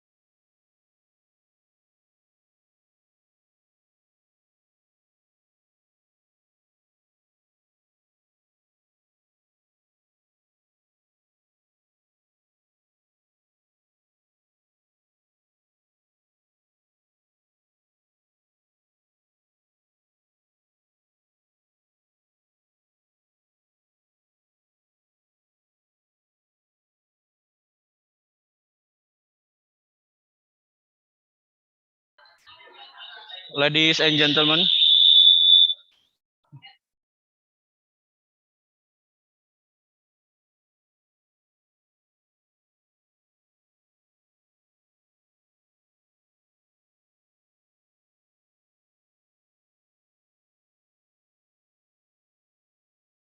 Ladies and gentlemen, welcome to the second session of the second day OETIC 20 and 21.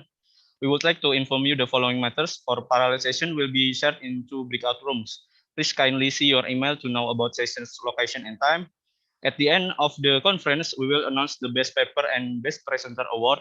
So after the parallel session held, you will come back to the main room, and please pay your attention on your screen for the detail of announcement meeting. And the last, if you have any difficult to join the breakout rooms for parallel session, please raise your hand and the committee will help you. Thank you. Yeah.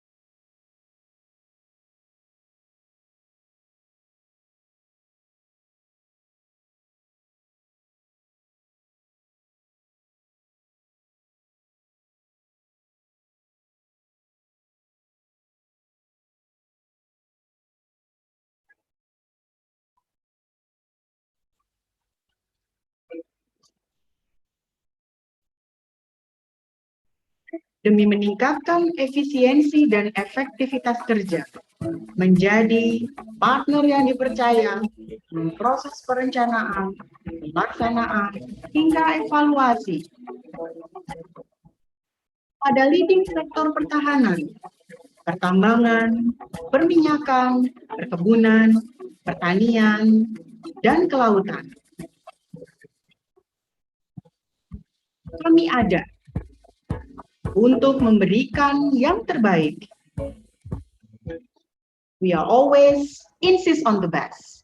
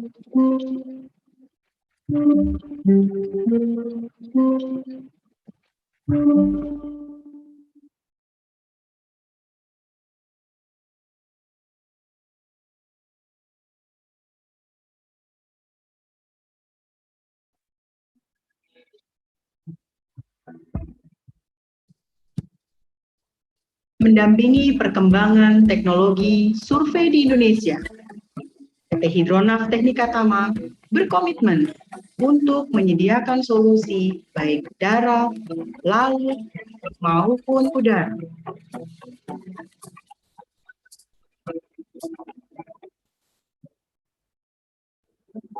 Demi meningkatkan efisiensi dan efektivitas kerja, menjadi partner yang dipercaya dalam proses perencanaan, pelaksanaan, hingga evaluasi. Pada leading sektor pertahanan, pertambangan, perminyakan, perkebunan, pertanian, dan kelautan. Kami ada untuk memberikan yang terbaik. We are always insist on the best.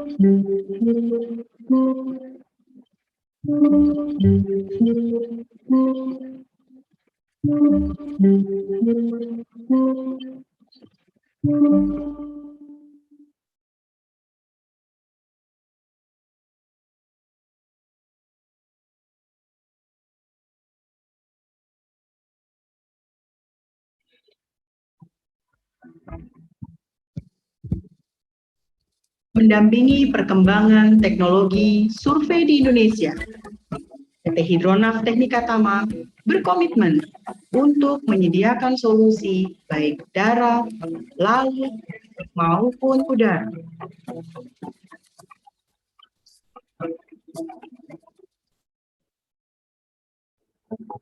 Demi meningkatkan efisiensi dan efektivitas kerja, menjadi partner yang dipercaya dalam proses perencanaan, pelaksanaan, hingga evaluasi.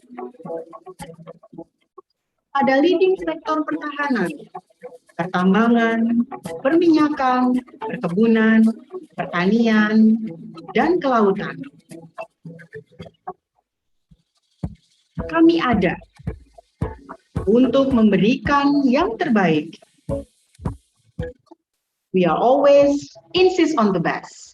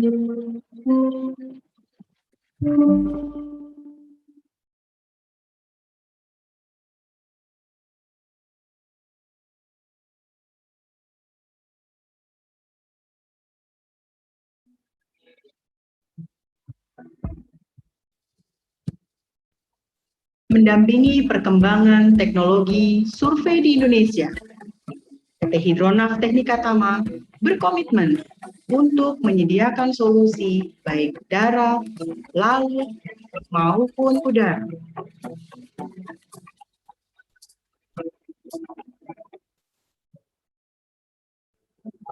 Demi meningkatkan efisiensi dan efektivitas kerja, menjadi partner yang dipercaya dalam proses perencanaan, pelaksanaan, hingga evaluasi. Pada leading sektor pertahanan, pertambangan, perminyakan, perkebunan, pertanian, dan kelautan.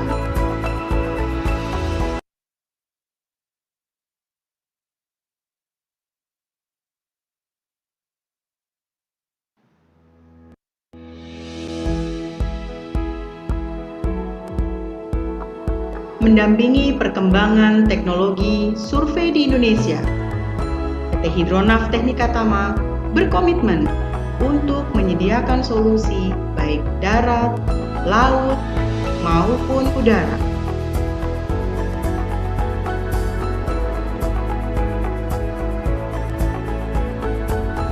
Demi meningkatkan efisiensi dan efektivitas kerja, menjadi partner yang dipercaya dalam proses perencanaan, pelaksanaan, hingga evaluasi. Pada leading sektor pertahanan, pertambangan, perminyakan, perkebunan, pertanian, dan kelautan. Kami ada untuk memberikan yang terbaik. We are always insist on the best.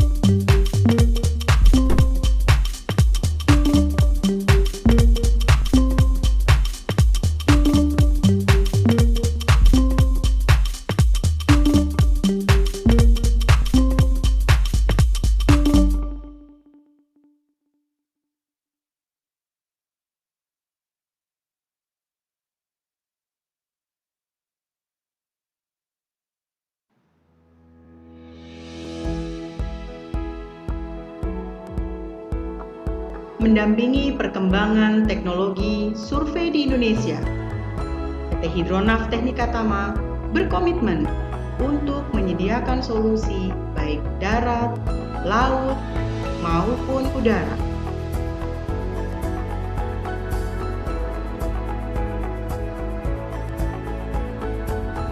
Demi meningkatkan efisiensi dan efektivitas kerja, menjadi partner yang dipercaya dalam proses perencanaan, pelaksanaan, hingga evaluasi.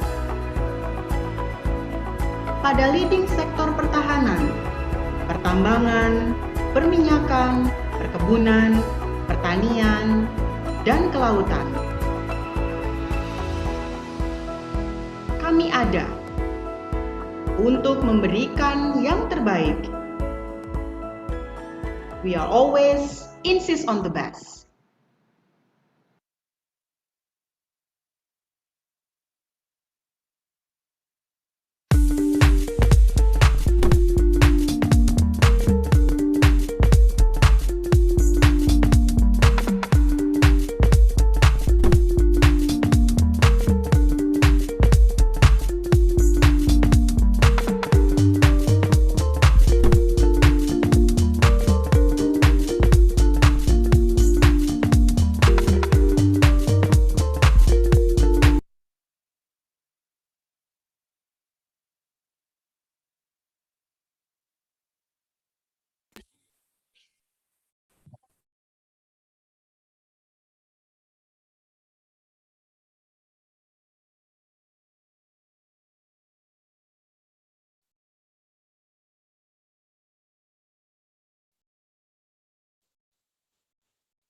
Tes. Tes, tes.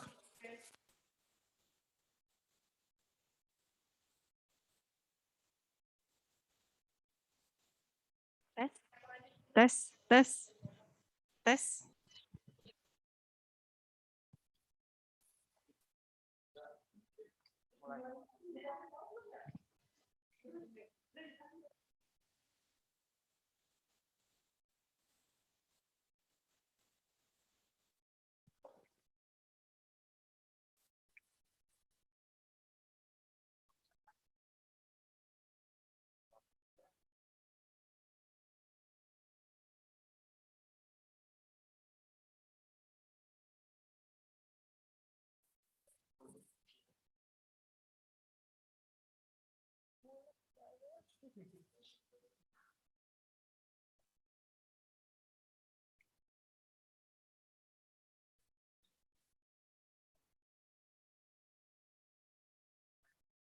Ladies and gentlemen, welcome to the main room for the 2021 Suaranya saya gedein ya.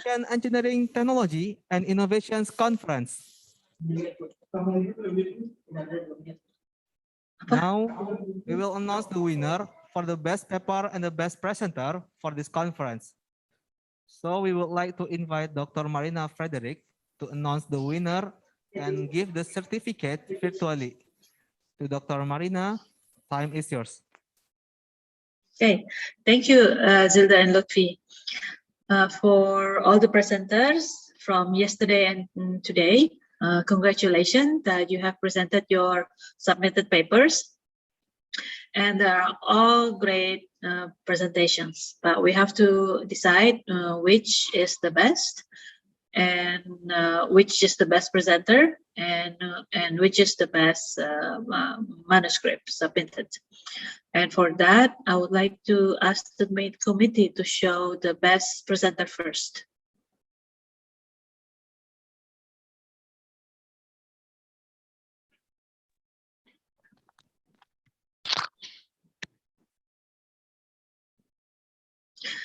Okay, great.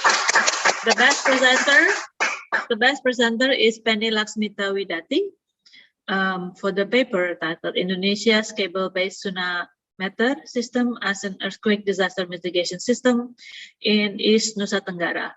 If I may ask, oh, okay, she's in the bus already. Okay, congratulations. Thank you very much. Yeah.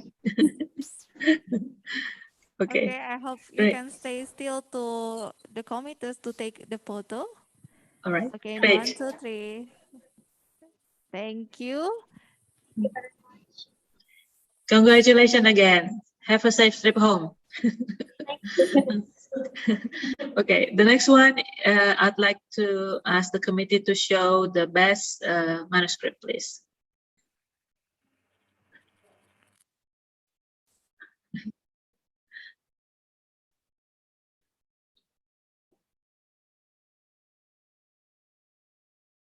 Okay, congratulations.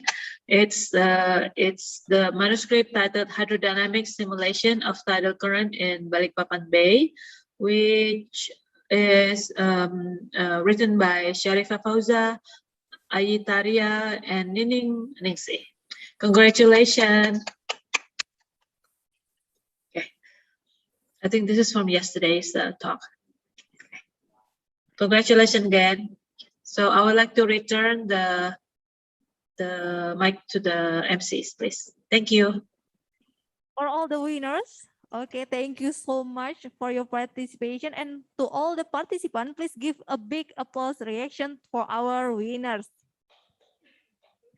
And also, we like to say thank you to Dr. Marina for give the ear certificate virtually.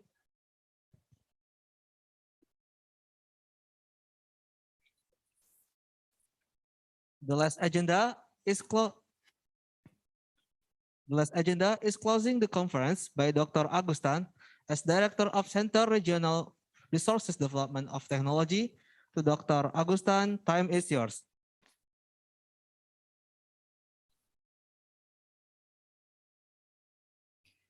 Okay, thank you very much, Master of Ceremony, Zilda, and Lutfi, if I'm not mistaken. Yeah. So now we are come up to the end of this 2 days very good conference, IEEE OETIC from yesterday. Yeah. So congratulations to Bu Marina as a president of IEEE TEMSO OESTEMS, and also Dr. Endang Wijiati. Thank you very much to chairing this conference, this very valuable conference.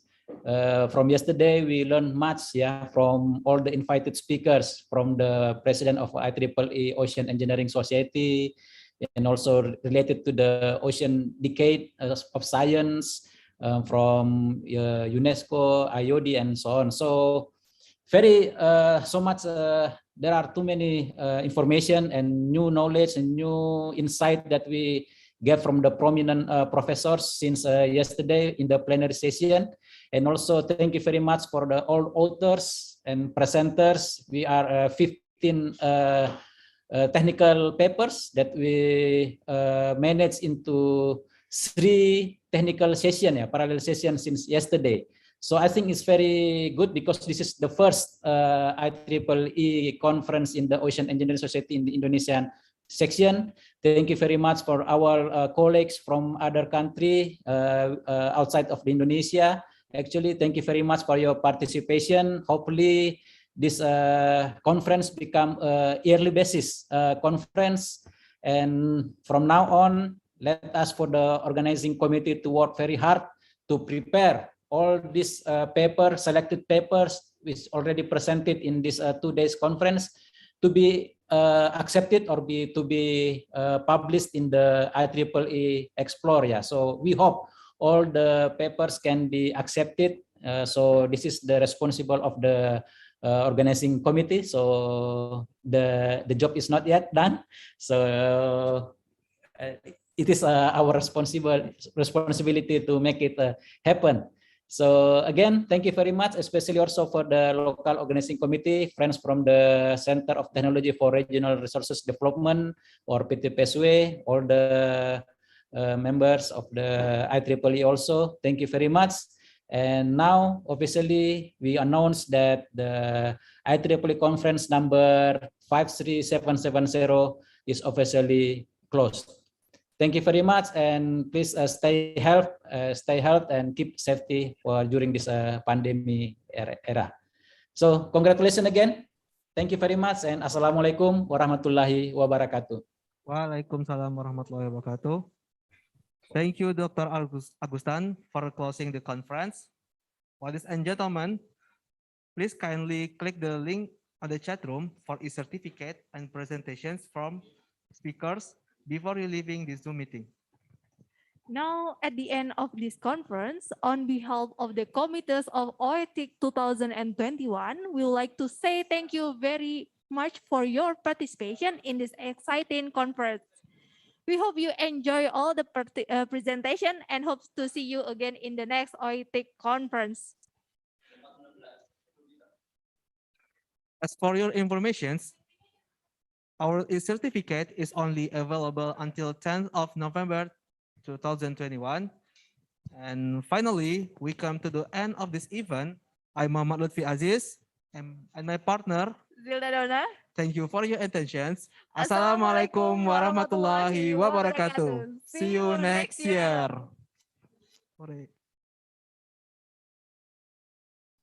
And also thank you very much for our patrons from the South Yes. Sea and Land Technologies, and also Petty Asmin Edison Costa, and also from the Hydronaf Thank you very much for your support to make this conference happen. And also from Russia Alexei Lagunov, Muslim Bag, and others. I think it's very interesting to share the information from your experience in your countries. So thank you very much. Also, thank you to Pak Direktur, Bapak Agustan, for all the support, all the backup, and all the help that you get. Thank you, Pak.